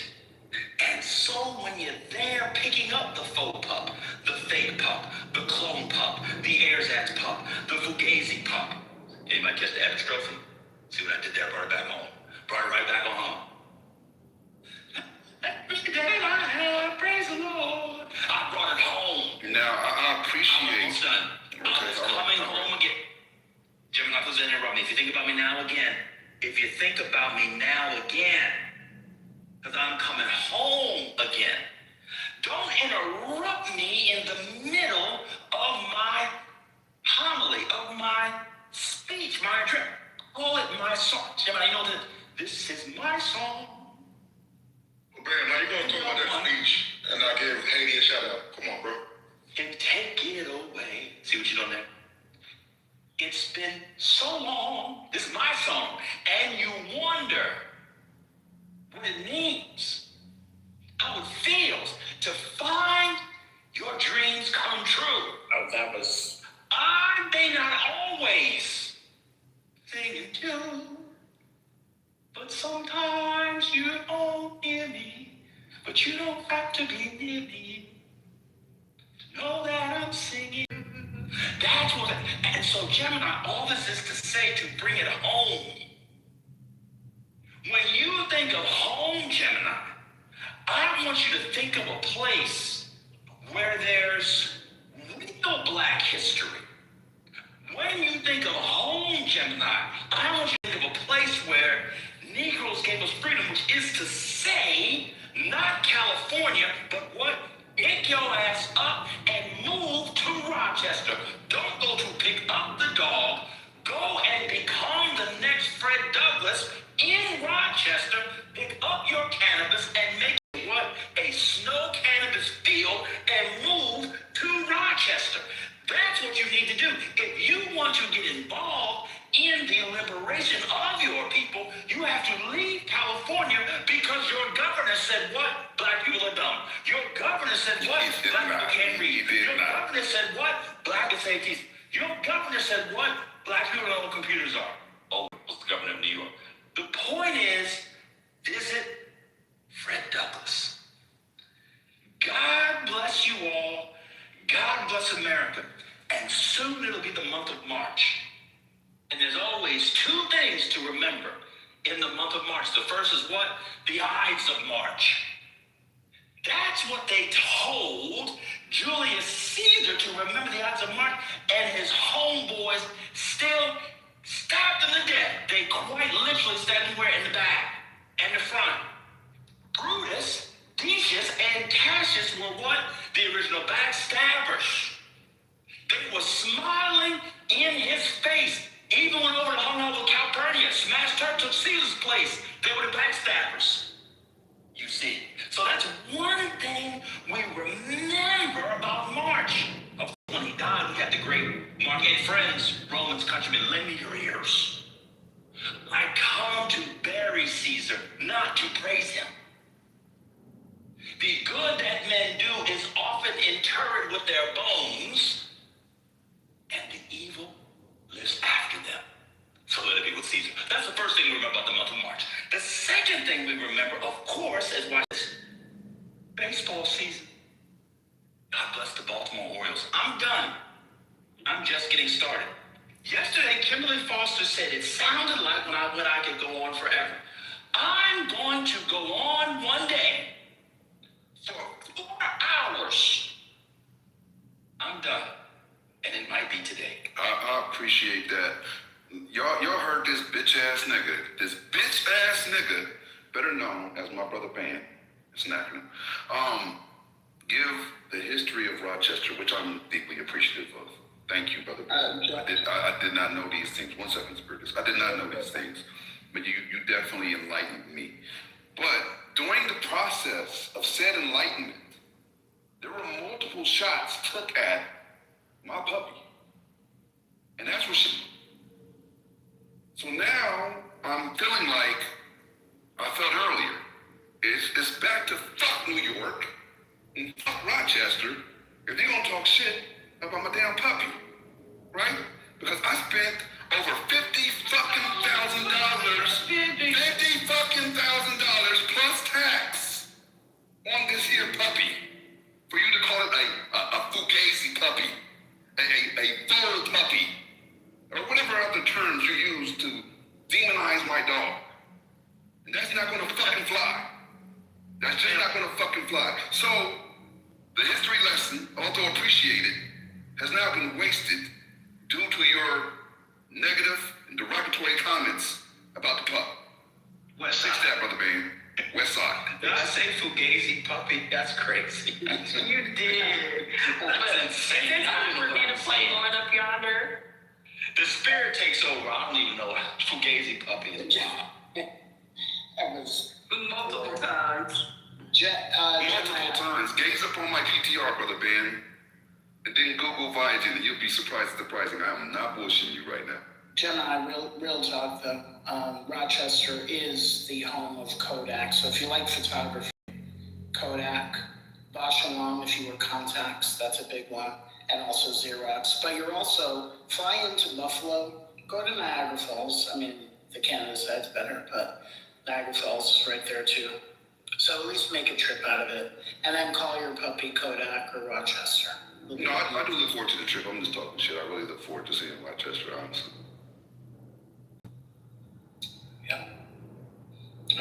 Try to do late April. April's gonna be cold. It's called for one of the dog. It was my favorite dog I ever had, Brooklyn. His name was Rock, and like he was my dog that went viral multiple times. Like he literally got millions of views on my channel. He was like a big police service dog. Like if you go to World Star right now and put in biggest pit bull, you will see him. Like we went everywhere in the different stores and met a lot of people. Like kind of changing stereotypes to it at the time. That was our whole thing. Was he's the largest pit bull service dog, and we would go everywhere and meet people and greet people. So more of doing a service for me is doing a service for the community, whether they realize that or not. So I decided to clone him when he passed because he also was my best producing dog. And so I went with a company named Viagen. And that whole fucking thing is pretty unique because they use a different breed of dog to do the cloning. And then there's multiple clients. So that different breed of dog has multiple breeds of dogs inside of it. So it gives a litter to it gives a multi-breed litter.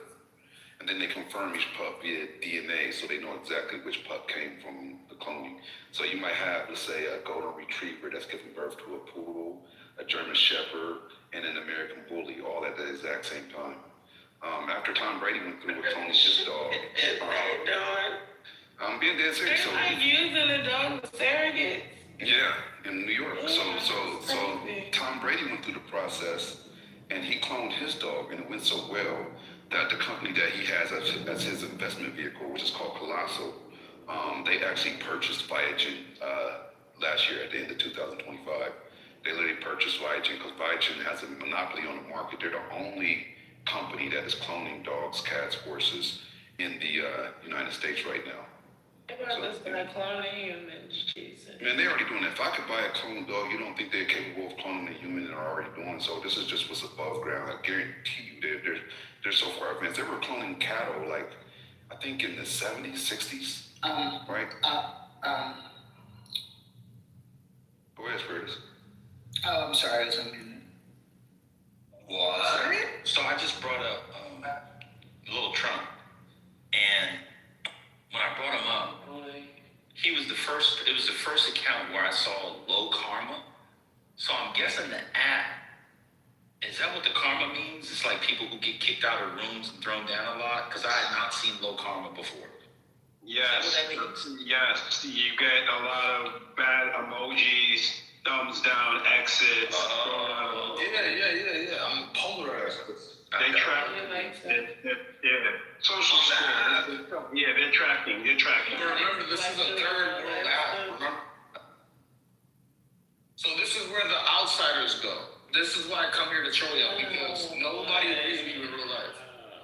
But Ben, I did not know the connection between Frederick Douglass and Rochester. And Fred Douglass was in Rochester from the 1850s through the Civil War, essentially. And that's where he became his most radical man. Fred Douglass, what he said, he had his printing press. He got his money from Garrett Smith. Garrett Smith was a radical abolitionist who represented New York for just one term in the House. And that's where Fred Douglass got it on. I think John Brown might have visited him up there. Great. Rochester was where they got it on. And so when you go there, Brother Rock, man, you're gonna have it's gonna be a good history, man. God bless Fred Douglass. Fred Douglass is the greatest human, the greatest American ever produced. I'm sorry, I cut somebody. Salute to Fred No, I'm Douglass. gonna ask you. I feel like you gave a submission about how they were practicing becoming leaders before it was even a thing. Like, didn't you mean the Color Conventions movement? Oh yeah, you got to read about that. Yeah, everybody has to read about the Color Conventions project is probably the most important breakthrough in Black history of the last 50 years. Everybody read the Color Conventions. Everything is there. It opens it up, man. But, God bless Fred. Fred, Fred, I need another 10 minutes. Fred, when you think about, when I think about Fred Douglass and all he's done for me, when I think about Fred Douglass and how he worked to set our people free, you can dance all.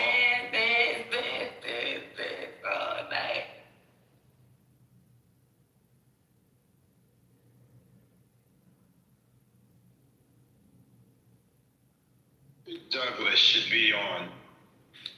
I just want to speak of one of our dollar bills, $100 bill. They need to make a special bill with Frederick Douglass.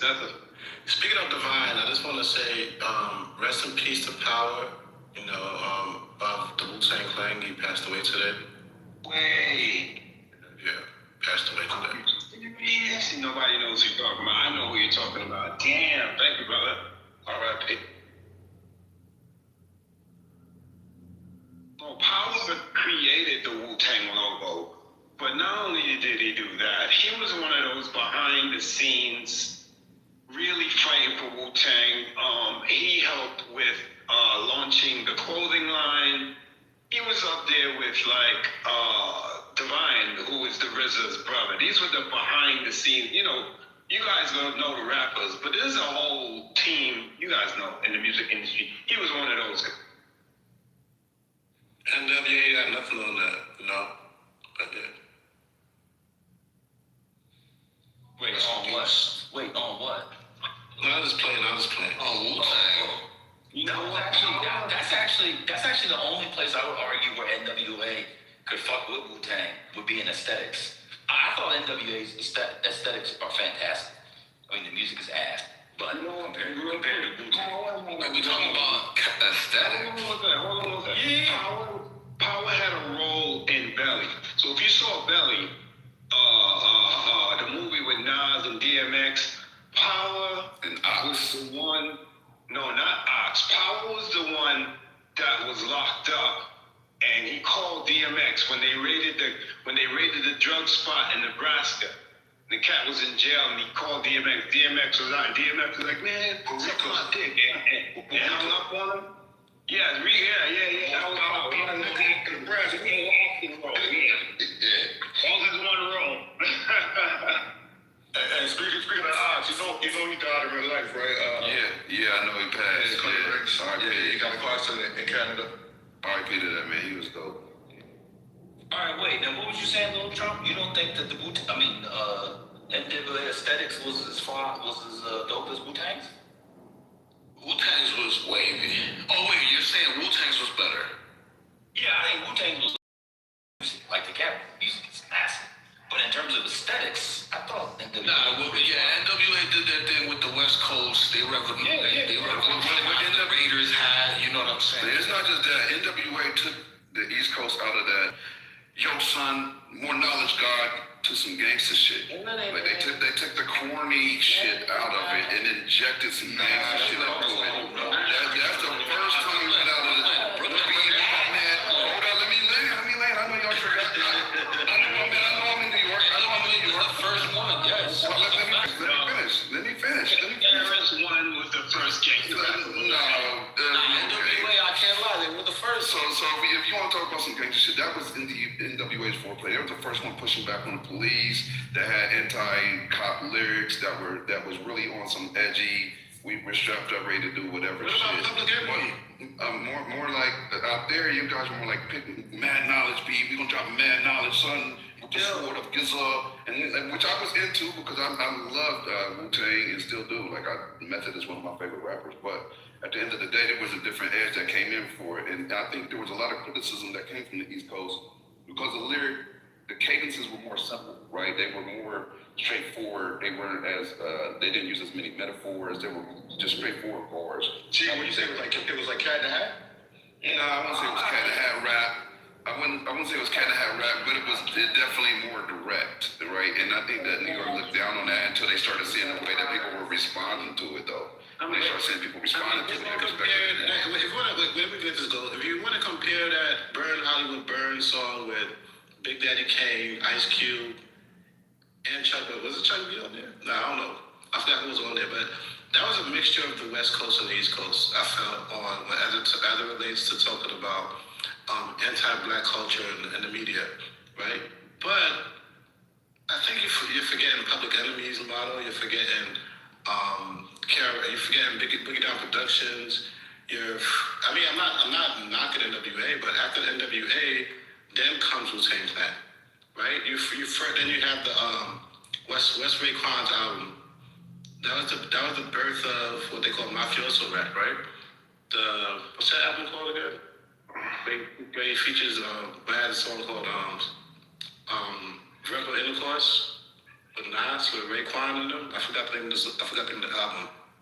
Okay, let me jump in on this. So look, I do agree that Public Enemy was there, but I think that when NWA came, they were like, I'm talking to the police. Fuck you, right? Type shit. It was a different directive where Public Enemy was like, hey, let us rise, and these people ain't shit. He was talking to the people. NWA was talking to white people specifically.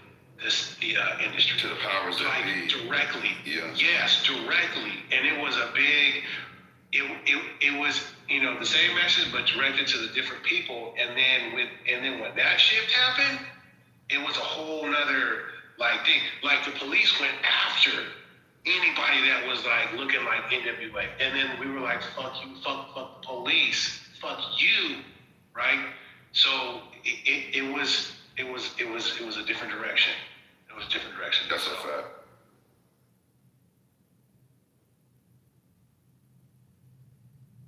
Yeah, some of y'all got some energy because Iftar just hit. Let's get it on.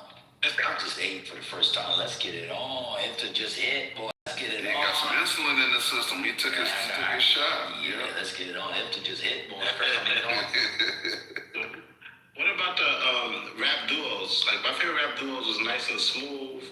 I fuck with EPMD. Outkast is one of my favorite rap duos, man. I respect. Don't say don't do this. Don't. No. I'm not doing this respect. I respect. Hey, boy, MJG from Brooklyn.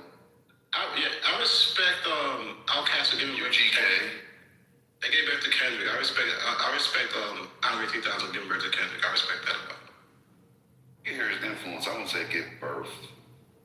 That's what I mean. You know what I'm saying? Yeah, he definitely influenced. MLB was a duo.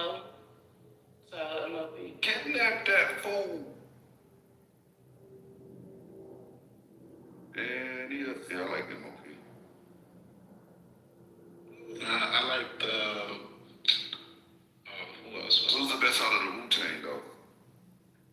Ghost and Raekwon. Meth shits on all of them. What are you talking about? Oh my God, man. Okay. Meth shits on everybody. Near you, I can't do it. This is an insane thing. Ghostface is the best. Meth shits on everybody. Ghostface is the best rapper in Wu-Tang. What you talking about?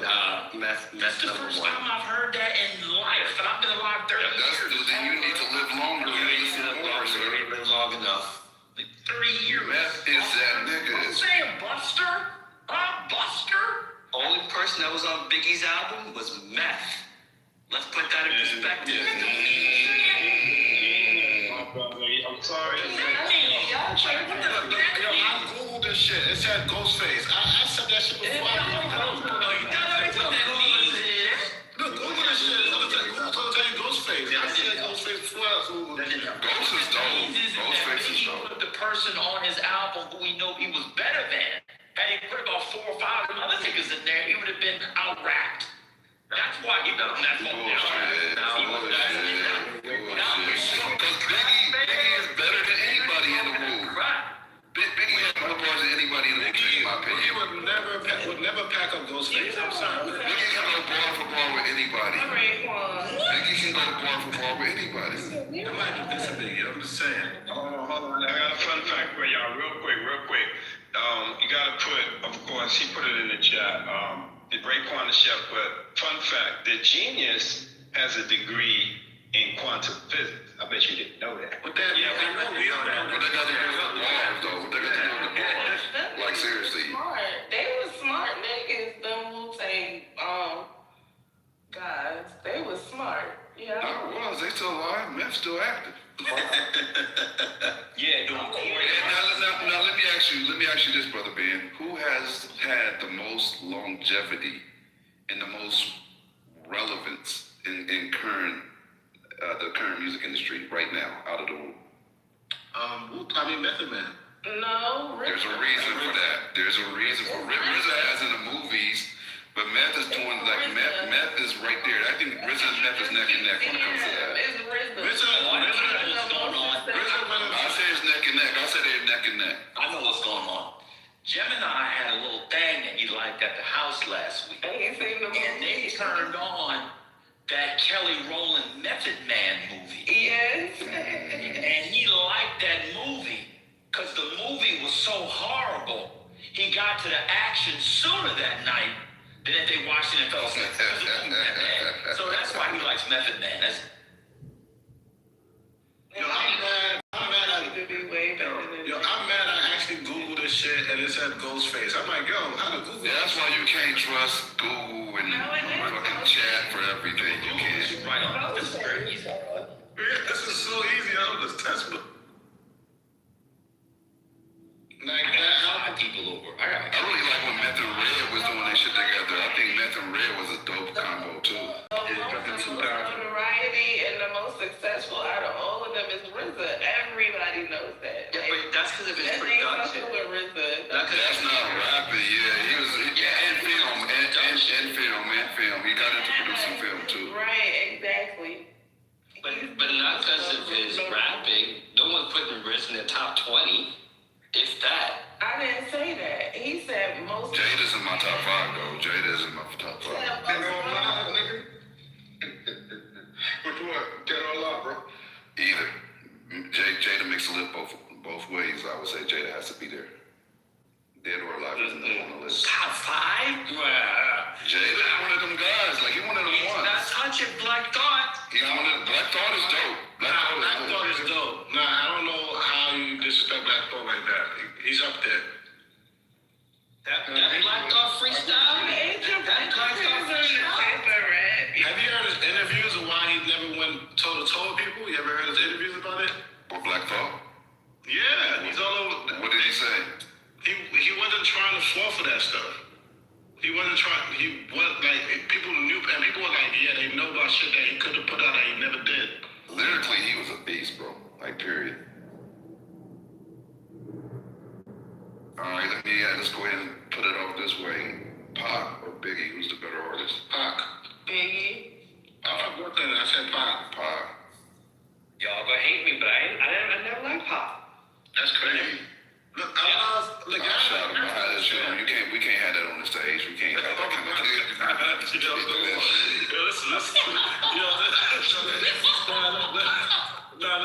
Look. Y'all gotta understand, there was conscious Tupac, like that Tupacalypse Now album. I listened to Young Black Male, and I listened to what's that song? My Homies Called. That's when he was old. That's when he was doing his that did it for me. I mean, when I listen to conscious Tupac, it only just sets me in a lot. Like it just sets me straight. Like, yo, this is Tupac, and like you can't get no villain than that. Like, I mean, I was him in his early days before he went into death row, but he was woke. He was conscious. He was very conscious early on. After Juice, things changed. He never stopped being Bishop. Right? Like once he played that role, it's like that role transformed his music and he took on that role as an artist instead of leaving that role on film. Like that to me was a turning point.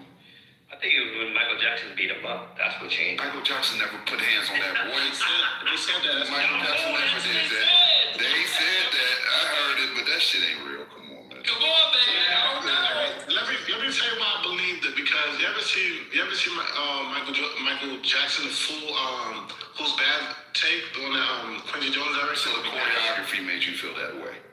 Nah, I saw him in the hood. I said, Mike got a little street on him. Because you seen the choreographed kick and accompanied by and a punch, and you said he could fight. No, listen, I put them two together. He was from Gary, Indiana. Yeah, no. But he went to the hood to go stay with his cousin. And he was telling why these guys. I want you to, bro. I want you to tell me, Georgia. Y'all getting off track. Pac changed Indiana, and they went in here. Pac changed when he got shot up at Quad Studios in Manhattan. It was already lit before that. Yeah, but that. You forgot who he was hanging out with before and why he got shot. Like he was hanging out with straight gangsters, bro. Like that's what he was already on. That's the type of time he was on in real time. Jimmy Hinchman, the Jimmy Henchman and the other people he's hanging out with, he wasn't hanging out with your regular Joes no more, bro. He was on some different shit. You know, a duo I like from the West Coast that I even never gave props to? Who? Digital Underground.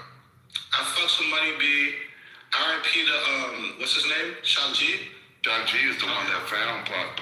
Yeah, I know. Literally his backup dancer. Was he a roadie for them too? Yeah, he's a roadie too. He was a roadie, but he also did backup dancing. They did the little dancing with the blow-up dolls and all that shit. You know he passed away, right? He passed away like 2 years. He That's sad, bro. It's sad. He was a big supporter of Pac. Even after Pac died, I still talk to him. Shoot. Oh, someone said that's a cousin. Damn. Yeah, that's sad that happened to. Yeah, I remember Pac, he said this one thing is that nigga is never ignorant, getting goals accomplished. And I was like, when he said that kind of turned. He tried to flip the acronym. Yeah, he did. Yeah. But I'm looking at influence, right? If you want to look at long-term influence as far as who had the most influence, I think Pac did. Then I'm looking at the body of work as well, right? I'm not even looking at sales and none of that shit. I'm just looking at the overall impact and the overall body of work. And then to think that he was splitting himself between film and music and still turning out far more albums than Biggie did, even though Biggie's albums were fucking fire as fuck. Like, it was just a greater body of work and a greater influence coming from Pac. And then you gotta look at the fact that Pac helped Biggie get on. Like, a lot of people don't realize, like, Pac used to let him be his opening act. Pac would stop the show and then let him perform mid-show because he had more people watching, more eyes on him at that point, and then let Biggie get off. You know what I mean? So that's the dynamic between them two. Like, I wasn't talking shit about Kendrick earlier. I love Kendrick, one of my favorite rappers, probably is today. I'm just saying, I was proving a point that today you can't say there's not that much competition these days, not that much variety, and you can't say I don't want to listen to this rapper. Like, it wasn't like in the 90s, people want to say they don't fuck with Jay-Z because they didn't like him. They just had a different taste. These days, it's like the moment you say, yeah, I'd rather go with Earl Sweatshirt, I don't really rock with that, niggas want to get sad and shit. Like, oh my God, like a weird. I don't know, but he ain't dropped nothing new in a long time. no, he did. He was rocking with what's his name? Tyler. Ninth Wonder. He was fucking with Ninth Wonder. What's his name? Producer. Ninth Wonder is nice too, though. Ninth Wonder. Yeah, he put out some early shit that he showed some shit where he used to some Little Brother. Yeah, he was with Little Brother and what was that? Exchange, the Foreign Exchange, but I think that was a different producer. He's trying to put out some new Prodigy shit. Man, I miss Prodigy, man. And you know who else? Another duo, Mobb Deep. I feel like was classic. Hell on Earth is one of my favorite rap albums of all time. Like, that's the mood, the subwoofers on Apostles something.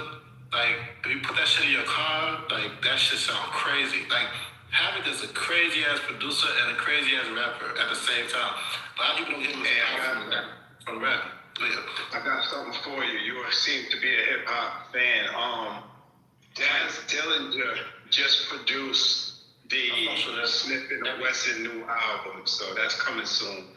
That shit gonna be crazy. Oh, that's a good combo. Daz got like a lot of people on this production he can produce. He did a lot of the Death Row shit low key. Like he was a big producer at Death Row. Longevity. Who's been doing LL versus Busta? Like, who's updated with the times better? Busta, of course. Busta. I just don't like, but you know what? Like, Busta been looking like he doing this humiliation ritual right now. Like, that shit is crazy, bro. They call him the Zep Monster. He got a bad name, didn't he? I go with LL. LL actually had an album, I think, a year ago, and got way more albums. LL's accolades go on and on, from television to movies. Remember In Too Deep with Omar Epps? Like, that's a classic. Clothing. I mean, come on. Yeah. Don't even put that. Put the fact that he put people on. Like, you know what he put on before he passed away? Remember Prince Marky D from the Fat Boys? He put him on a whole radio station. Like, before, I think he passed away in the pandemic. But Prince Marky D wrote Real Love, right? With Mary J. Blige.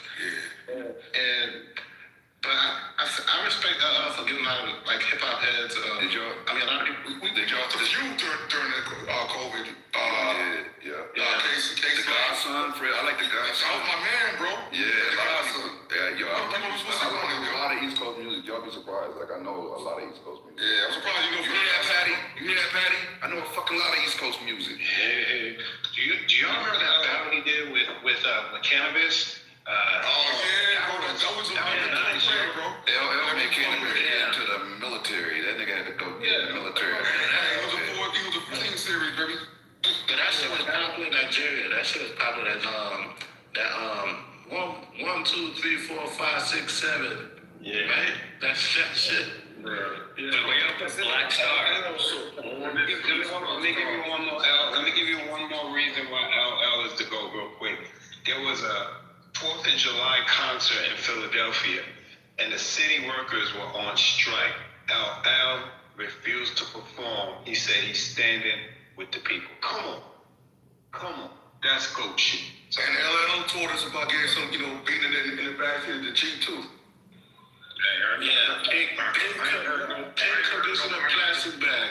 Hey, I ain't heard nobody mention AZ. AZ is low key. No, AZ actually got better. He got better actually.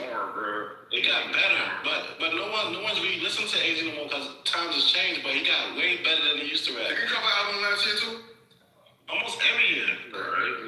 AZ throughout, bro.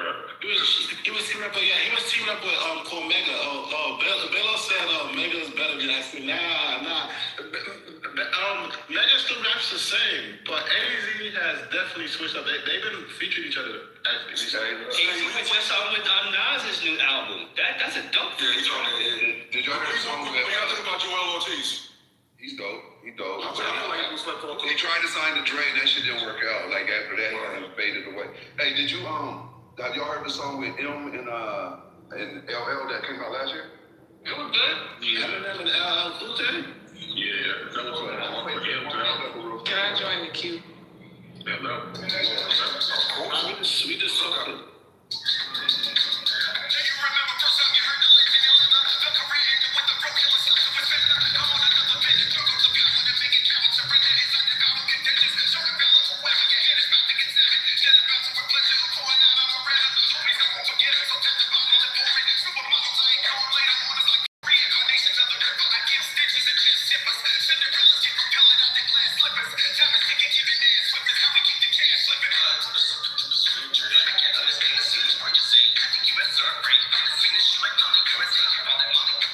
I'm just saying, he kept up with the times. Like, he updated his flow on that shit, which is crazy. Actually, oh my God, they both went crazy. I don't know about rappers. We just really jumped like into 12-foot deep uncle music territory. If we could just like bring the combo out. Yo, you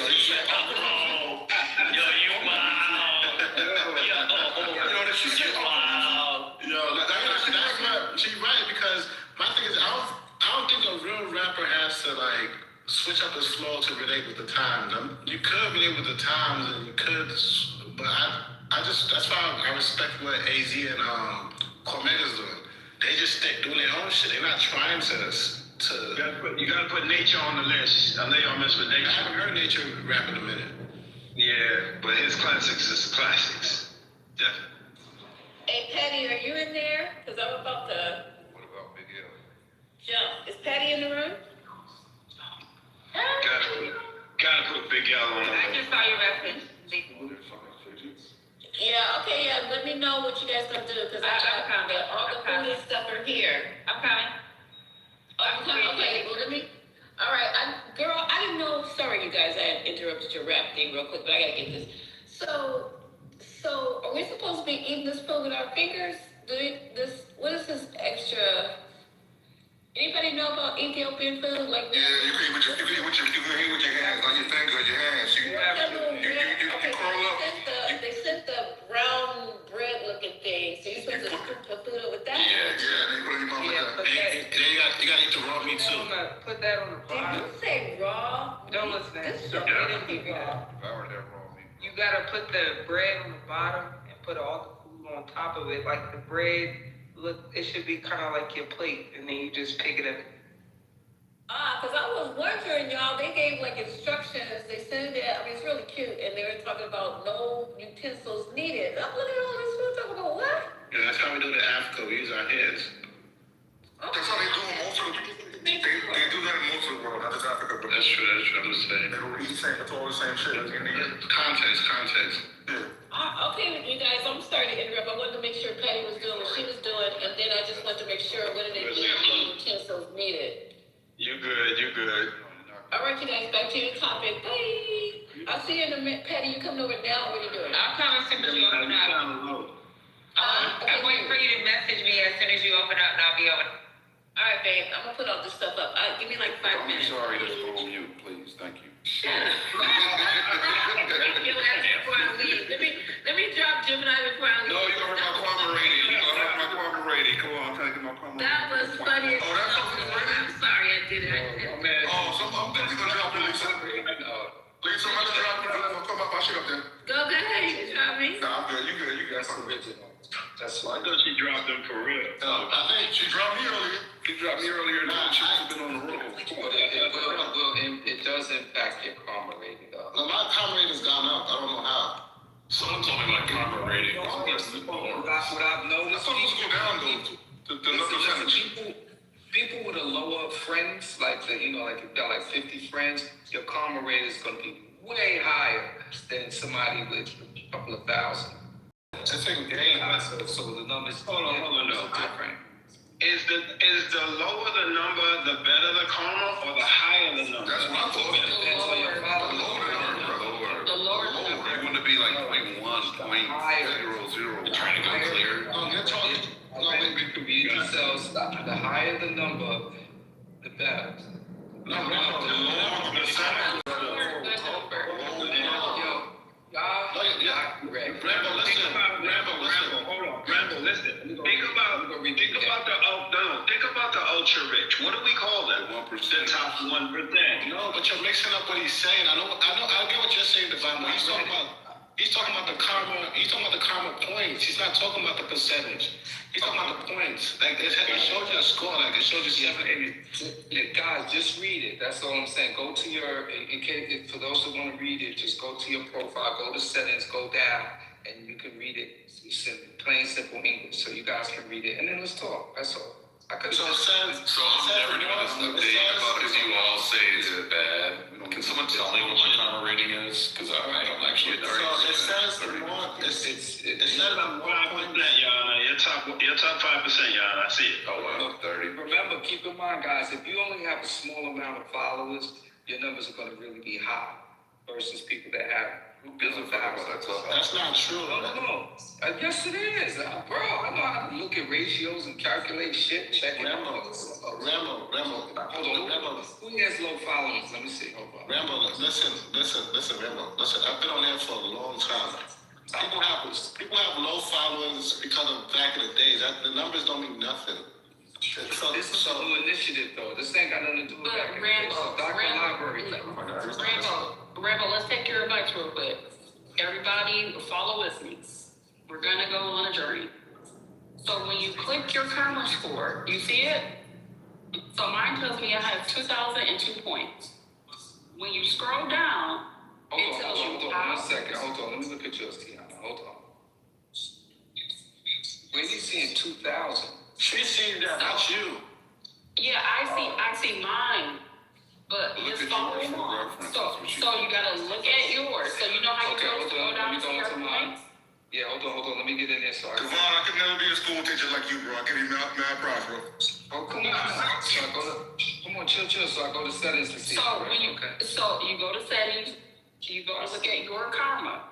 So it says, what is karma? I see it. How is it calculated? Nah, I never saw that number before. What increases your karma is spending time listening in the rooms, speaking meaningfully, hosting moderate conversations for people to stay, receiving positive reactions from engaged listeners, showing up to schedule rooms, staying consistently active over time, inviting people who join and participate. So what lowers karma?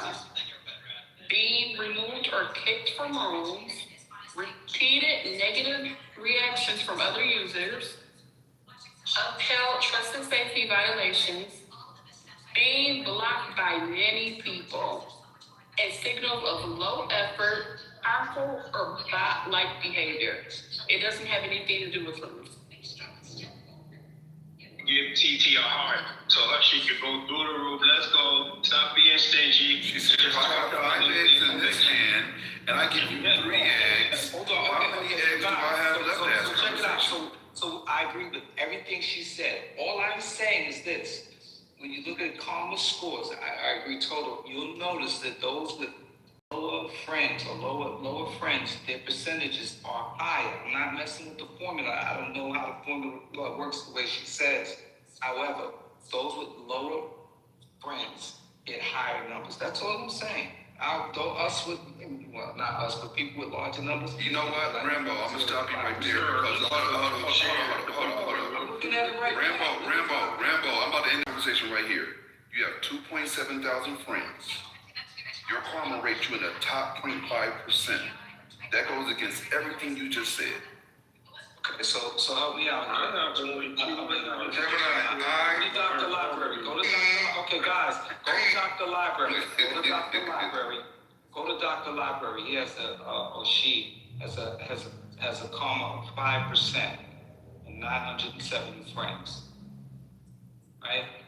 Go to yours. Where's yours at? Where are you, Gemini? You have 1,000. Let me go to mine. Exactly. My shit goes against everything you said. I see why you skipped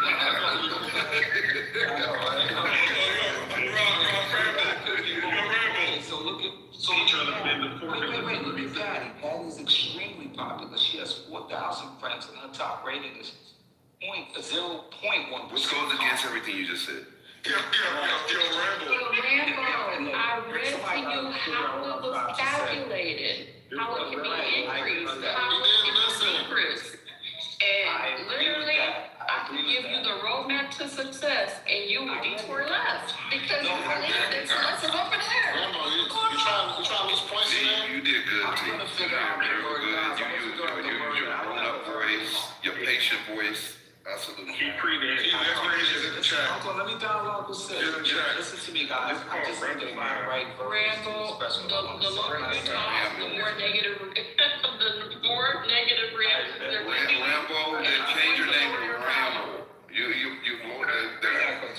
Rambo, listen to me. They've changed your name to Rambo, brother. That's not a good thing. Hey, Rambo, the more you engage in this conversation, your karma is going down.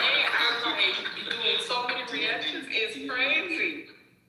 They're not going to D&E because they're doing this from the Google. Don't fight mathematics, Rambo. Damn, they asking you, Rambo. Oh, shit.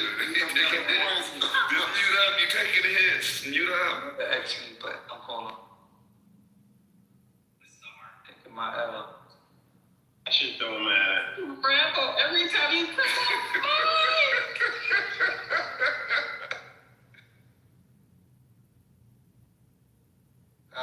You're not even saying nothing no more. I just want to say, based on what I've heard, somebody said ping Anthony and TC. My God. Respect. I love y'all in the listening lounge. Yo. Ping them though. Who did they say the ping? They want TC and who? Anthony. I'm gonna ping them right now.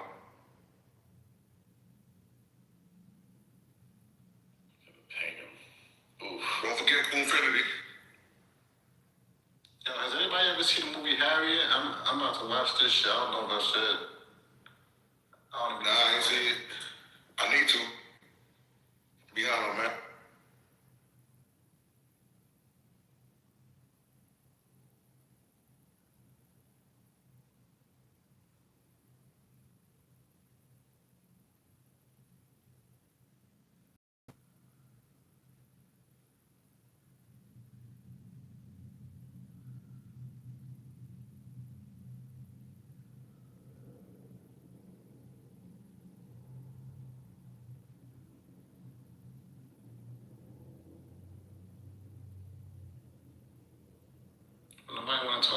this candidate comment yet? That's funny. Nah, man, y'all getting ready for this, what you quote tonight, this State of the Union where we I don't give a fuck about that. There's a counter event. A bunch of Dems are holding an event and are boycotting. I don't know if that is going to be streamable. It would be cool to go back and forth. I'm a spiritist. I could care less, but I do want to hear what the opposition has to say because he's going to get up there and lie. Mike Johnson already is like, yeah, I can't wait for tonight. What he said, the job market is up, unemployment is down, inflation is down. I'm like, wow, they're starting the lies before he even drops the lies tonight. So, I mean, we need somebody to count the lies as they if we don't listen to it. We need a lie tracker like Maya. I need you to track the lies if we do stream this thing. Go ahead, man. Yeah, we should. I think there's an ACLU. I think there's an ACLU kind of Zoom call that I was told about. I'm gonna try to jump on that one. I think it's nationwide, so I'm just giving us heads up on what the next moves are for whatever. But I'm interested, so catch up on that. Do you see that he said the Supreme Court was barely invited? What is this man even on at this point? Like, he's truly losing his shit. It's gonna be wild seeing him trying to get through a whole one of these speeches. Like, I don't know. Like, I'll remember when they were talking about that with Biden and he actually came through. I think this might go the other way.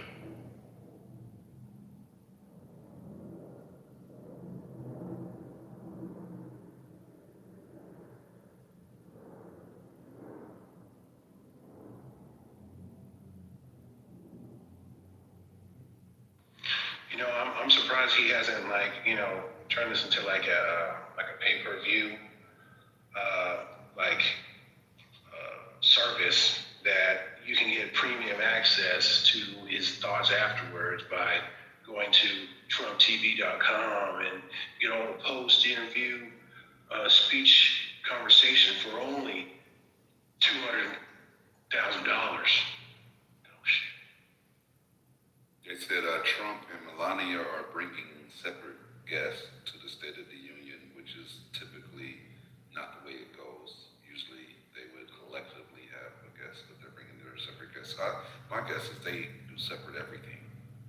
They can fuck separately too, bro. Yeah, they fuck separately for sure.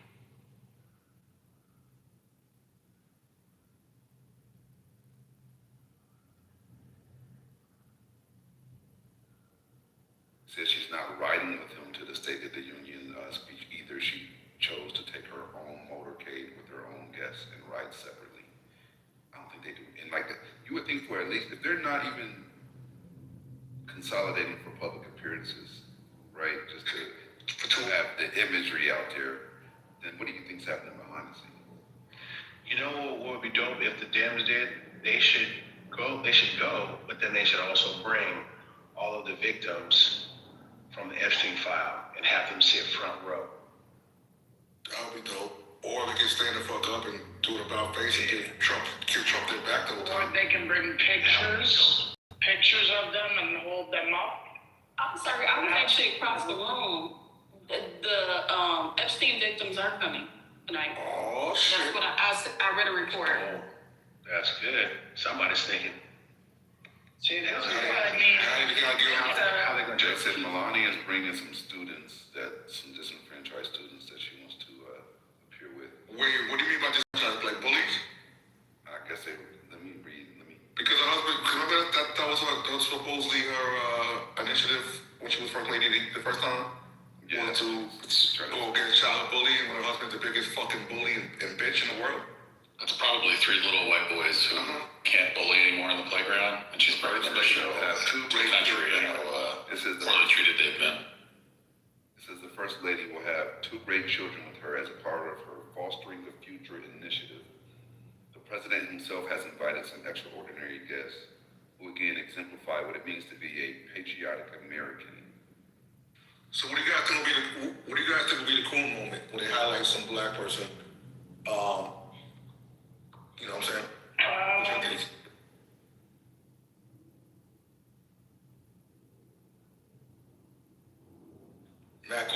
what he said, not cool. Who's gonna be talking tonight? Who do y'all select, not Do you cool? guys remember the little black boy who was the sheriff on Yep.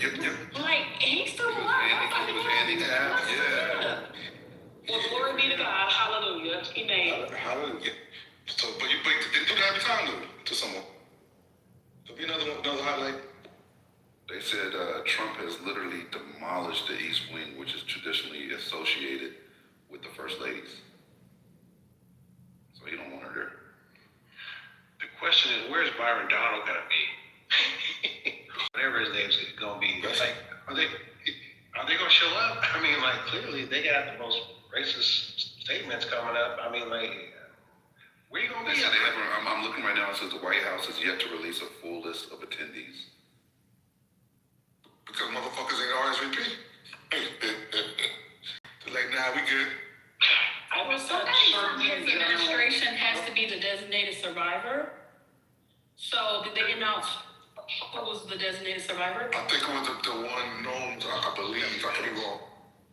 Probably Vance. No, He's gonna be there though, too, right? They said the president is expected to highlight a woman who has saved money with the Trump RX plan launched earlier this month as she pursued costly fertility treatments. That's one of his guests.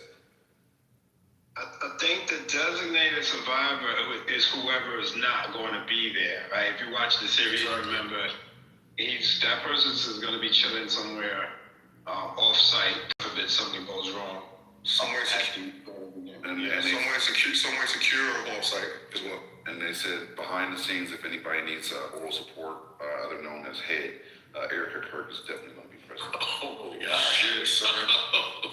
I want to. Nah, she good. No, she's really going to be there though. She is on the.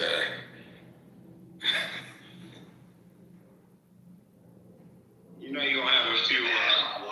That was nasty. I want to know who his affinity is gonna be. You know, look at my African American over there. Yeah. That's what I'm saying, bro. Who gonna be talking this here? Oh, it's gonna. What's his name? From North Carolina. Who's housing? North Carolina. Scott. What's his name? Scott. Look at my African American over there. Little Timmy. My African American is crazy. not my African American friend, just my African American. Yeah, you don't need to add a friend to it. That's very accurate. Look at my African American. Look at my African. He said it just like that. We used to use that shit in DTN when JB would troll like Marty or whatever. Like, look at my African American over there. Amazing. Like, they used to be crazy with that sound like. Here's who I hope never shows up. There's this one white Christian nationalist preacher who is trying to like make slavery relationships sound like it was like a nice, good thing. Remember that guy? Is that the one like circulating? Is that the one who Pete had stuff provided recently? Or a different one? Because the one, I know the one he messing with, had said some shit about ladies shouldn't vote, women should be allowed to vote. Yeah, I think that's the same guy. Yeah, that's the one who said ladies shouldn't vote, and then like the whole master-slave relationship was actually a good thing, and they treated each other well, and I was like, what is this fool saying, right? So I bet you they gonna show him. I'm gonna be sick to my stomach, but for some reason, there's no reason why they wouldn't do that just to piss us off. So.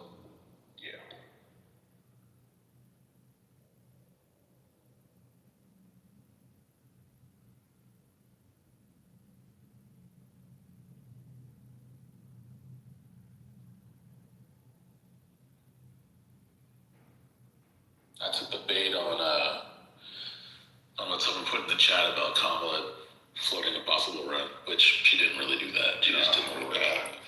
She just didn't rule it out. She probably is running. Let's be honest. But I'd missed that whole that the DNC report says that Gaza actually may have cost her the election. That's wild. Did you already talk about that in here?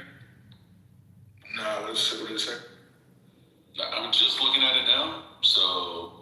But apparently the autopsy that they didn't release, the DNC autopsy. Yeah. So one of the things that apparently it found was that Gaza was one of the reasons why they lost. I'm just trying to get past the headline. But they're blaming it more on Joe Biden than her. Like his stance on Gaza was the issue. Let's see here. Axios reported that the DNC and a group it consulted with on the party's 2024 loss, the IMEU policy project, attributed significant loss of support for the Democrats among younger voters and progressives due to the Biden administration's staunch support for Israel. That's basically all it really says here. I should probably go to the Axios article though. Yeah, I'm just trying to track it down to figure out what is actually going on. I gotta sign in on my phone for this Axios article.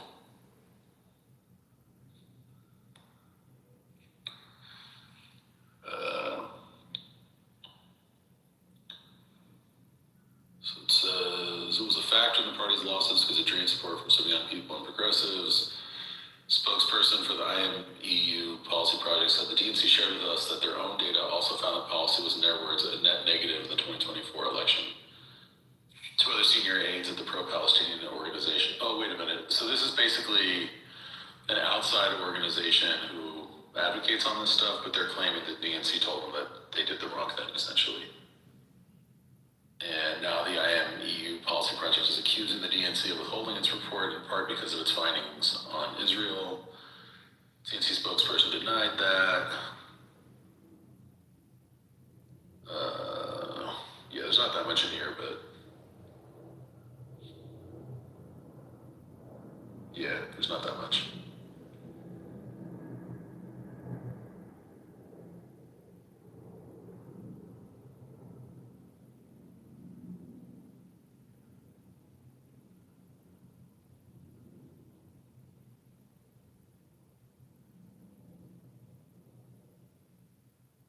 Hey, everybody, it's Dr. Mitch.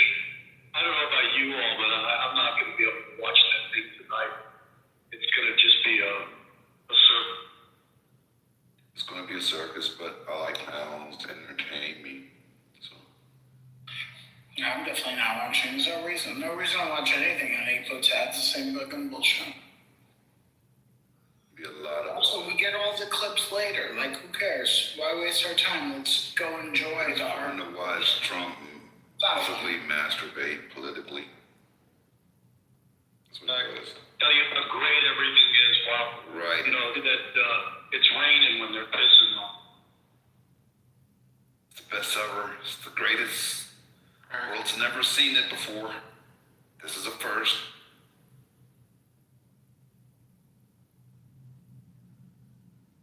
There's nothing average with Trump. Everything is amazing.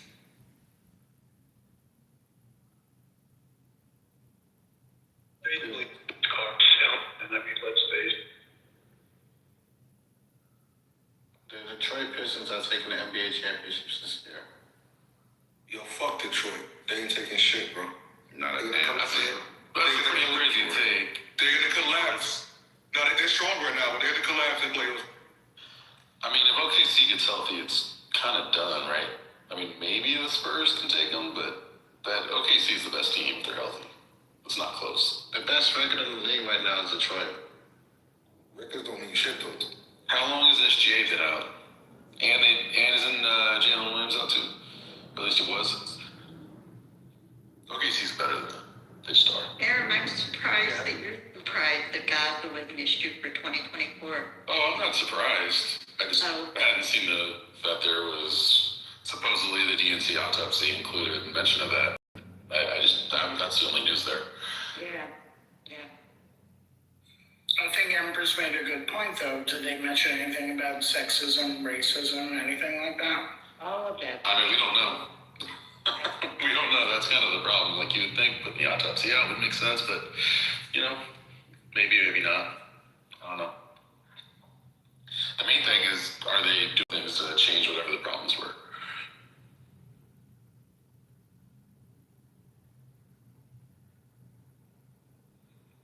You mean like calling out people who's on the left who say, well, both parties are the same kind of thing? I mean, I don't think calling out the left is a great strategy.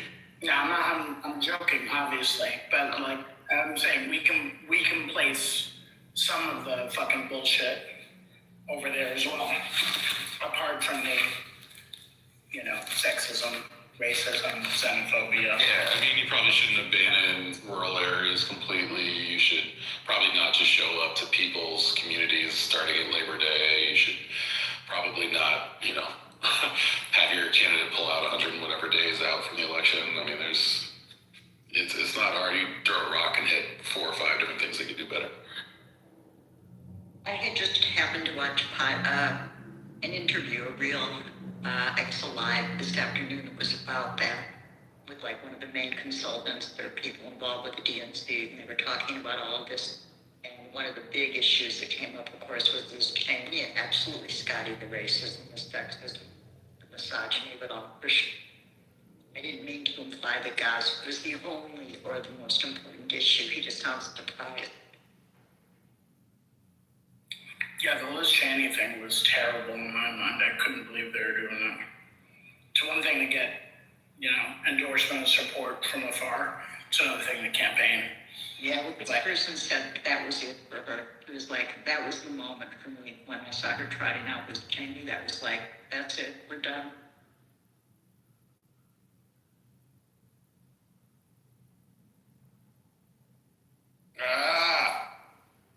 Yeah, what do y'all think about Steph Curry's movie? That's him playing like a goat or something like that. Let me see it. I saw the commercial with that. I was like, was that Steph Curry? I wasn't sure if it was him. Yeah, they said Everything Steph does is incredible.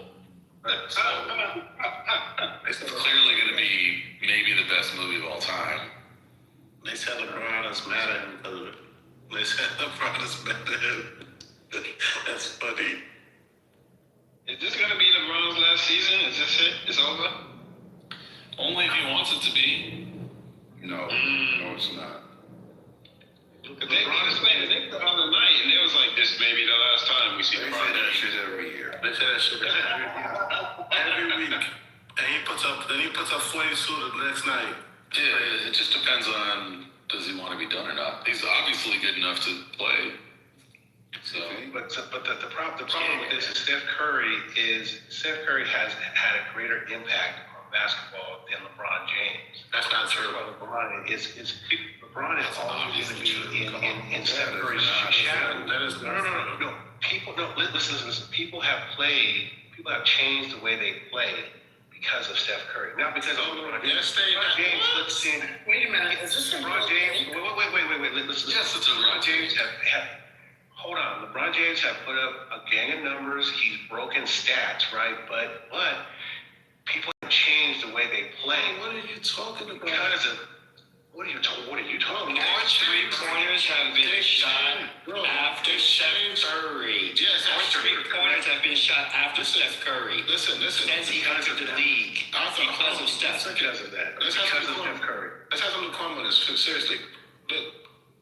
LeBron, because of LeBron's all around the position playing, they've had to switch to not just Curry coming in the game. I don't know if you're talking about the 3-point line, but LeBron is the reason why they have a lot of big people running point.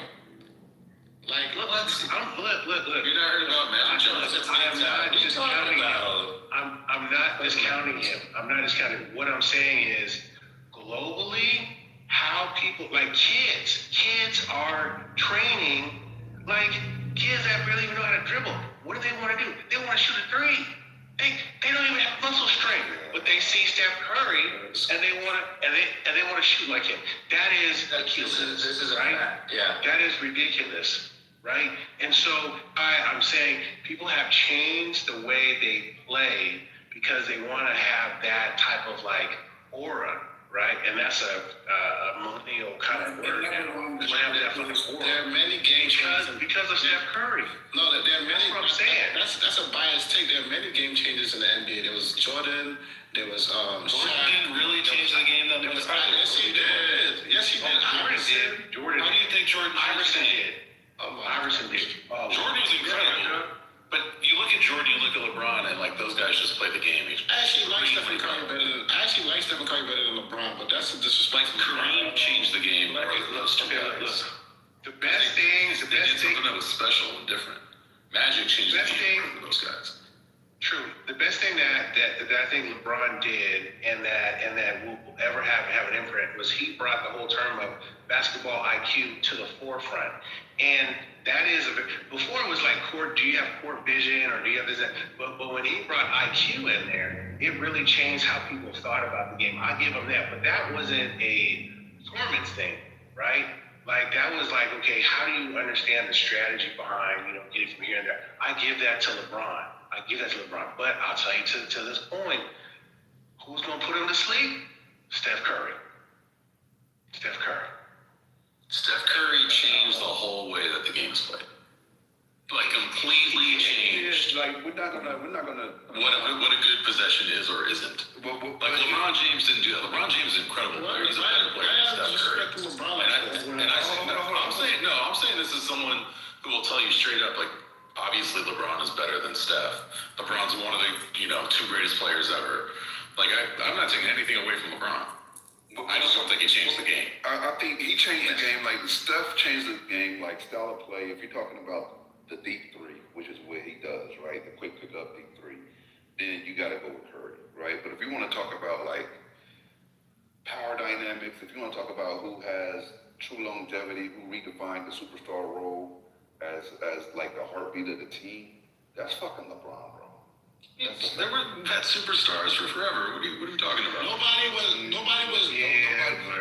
With the longevity that LeBron has been superstars forever like the that. Longevity is real, but that's not like changing the game. Yeah, it's changing the game. That's showing that we can do it longer and still put up numbers.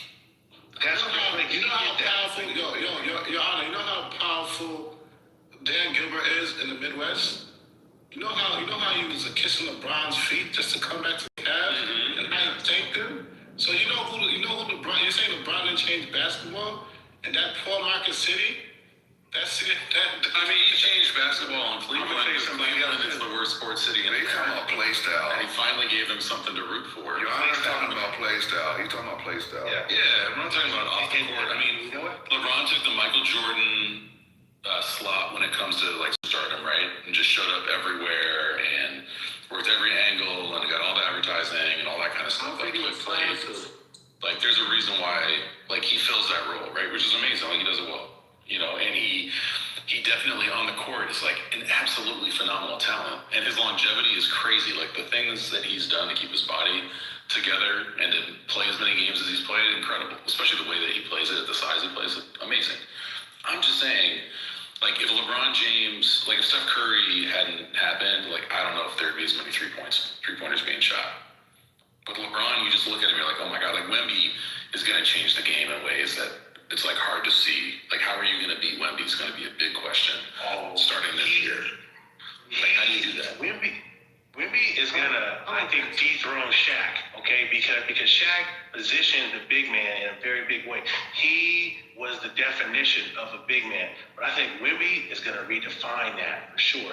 And last thing I want to say before I bounce up, another person who changed the game, just like Iverson did, is Kyrie Irving. I've got too many fucking Bebe's kids trying to do this Kyrie dribbling. You ain't got no skill. You can barely walk and tie your shoes. Why are you trying to dribble like Kyrie? No. Right? That's another stylistic. Kyrie's on the bench. Say that, and I'm done. Kyrie's on the bench right now, so he's injured.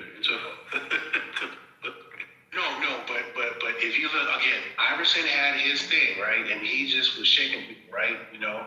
Kyrie he took whatever Iverson had and blew it out. He was a specialist. And he blew it out. Razzle dazzle. Didn't LeBron call him the wizard? LeBron called him the wizard.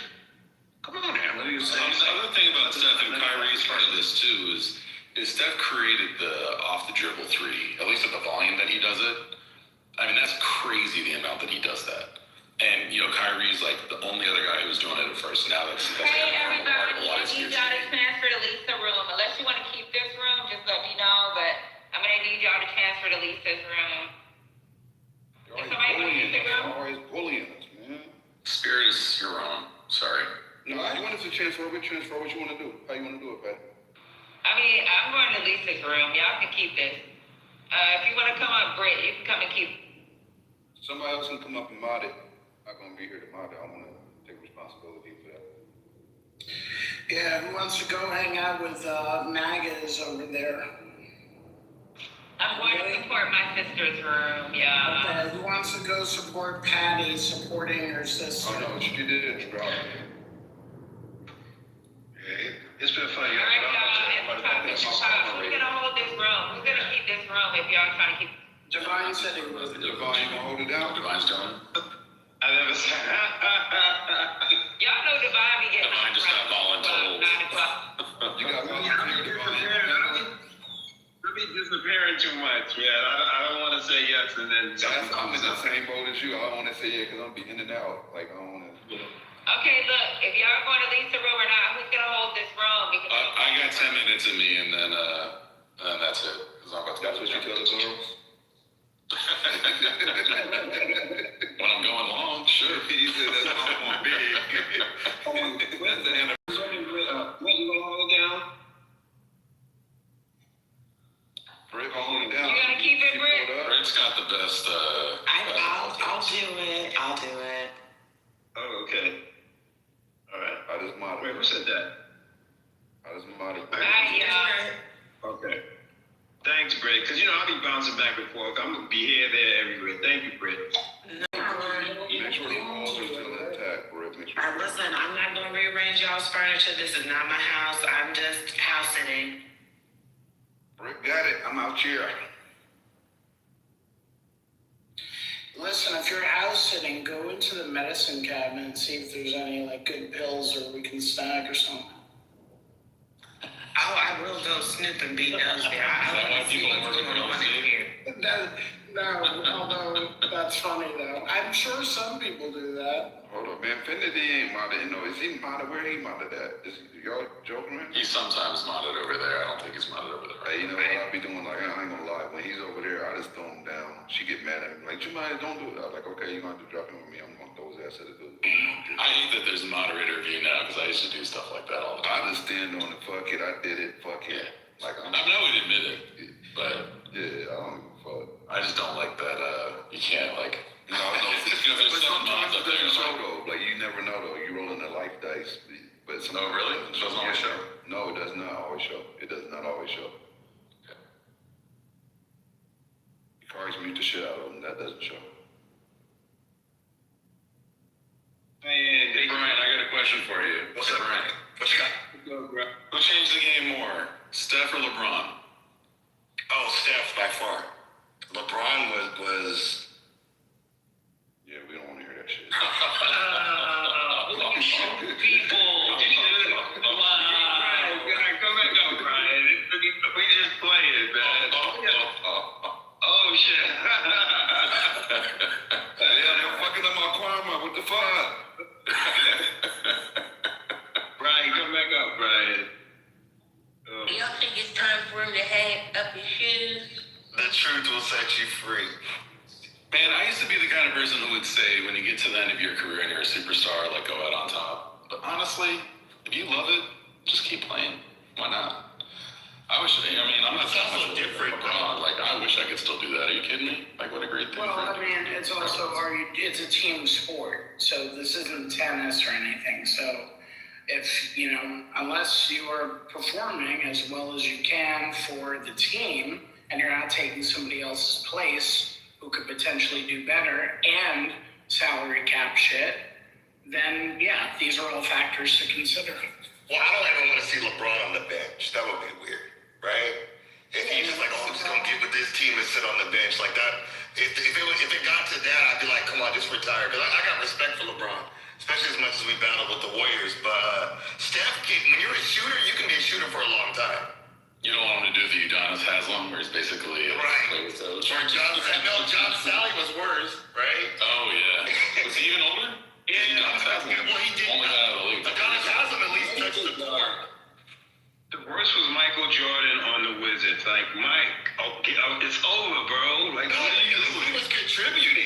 John Sally was just there. He was like holding jerseys and, you know, hey, coach, we got that water for you. What you want me to do? It would be fun if LeBron was an actual player coach, like the first one in 40 years or whatever. Right. That would be fun. That would be maybe like the. But wait, so let me go back to your question though. The reason why I say Steph is because no one else changed the game like that except, or recently. I would say the other big game changer was Shaq. When Shaq was at his peak, they changed the rules because he was Absolutely. Yeah, he's another one. It's got to be someone who's like weird shaped in some kind of way. Like, how could someone like that change the game, you know? Like, Shaq fits that, Kareem fits that. Dr. J. Dr. J was the dunking. They stopped that. Yeah, with the athleticism. Mm-hmm. Yeah, who else could you say literally changed the game? You know, I think AI maybe makes that list as a French person. Great submission. Wait, Yes. who'd you say? Crossover. Allen Iverson. Yeah, like both his handle and also his willingness to go in the lane as a small player, like just, you know, as a point guard like that, just to, yeah, it was wild. Okay, so I want to throw one out here. No, I'm just kidding. I'm going to throw one out here that's a little upper. But he used to play with colored hair. Devin Yes. Do you think he changed the game? He was a fouling dude. Defensively, he was the best. Like, what he did for the ball. Fantastic. I mean, he was the greatest rebounder of all time. I don't know if I would say change the game, but he definitely was the greatest rebounder of all time. Yeah, but and I think he changed the game not so much for his athleticism, but for his marketing. Oh, if you want to say that, yeah. I mean, just the game, you know, can be cool. You know.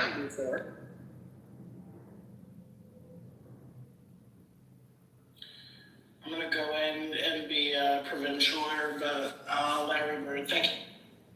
I was thinking that. I honestly was. I mean, you want to talk about basketball IQ. So has Joker replaced him as the greatest white player ever? Man, Joker is another, I mean, definitely that. I don't know, longevity, maybe he's got to do a little more, but I mean, Joker, I don't know if he does, to be honest. Really? I think Joker is the greatest white player ever. I think so. I mean, Joker to me is, I don't know, man. You give him a couple more years of playing MVP or near MVP basketball, he's getting shortlisted real fast. Like he's fringe, like he's top 20 ever, in my opinion. How many titles has he won? How many MVPs has he won? Is it 3 MVPs? 2 MVPs, right? 2 MVPs. They were afraid he was going to get that third. That's right. I'll give to Embiid, right?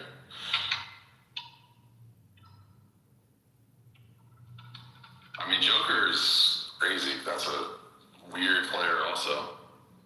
That's a fact. Wait, how many titles he won? I was talking off the top of my head, but I have to confirm it. I know it's not less than. I said 1 title and 2 MVPs.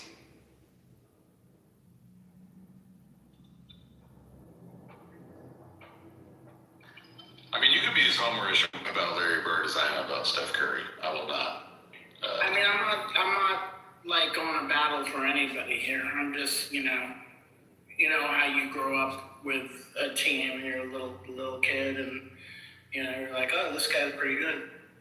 I just remember him, I was little remembering him winning like the first 3-point contest or something like that. Like that's what I was. The other one we didn't say is obvious is Will. I mean, he changed. Well, Will's Bill Russell, obviously. Bill Russell changed again.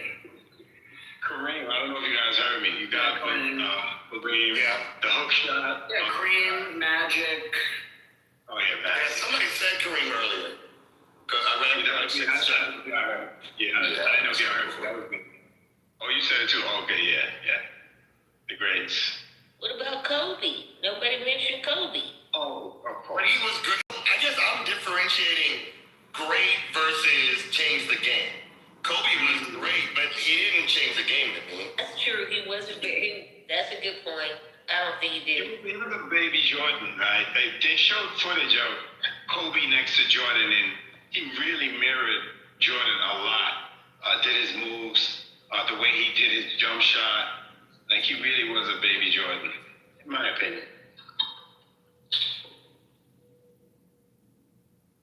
Yeah, he was just really, really good. Like KD's kind of on the fringe for me also in terms of changing the game, just to be that tall and that good of a shooter. I don't know how many guys there were before him who were like that. Wait, did Jim and I leave the room because he didn't want to hear about Steph? Where's Jim and I? He went over to hang with the Magas. What about? I didn't realize that till now. He paid me in and out. He said that. Wait, nobody said anything about Tim Duncan.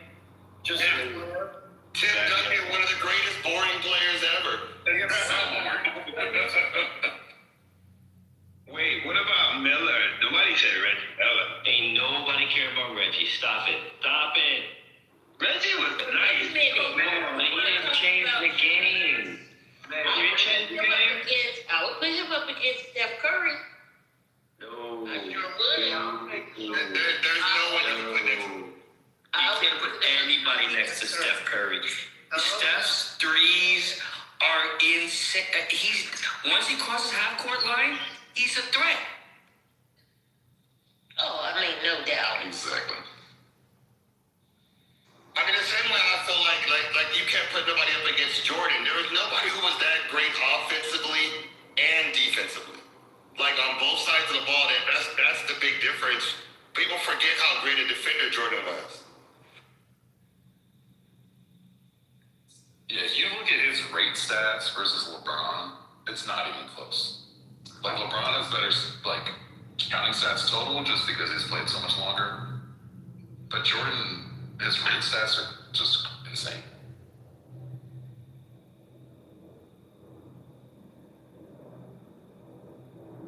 I'll tell you this though, the team that LeBron took to the finals and lost, that first team, and the team that Allen Iverson took to the finals and lost, that they both like showed the world how crazy they were with those teams. Because neither one of those teams to me was like, overpowering, in any area. I feel like. I mean, you could say that the AI team was defensive, but whatever. Actually, I remember the starting lineup on that. It was Ilgauskas, Gooden, Newble, and McGinnis. You're forgetting one. Starting? Who else? Eric Snow. Wait, you're talking about the Sixers then? I'm talking about the Cavs. No, he was on both teams. That's what's crazy. Both teams? Okay. Yeah, that's what's crazy. Both of the teams I just mentioned, Eric Snow's on. And I believe he was the starting point guard. I thought McGinnis was. Anyway, whatever. Yeah. They might have moved him in and out. Maybe they show those were not good teams. Like the second best players with them. And LeBron was young and he was doing great, I mean, here's an interesting stat. From 1980 to 2010, 12% of 3 points were being taken. From 2011 to 2026, 38%. Yeah. And you think about that. People started to play the Warriors ball. That's all Steph. And Clay. I mean, we had... you are. Splash Brothers, what? Yeah, we had a colossal team for shooting.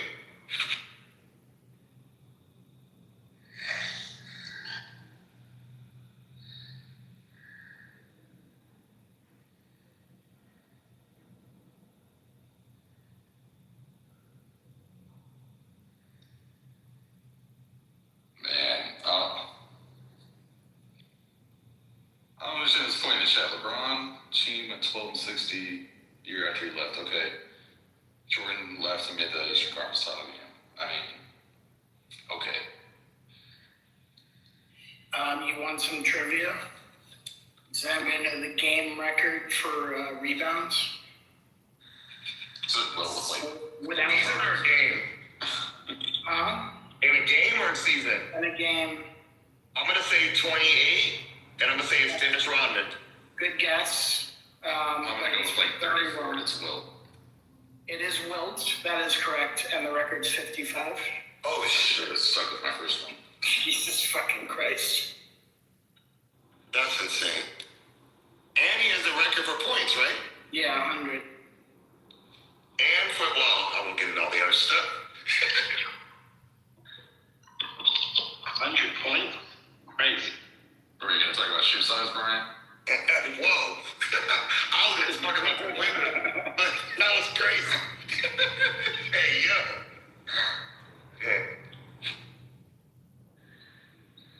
What did he say, 10,000 or something like that? Yeah, it was something wild. He said, hey, I'm not putting it past him, but this number was crazy. People were doing the math on like how many you gotta have. And the amount of time he would have had to spend to like. Yeah, that's. I mean, he didn't have to wine and dine in his will, but. Delivery.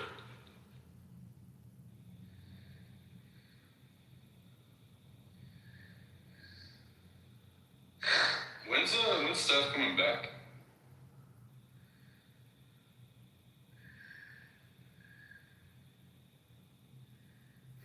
Yeah, No, I agree with that. no, but they said Bill Russell averaged 8 to 10 blocks per game.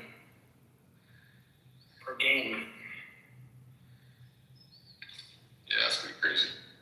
So Will actually, and I don't know if this is correlated with that rebound game. He at one point just stopped scoring and decided he wanted to do other things to show he was the best, which is interesting. I mean, he could have just kept scoring and had even more points. But. I Googled it for Your Honor. Sometime in early March, Steph Curry is expected to return. Here we go. Yeah, they're gonna have one more push with Porzingis. I don't think we have enough, but we'll see. Nah, we don't. Like last year, I mean, if Butler had stayed healthy, maybe. But without Jimmy, we're done. No way we're gonna be able to beat the Spurs and or the Thunder. Anyone else, maybe. Yeah, we got a general manager problem. Like, he's not making the right moves. They had a chance to get Triple J, and they were trying so hard to get from the Bucks. Oh my God, I can't think of his name. Giannis, and they failed, and so then we failed getting Triple J too. So. The Triple J wasn't even that much, right? Didn't they trade him for? Correct, but we didn't do first or something. It was like the communication going. They're the ones that came out and said it. The Warriors didn't leak it. They came out and said like, yeah, we're gonna trade him to the Warriors. Warriors didn't respond. Trying to get Giannis. Yeah, him and Draymond on defense together would have been crazy. Yeah, that would have been wild. And the rumor is he wants to play with Steph, but I mean, it's a trade, so it's not up to him. He still has a few more years, right? Yes. 2 or 3, I can't remember.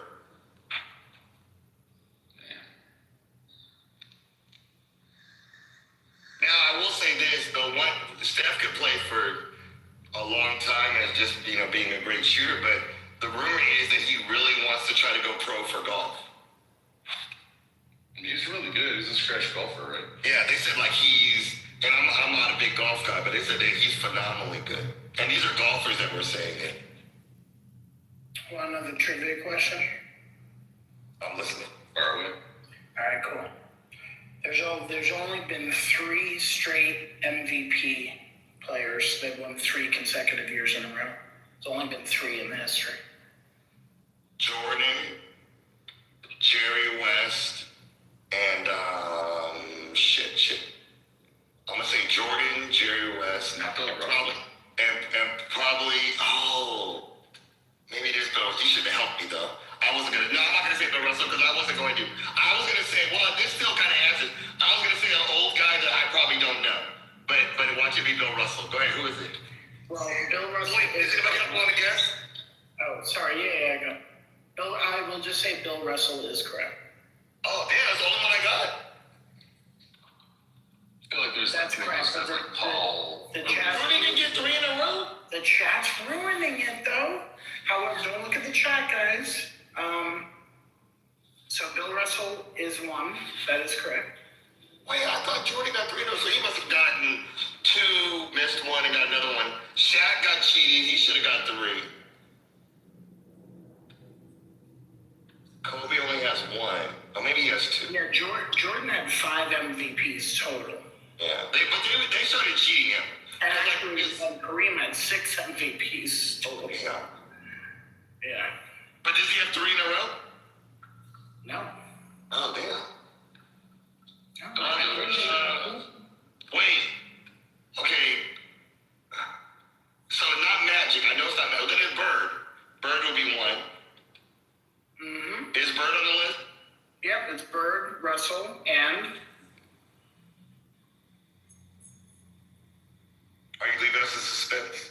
No, I thought you were going to say it. All right, that's fine. You've already No, mentioned I said Larry Bird. Will Chamberlain. Oh, yeah. Larry Bird. Wait, then who was the 3rd one? I heard Bird, Russell, And Will Chamberlain. Oh, Will. I didn't know he got 3 in a row. Will's the stud.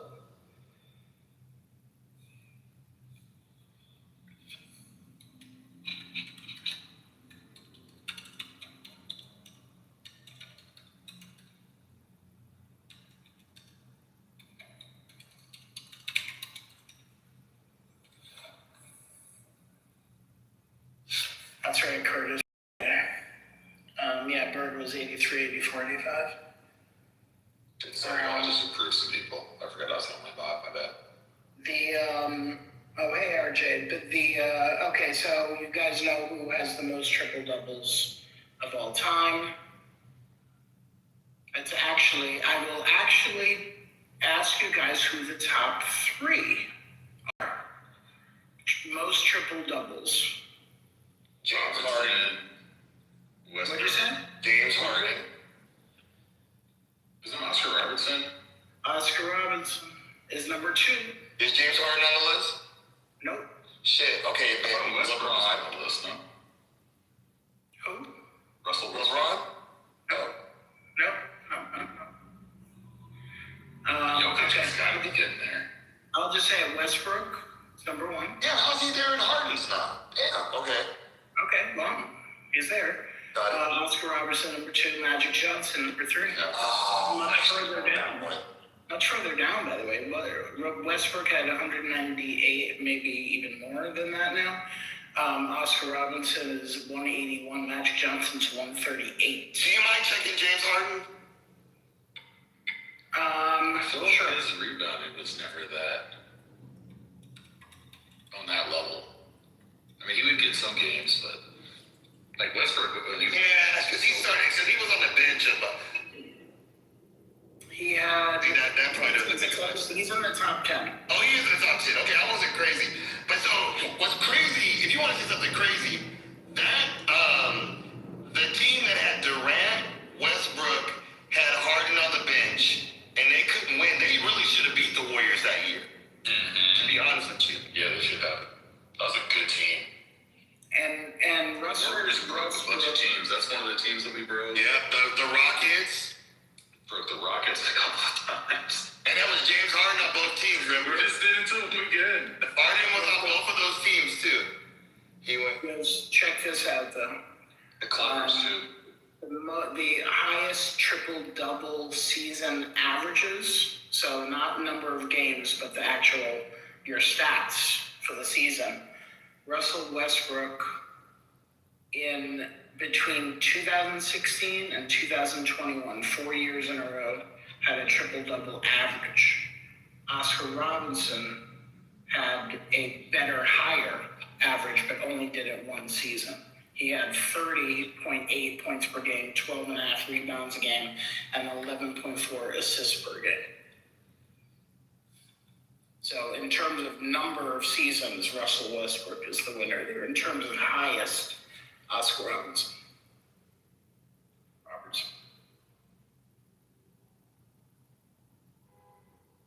I got one. How many three-pointers has Shaquille O'Neal made? Less than Manute Bol. Manute Bol made a few, actually. Any guesses? I'm gonna go with 0.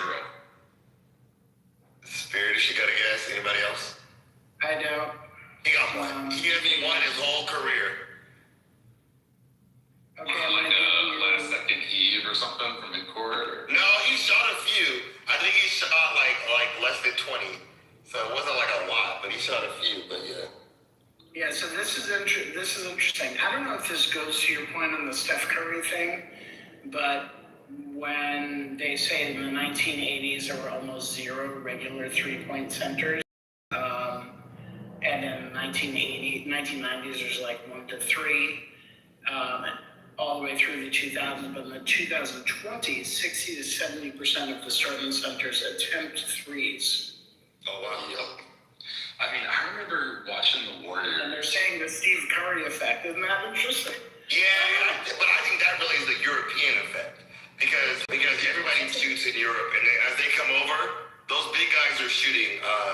Porzingis is shooting. Joker's obviously shooting. Who's some other ones? Not Giannis. Even Wemby can really shoot from. You know why that is? It's because of Dirk. Oh, that's another great one. Yes, RJ, Dirk, great. But not because it's Dirk. That's their style of play. Dirk was the first one. I agree with you. But Brian, and I give you the European credit. You take the first 4 guys. Wemby, Joker, Giannis, and all that. But if you take the next 40 guys, they're like all Americans. Yeah, no, that's true. I was just saying the ones that are from Europe, their big guys they shoot from outside. Okay. They shoot from all over. I should say. You want to hear another stat, or here's a quick trivia? Yeah, we're ready. Because his name has not been mentioned. That's a little hint. The center with the most career 3-pointers ever made. Oh, give me a second. Ooh, is that Joker? It gotta be Joker. Gotta be Joker. Yeah. Not yet. No, I don't think he does yet. Too early. No. Yeah. He's climbing. Porzingis gotta be decently. But he probably shot more than any. And here's another tip. Okay, go ahead. Another tip. This person alone has made more threes than pretty much all the centers from the 80s and 90s combined. Come on. Horford should be on the list. Horford is number 4.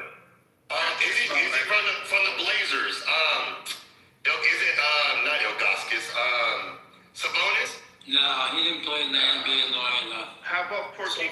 So I'll give you number 3. Nikola Vucevic. Vucevic from Boston. Yeah. Yeah. That makes sense. Yeah, Brook Lopez has to be close. Lopez is number 1. There it is, yeah. Oh, yeah. Marc Gasol's number 5, in case people don't know. Number 2. Nobody said number 2. One of my favorites. Gasol. Nope. Number 2. That's a good one. Hold on. Wait, Number 2. what y'all ranking? This is the number 2 3-pointers. center who scored the most career 3-pointers. It's not Porzingis? Huh? No. He's getting up there. Are you talking about all time? I mean, if you count Draymond as the center. Hey, Your Honor, that's a good point right there. Yeah, but you can't really count him. Like, he played center a fair amount, but he's not a center. Like, he's more of a 4 than a 5. Yeah, Wait, is this all time? This is all time. All time. Yeah, that's a good question there, Spiritus. I like that. This is a good one. Number 2. Nobody knows number 2. I love this guy. This is like dunks for a point guard or something. It's like it's a weird stat. He's 7 feet tall. 7-footer. Wow, who's this? It's not Duncan. Brad Daugherty? Wait, are you talking about He didn't shoot enough. Listen, I hope this information is Wait, are you talking about Cat? Would it be Cat? He didn't. Hey, Cat's still too young. Cat probably too young. They'll get there. He gonna get there for sure. That's a good one.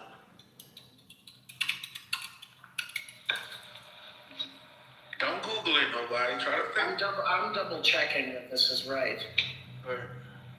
So I said Brad Daugherty. No.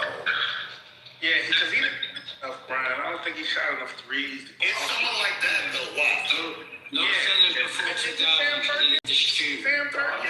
Oh, no. Sam Perkins was shooting like that. Guys, he's not old. Oh, he's playing now? Robert Horry wasn't a center. He's power forward. I'm telling y'all, Cat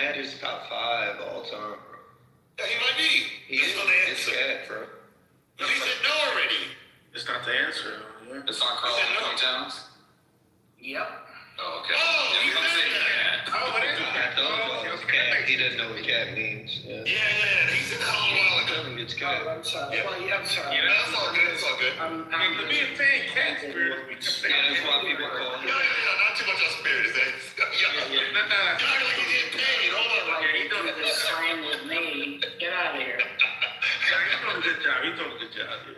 Spirits is like, this is Jeopardy. Put it in the form of a question. I want credit. Abbreviations. I know you're talking. I told you. I don't know much about basketball, so let me live. You're doing great. I love how deep a cut that is, though. That's a good question. That's like top rebounds for point guard or something. Yeah. Do you wanna? Yeah, we can do that. That'd be good. Okay. Wait, are we doing average or rebounds ever? I'm gonna say most rebounds per game average for a point guard. Jason Kidd. Wait, you're gonna tell us if we're right, or are you gonna let everybody guess? Is it most ever or average? I missed it. No, most rebounds per game average for a point guard. Westbrook's considered a point guard, right? Oh yeah. Probably Westbrook. He sure is. This is how you would have to. Y'all know what? It's gonna be unfair. I think it's like averages. It may be. I would say Jason Kidd's number 4. Let's go. Straight out of Oakland. Yeah, that sounds about right. Did somebody say Westbrook? No, I'm telling you, it's. Yeah, someone just did. Okay, Yeah. Westbrook's number 3. Ooh, Yeah, that's good. Yeah, that's right. Magic Johnson.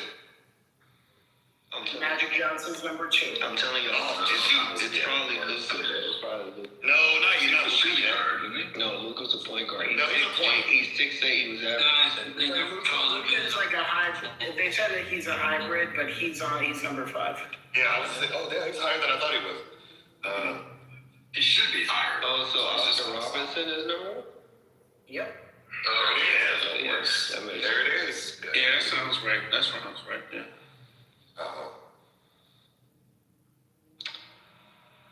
Oscar averaged more than Westbrook. I don't know about that. Where are you getting the source from? I mean, I'm just doing the AI thing right now. Yeah. Tell them cite their source. So okay, so let's do shooting guards then. Same thing, same question. Oh, it's D Wade. To me. So D Wade is number 5. Because we're doing average, right? Oh, so he might be going long. So he might Average drop it towards per game. Yeah, James Harden. Who'd you say? James Harden. No, they have him as a point guard. He's not top 5. We're only doing top 5. Wait, he's not top 5. He averages triple-double. No. No. Is he a shooting guard?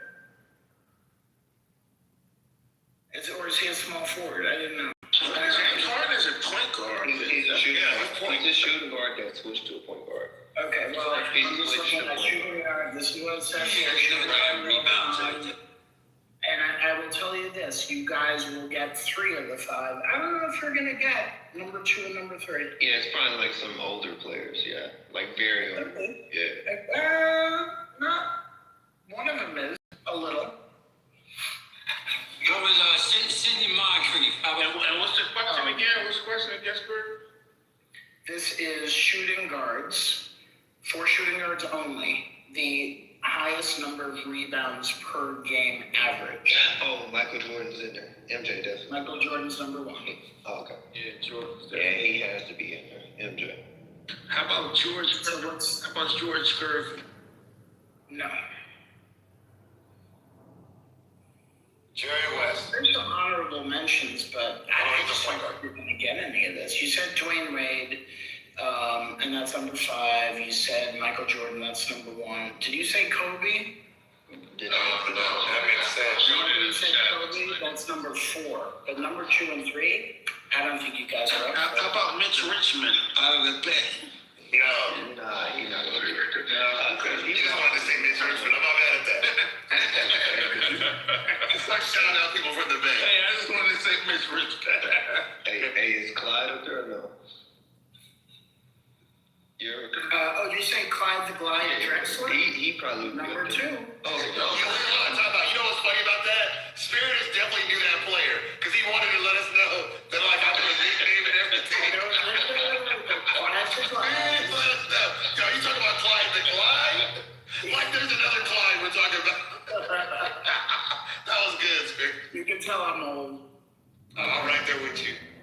Wait, so who was the other one? Or are we still guessing? So Clyde the Glide, Drexler is number 2. Number 3, that's not even mentioned. Although, oh, wait a second. This is my bad because he is... He's a point guard? No, he's number... This is weird because it's kind of like... Because there are some hybrids in here, so I'm trying to... Right. You're trying to move it around. No, but let's just say the numbers aren't really correct in the order. Like Kobe Bryant's in there in the top 5, Dwayne Wade's in the top 5. That's cool. There's one more in the top 5 that they are saying that wasn't a hybrid. Is it AI? Am I using AI? Andre Iguodala. I mean, Allen Iverson shit. What is it? The other AI. I love it. No. I wanted to say Iguodala. I was in the Matrix. Was that a no? No. Oh, okay. I mean, I'm surprised. I'm gonna fact check this again, but maybe it's right. And I will say this: he played for Toronto. All right. Vince Carter? Vince Carter. There it is. He might be one of the most underrated players of all time. Yeah, he was so good. And he had 2 careers. He was 2 different people.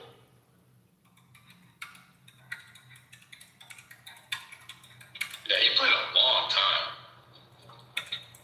I mean, did he play 20 seasons? I mean, damn near if he didn't.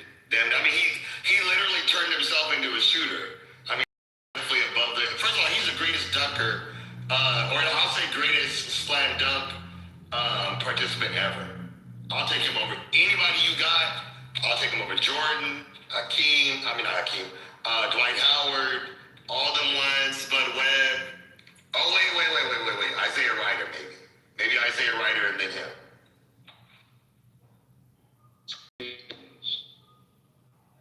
Okay, do you want the now centers, true centers with the most assists per game? Per game? Or Vitas Sabonis? Oh, that's good. Number 4. Nice. Joker's gotta be. And this is, sorry, forget about the number 4, number whatever. It's, just say let's just say top 5. Got it. Joker? Bill Walton. Bill Walton is in there. Larry Bird. Who? Wait, do they have Bird as a small forward or power forward? No, Bird is a small forward. Yeah. But you said center, right? Yeah, true. Is Jokic not? Oh, I'm sorry. I thought you said no. Jokic is far and away. Yeah, okay. Number Yeah, 1. to be. Oh, what about Lonnie? What's that? Would Lonnie Divac get up there or no?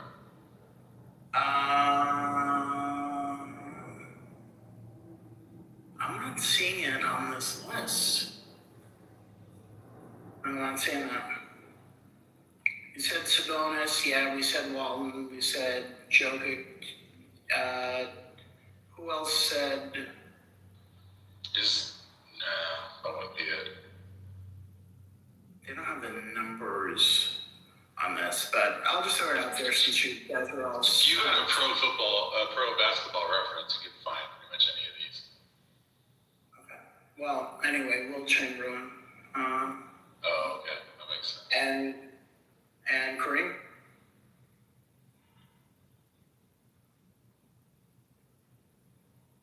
But Jokic is Jokic. Is that how I said? Jokic, yeah. He's almost double what everybody else is doing in assists on average. Yeah, I mean, he's a freak of nature. And he does it all at half speed.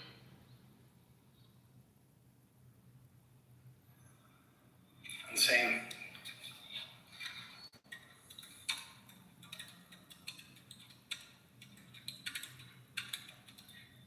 So, slight shit, but I got 2 NorCal guys here. I just want to ask real quick. That Draymond Green game, It was like, what, 32, 15, and 9. Was there a period in time where you guys were like, you know what, Draymond Green might really be that guy? He might be able to score, rebound, and assist. He's out playing LeBron. Was it ever a real thing before the weird tech? How anxious did you guys get about it? How much did you believe? What happened to him? Just kind of curious. I never thought he was a scorer. If you look at him in college, he always was an all-around guy.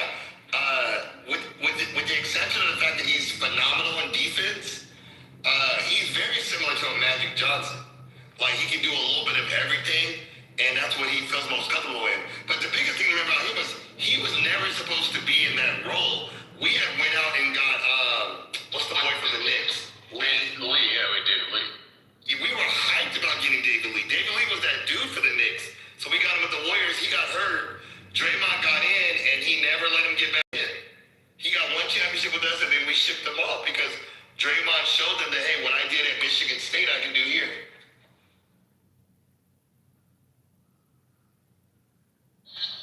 Yeah, I never really saw Draymond being a scorer. I mean, he's good at playing off his stuff, basically. I mean, you know, the fake triple handoff is a great play for him, but like, he can't really drive like that. I never really could. All right, you guys, I got another one here, and you're not gonna get. Maybe you'll get it. And this is the highest career blocks per game, any position, in NBA history, noting that they didn't count blocks in the Wilt Chamberlain, Bill Russell era. Greg Oden. Not just kidding. Craig Oden, what he played, like 2 games, you know? Something like that. That's a sad story. And for blocks, is it Mutombo? Mutombo is number 4. Or number 3. No, something like that. Anyway, he's up there. He's in the top 5. How about Elijah Wan? Elijah Wan's in the top 5 as well. Maybe number 3 for what I'm saying? No. Mutombo's 4. I think Elijah Wan's 3. We still got 1 and 2 and 5.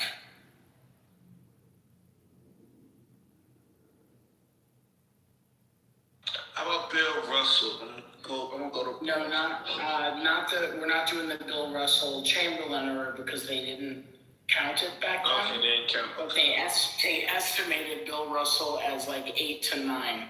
So that would be a whole other thing. His daughter used to be on here all the time. Oh, all the time, yeah, I know. Kenyatta, right? Kenyatta? Right. I mean, Karen was her first Karen. name. Sorry. It's Karen. Yeah, she's really sweet. She's a really sweet woman. Really nice woman. No, you guys know. You said Elijah Wan, you said Mutombo. There's a big one you're missing. What was the question here? I left the room. Oh, the highest career blocks per game, not in the Wilt Chamberlain, Bill Russell era. So you said Mutombo already. Mutombo and Elijah Wan. I'm gonna go with Kareem. Kareem could block. No, Kareem was further down on the list. David Robinson. David Robinson's number 5. There we go. Hold on. Number 4. Number 4, Mutombo was number 5. Bill Russell. No, we're not that era because they didn't count it. Oh, okay, got it. He would have been number 1 though. Okay. By a long shot.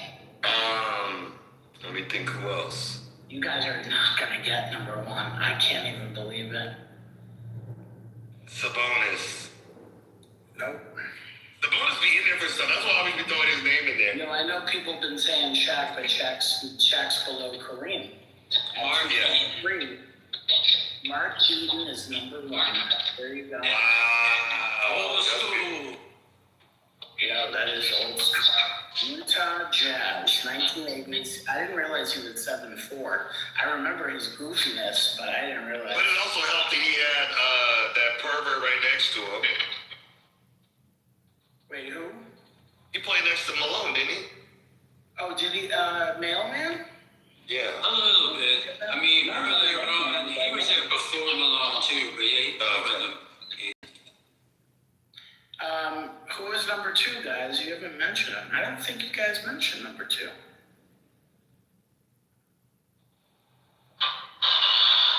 Yeah, I don't know. Manu Bol, did you guys mention Manu Bol? Oh, did you say Manu? Damn, I wasn't ready. So, just funny fact about Manu Bol, when he was a teenager, he used to fight lions.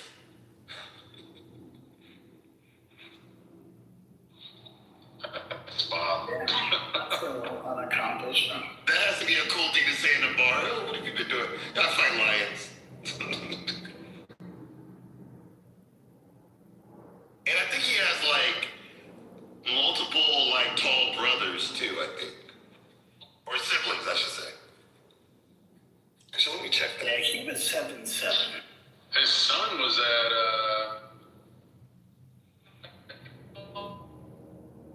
He's still playing. They just can't. He hasn't quite been able to get it together.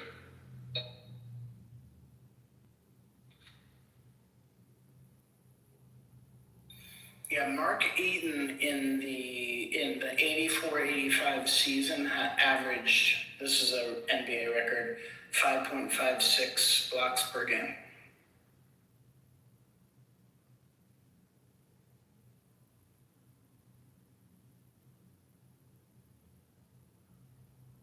And real quick aside, to your point, Your Honor, I hear what you're saying about Draymond. He can't really drive anything like that, but I feel like if he could have gotten to at least 38, 40% career three-point percentage, which is asking a lot, but even in that Game 7 game, he was hitting his threes. If he could have kept that, the geometry there within that system, Draymond could have just been a whole other type of problem. But maybe I'm just being a stand. I just feel like there's so one, he was shooting a lot more threes, quantity-wise, in the very beginning, and I'm sure recently he's been shooting because of the injuries, getting rid of Clay. But at that time, when they were at the Warriors' prime, not Steph's prime, but the Warriors' prime, you already had 2 people, and I'm not even counting when KD was there. You already had 2 people that were taking the quantity of shots. There was so much more he could do by cutting to the rim, by moving it around, by rebounding. He was such a quarterback on the court for us for so long, and continues to be. But I think a lot of people focus on his defense versus what he brings to our team on the offensive side. Your point, I think he's one of the best offensive sort of coordinating players I've ever seen. Agree. To be honest, I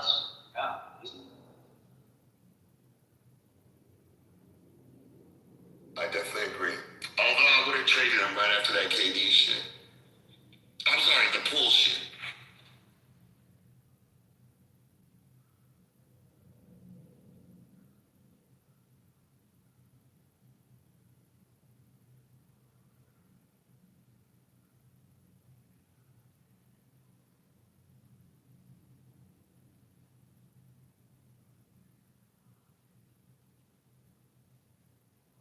All right, of them, last one. Of the modern players, all-stars, who have played for the most teams. Oh, I freaking know this one too. I don't think there's a definitive answer. I'll have to dig deeper. But there's one. What's that point guard's name? Is it a point guard? I know he's a guard. I don't know if he's. Westbrook's playing for a lot of teams now. Westbrook has, but what's his name? Andre Miller. Westbrook's definitely. No, Andre Miller. He's played a lot of teams too. It's a point guard. He's really smooth. But he was on the Celtics. He was on, and then Kyrie. No, not Kyrie. Damn it, what is his name? Talking about Rajon Rondo? No. He has 2 first names. Kemba Walker would be a good one, considering one too, but damn it, what is his name? The guy I'm thinking of is a point guard. I think he's still playing now. What did you just say? Somebody? Let me throw out a couple others. So yes, Russell Westbrook was one of them. Shaquille O'Neal was another. Yeah, he played for them. Phoenix, LA, Miami. Yeah, he played for 6 teams. Boston, Cleveland, Lakers. Yeah, that's 6. The one I think you're thinking of, who has played for 7 teams, according to this, is Chris Paul. Damn it. Oh, that wasn't who I was thinking of, but you're right, Chris Paul. That's not at all who I was thinking of. And you know what?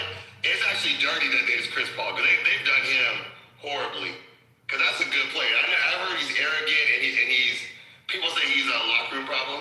But I've heard the same thing about Butler, too. There's only one person who's he's a bencher. He's a backup.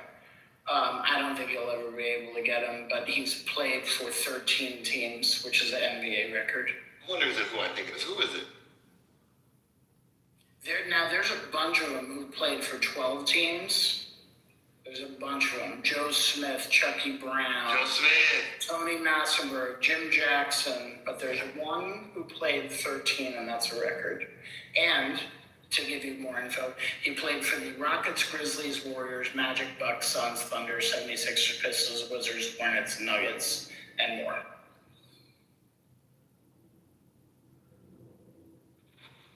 All right, I'm going to look for the one that I was thinking of.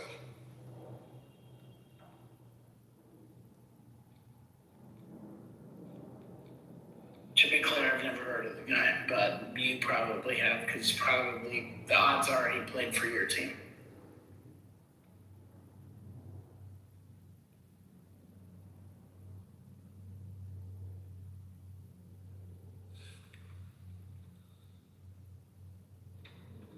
Am I going to the basketball?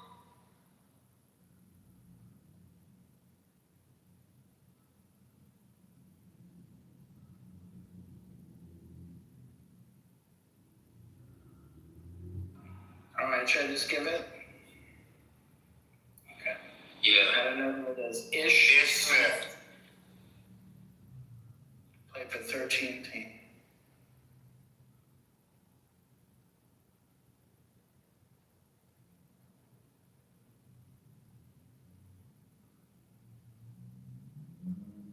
That was good. I'm at the gym, so I think I might Oh, yeah, you can totally boom it. We can end up like last night.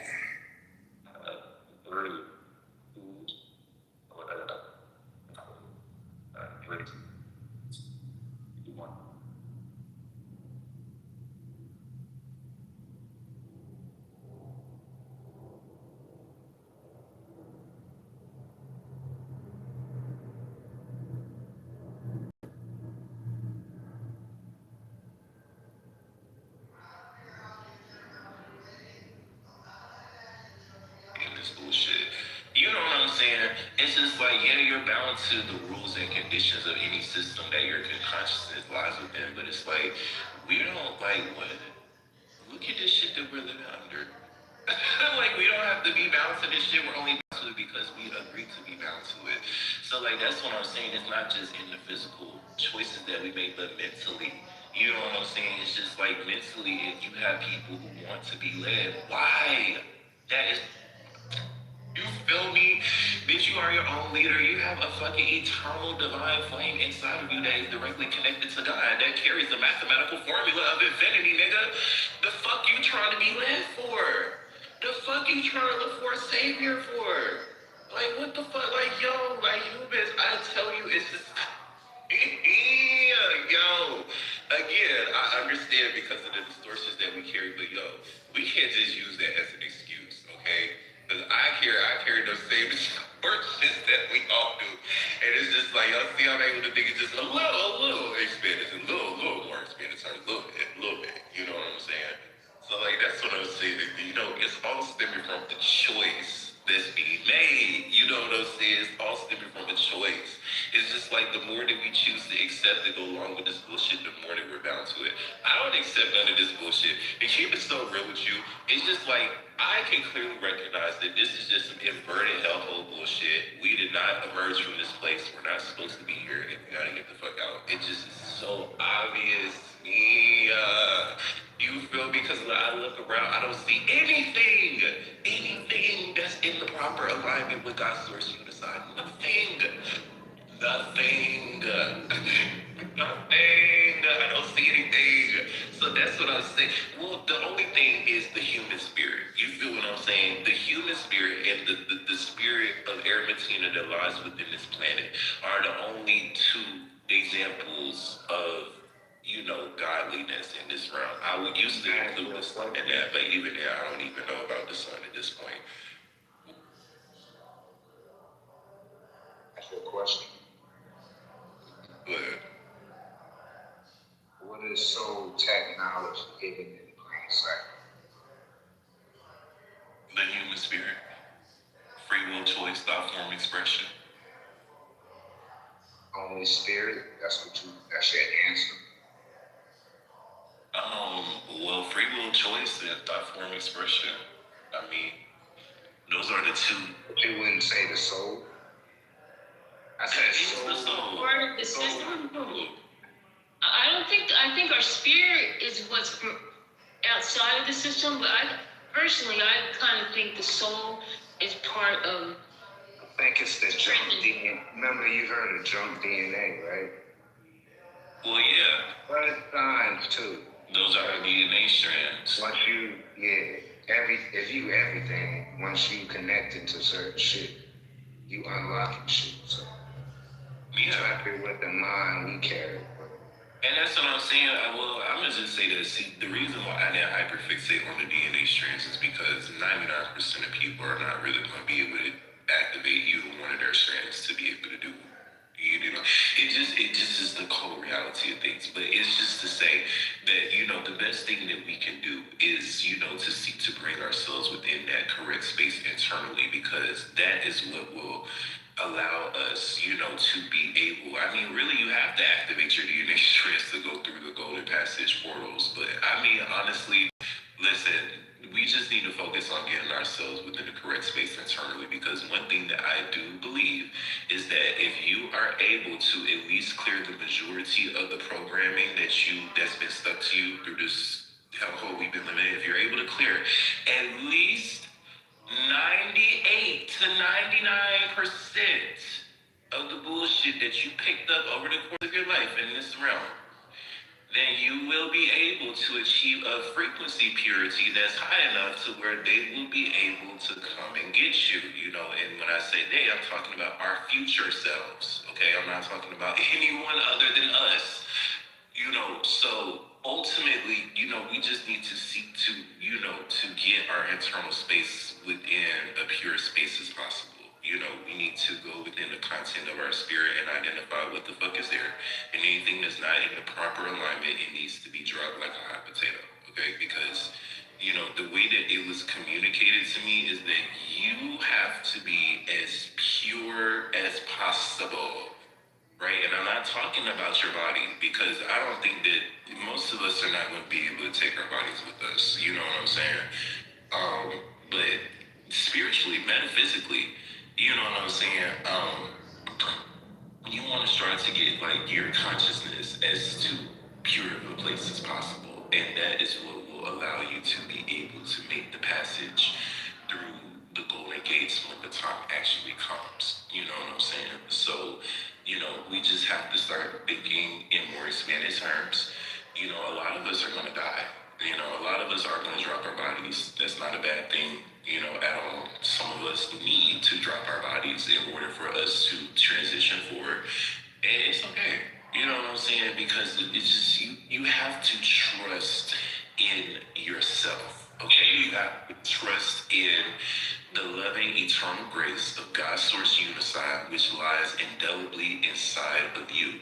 So what that means is, as long as you seek to give yourself grace and mercy, then you will receive it. You see what I'm saying? And we give ourselves grace and mercy is by, aligning our choices and our internal state of beingness with that of the mind of God.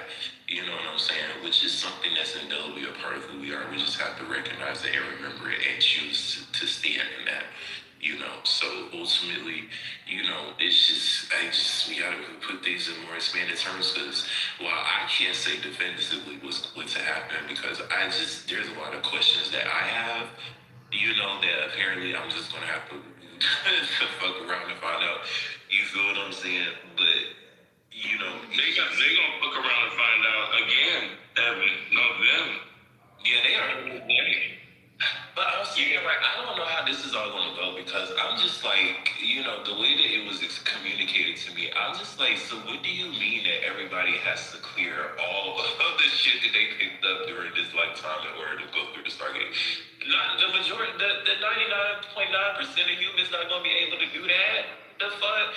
It's just like, I don't believe that the conditions for being able to leave here are so strict. But to be honest with you, when you really take into context just like what they've done to humans over the past 26,000 years, it makes a lot of sense. We have been completely diverged from the way that we were living. It's totally opposite. You know what I'm saying? It's completely inverted. So it's like, I get it, but it's just, I don't choose to believe that it's going to be that strict. But I ain't motherfucking sitting here playing with the shit either. You feel me? Like, I'm just trying to do what I can just for me, to get myself in the best place I can internally. So, shit, like, I'm letting go of fear. I don't give a fuck if I gotta die, if I gotta drop this body or not. I love this body, but baby, I got thousands of them. What the fuck? I ain't that stressed over losing this one. You feel what I'm saying? Because guess what? I can easily get me another one, nigga. The fuck? So that's what I'm saying. Like, I'm gonna do what I can to make sure that I don't have to die. But it's just like, ultimately, we approaching the Starfire event. I don't know what the fuck is gonna happen. They might flip the switch on them 6G towers. They just blew. I may just drop dead. You feel what I'm saying? Shit. I don't motherfucking know. But it's just like, ultimately, guess what? I'm okay with that because my whole concern right now is being able to get back to where I came from. I am so done with this system. I'm glad that I was here to witness the end of it. And humanity, however many humans, are able to achieve their liberation. I'm glad to be here to just be involved in it. You know what I'm saying? Like, it's a beautiful time that we're living in. You know what I'm saying? This really is a wonderful time to be alive. You feel me? It really is. Seriously. This is a beautiful, there were so many lessons that were learned over the course of this cycle. So many lessons. So, that's what I'm saying. None of this is a bad thing. But we just have to remember we gotta wake up. You feel me? Because it's just, we can't be afraid to die. We gotta remember what they done did to the human body and the human genome, baby. A lot of us are going to have to die. A lot of us are going to have to drop these bodies in order to move on. It just is what it is. We had to die in order to pay to come into this bullshit. We had to die just to come and be a part of this bullshit. So if we gotta die in order to go back to to what we were supposed to be, then so be it. You know what I'm saying? But anyways, it's just saying we have to just expand our mindset. We have to start, detaching and unplugging from this 3D system and shit that we've been indoctrinated. And just remember that life is eternal, yo. Life is fucking eternal. As long as we do what's necessary to ensure that our life stays eternal, then life is eternal. You know what I'm saying?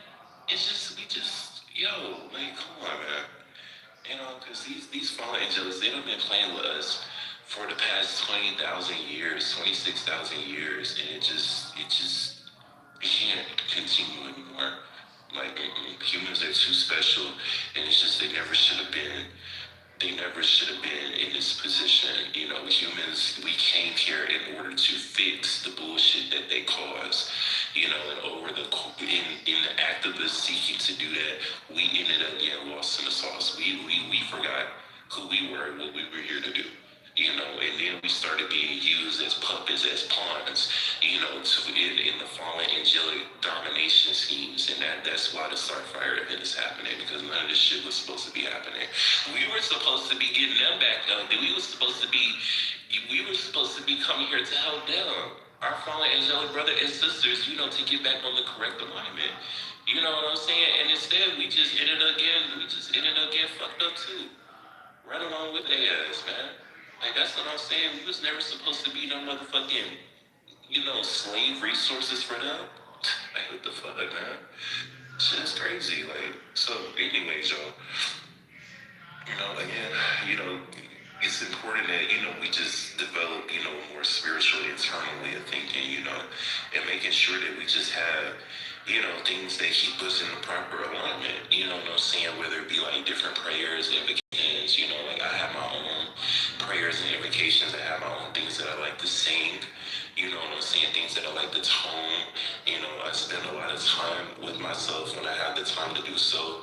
You know what I'm saying? Like, I'm constantly, you know, just like, you know, I'm learning to like kind of unplug from these devices more, you know what I'm saying? And really just kind of, you know, just kind of sit with myself, you know, write some things down, you know, just like listening to music, you know, just really sitting with myself and my thoughts, you know, trying to just create more of like a meditative space where, you know, my mind can just kind of be at ease, my spirit can be at ease, you know, and I can just have the freedom to just focus on me, you know, and not focus on, you know, just all the things that are going on in this 3D reality of mine, you know what I'm saying? But just really, you know, creating a space where I can just stay grounded and just, you know, just keep that connection to my higher identities, you know, just have that awareness and that connection still be strong enough to where, you know, I don't forget who I am, you know, I don't get lost in this 3D sauce, you know, you have to have some connection to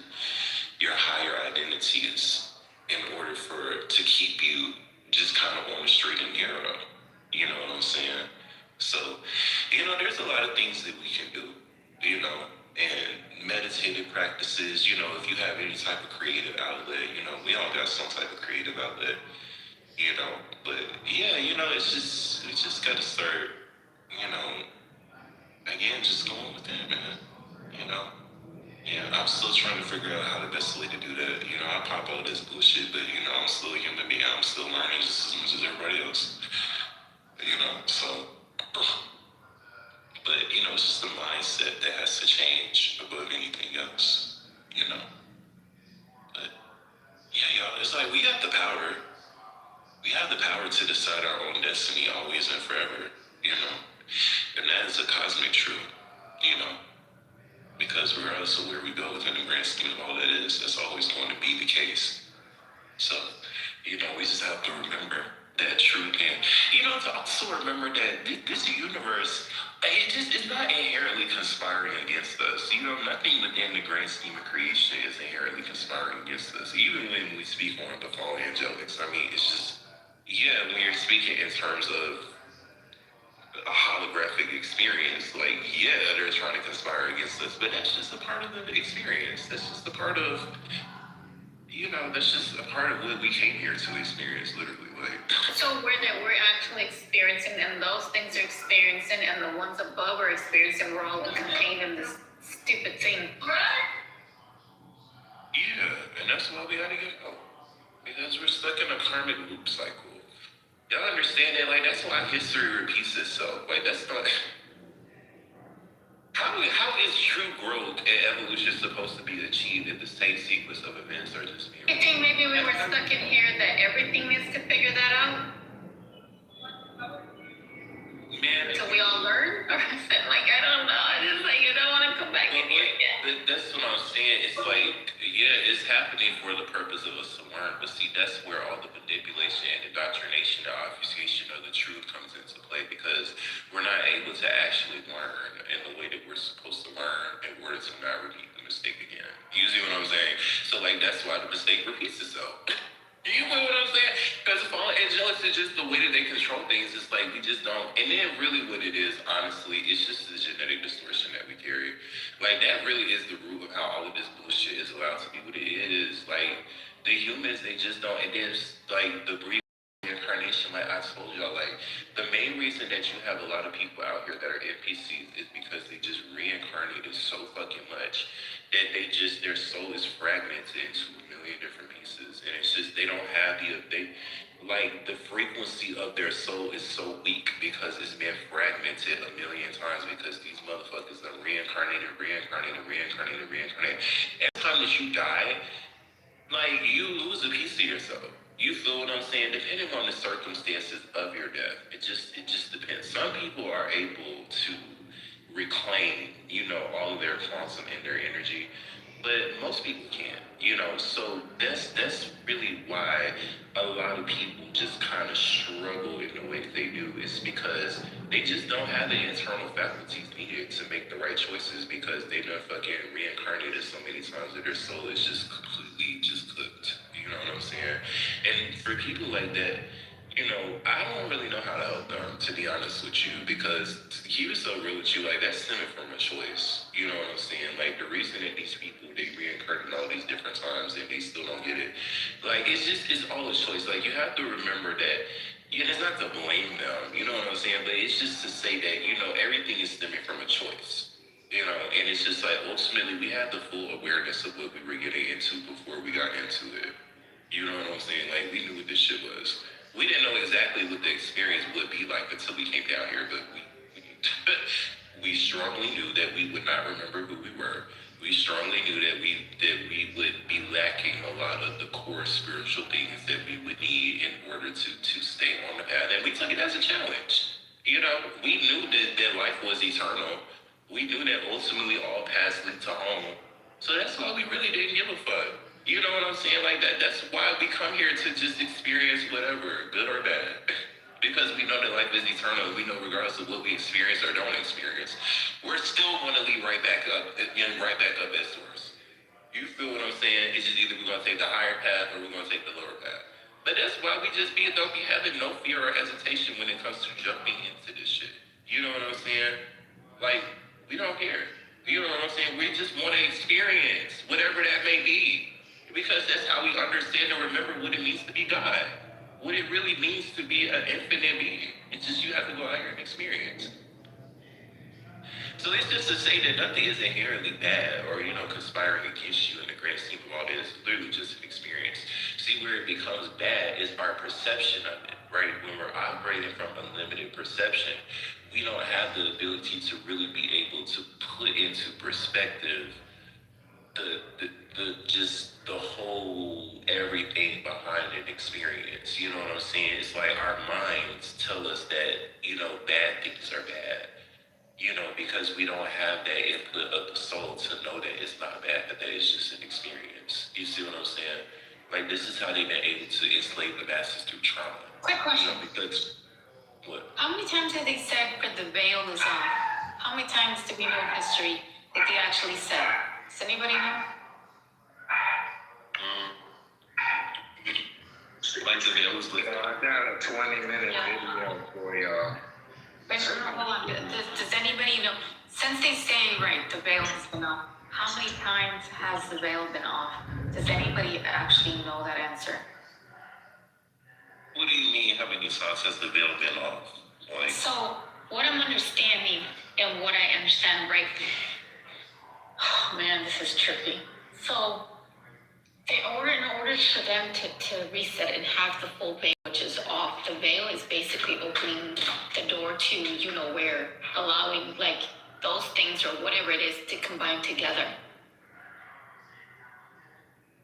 Because that's what they'll use, like, technology to open the door to whatever it is and convert everything together.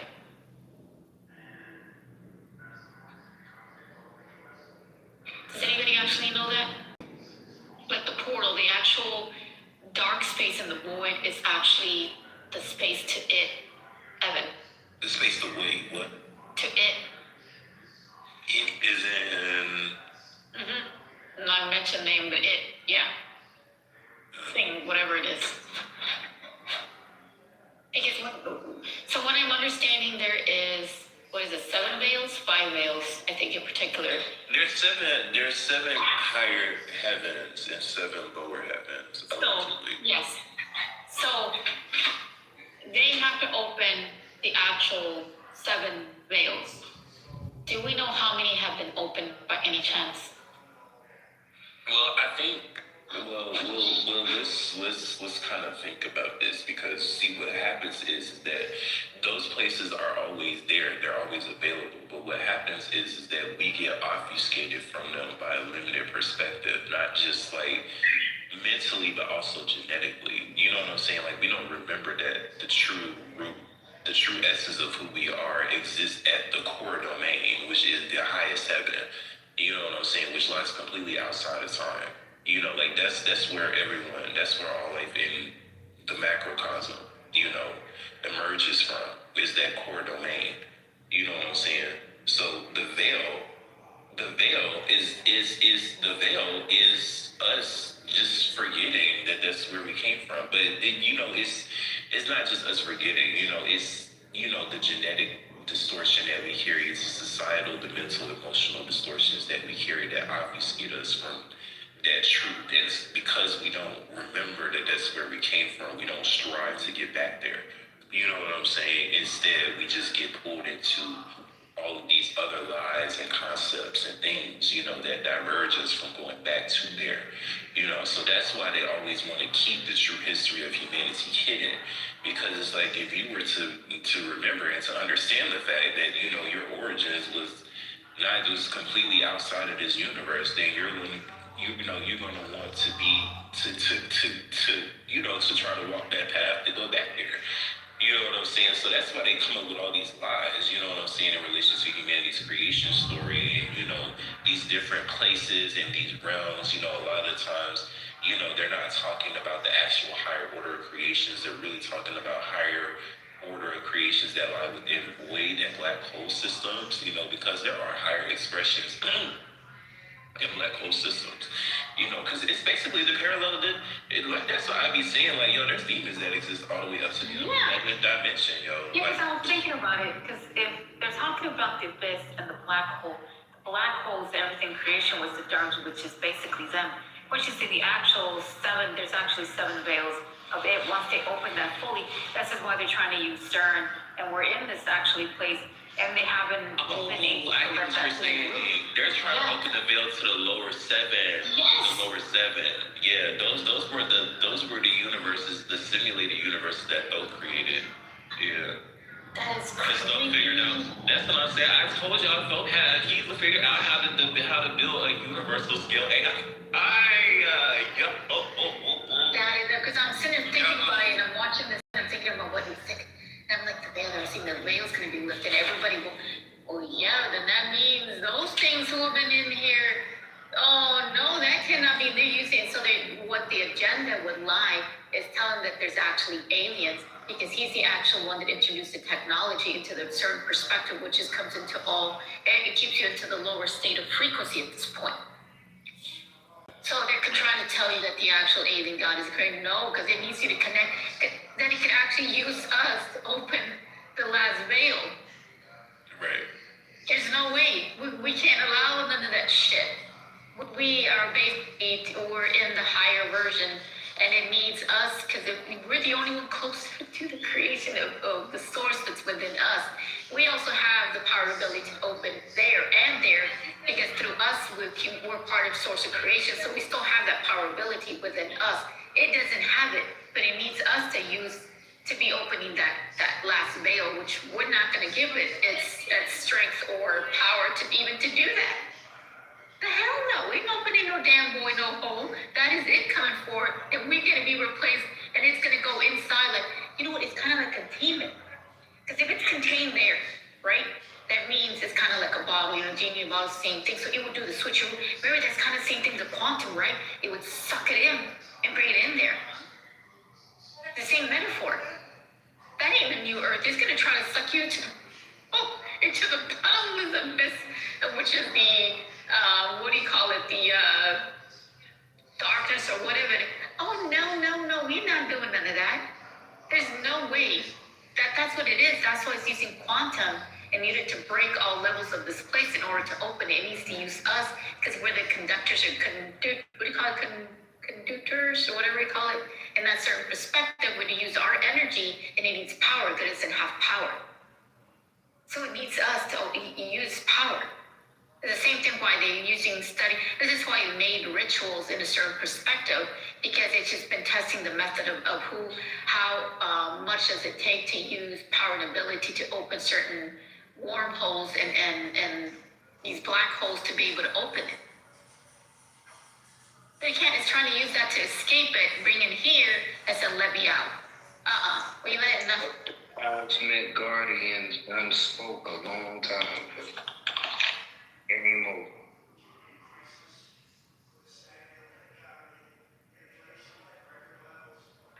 And that's where you get the stuff that you're describing to quantum and everything. That is crazy. No way. Because you understand what space and the void is the same thing. And these, so you're trying to tell me these dodo birds that make connection, they make connection to the other side, not to the actual right side. So they brought things forth in here thinking that is their actual gods and things that it's not. They made contact with the wrong things. They're idiots. They're total idiots. That makes sense. This is why it's ripping everything up into a certain perspective, which is crazy. But we're not allowing none of that. No.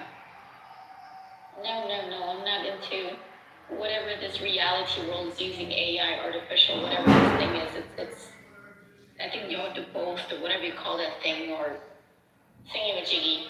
And there's an actual thing that actually shows like the original character of the saber of so-called the god, which is basically a goat at this point. And it has a third eye and it has multiple eyes. And that's the actual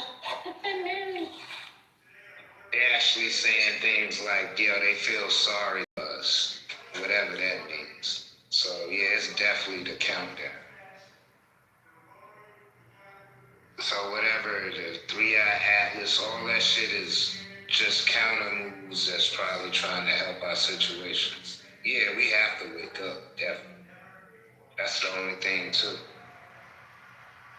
That's what the cosmic guardians and from other dimensions are saying. We have to wake up. Yeah. Time is up. Yeah, time is up. It's either you wake up or... These beings, you can see they whole, like, galaxy inside of their fucking head, and they got blue eyes, and you know that means they intelligence. I forgot the name of them. I'll give it out now. Can somebody play the video in the bottom? That's the one of Mr. Trump speaking of some bull crap. I guess he's giving a speech. Trump? I don't want to hear that. Yeah, he's live giving Announce the aliens. I said I had a video. Probably. It's a little 20-minute video. It's called The Cosmic Guardian Has Spoken. Wait, I will turn down. Wait, hold on, Jerry. Can someone put this... It's your turn. Can someone play this video about Trump? We're going to swing back to that, because I want to hear what this demon is saying. Because I'm looking at this nigga, and I'm just like, again, this is so symbolic. He got not even real, probably. That nigga probably in jail already. What is this nigga though? Look at what's happening here. He got JD Vance on to his right with a blue tie on, and then he got this other nothing left with red tie on. Oh, now he switched the tie. First he had the blue one, now he has the red one. What is he switching sides now? Yeah, so you know that means they swapped his clown out, right? You know the blue tie and the red tie. Yeah, a while ago he was using the blue, now he's using the red tie. Yo, these motherfuckers is killing me. He's giving the speech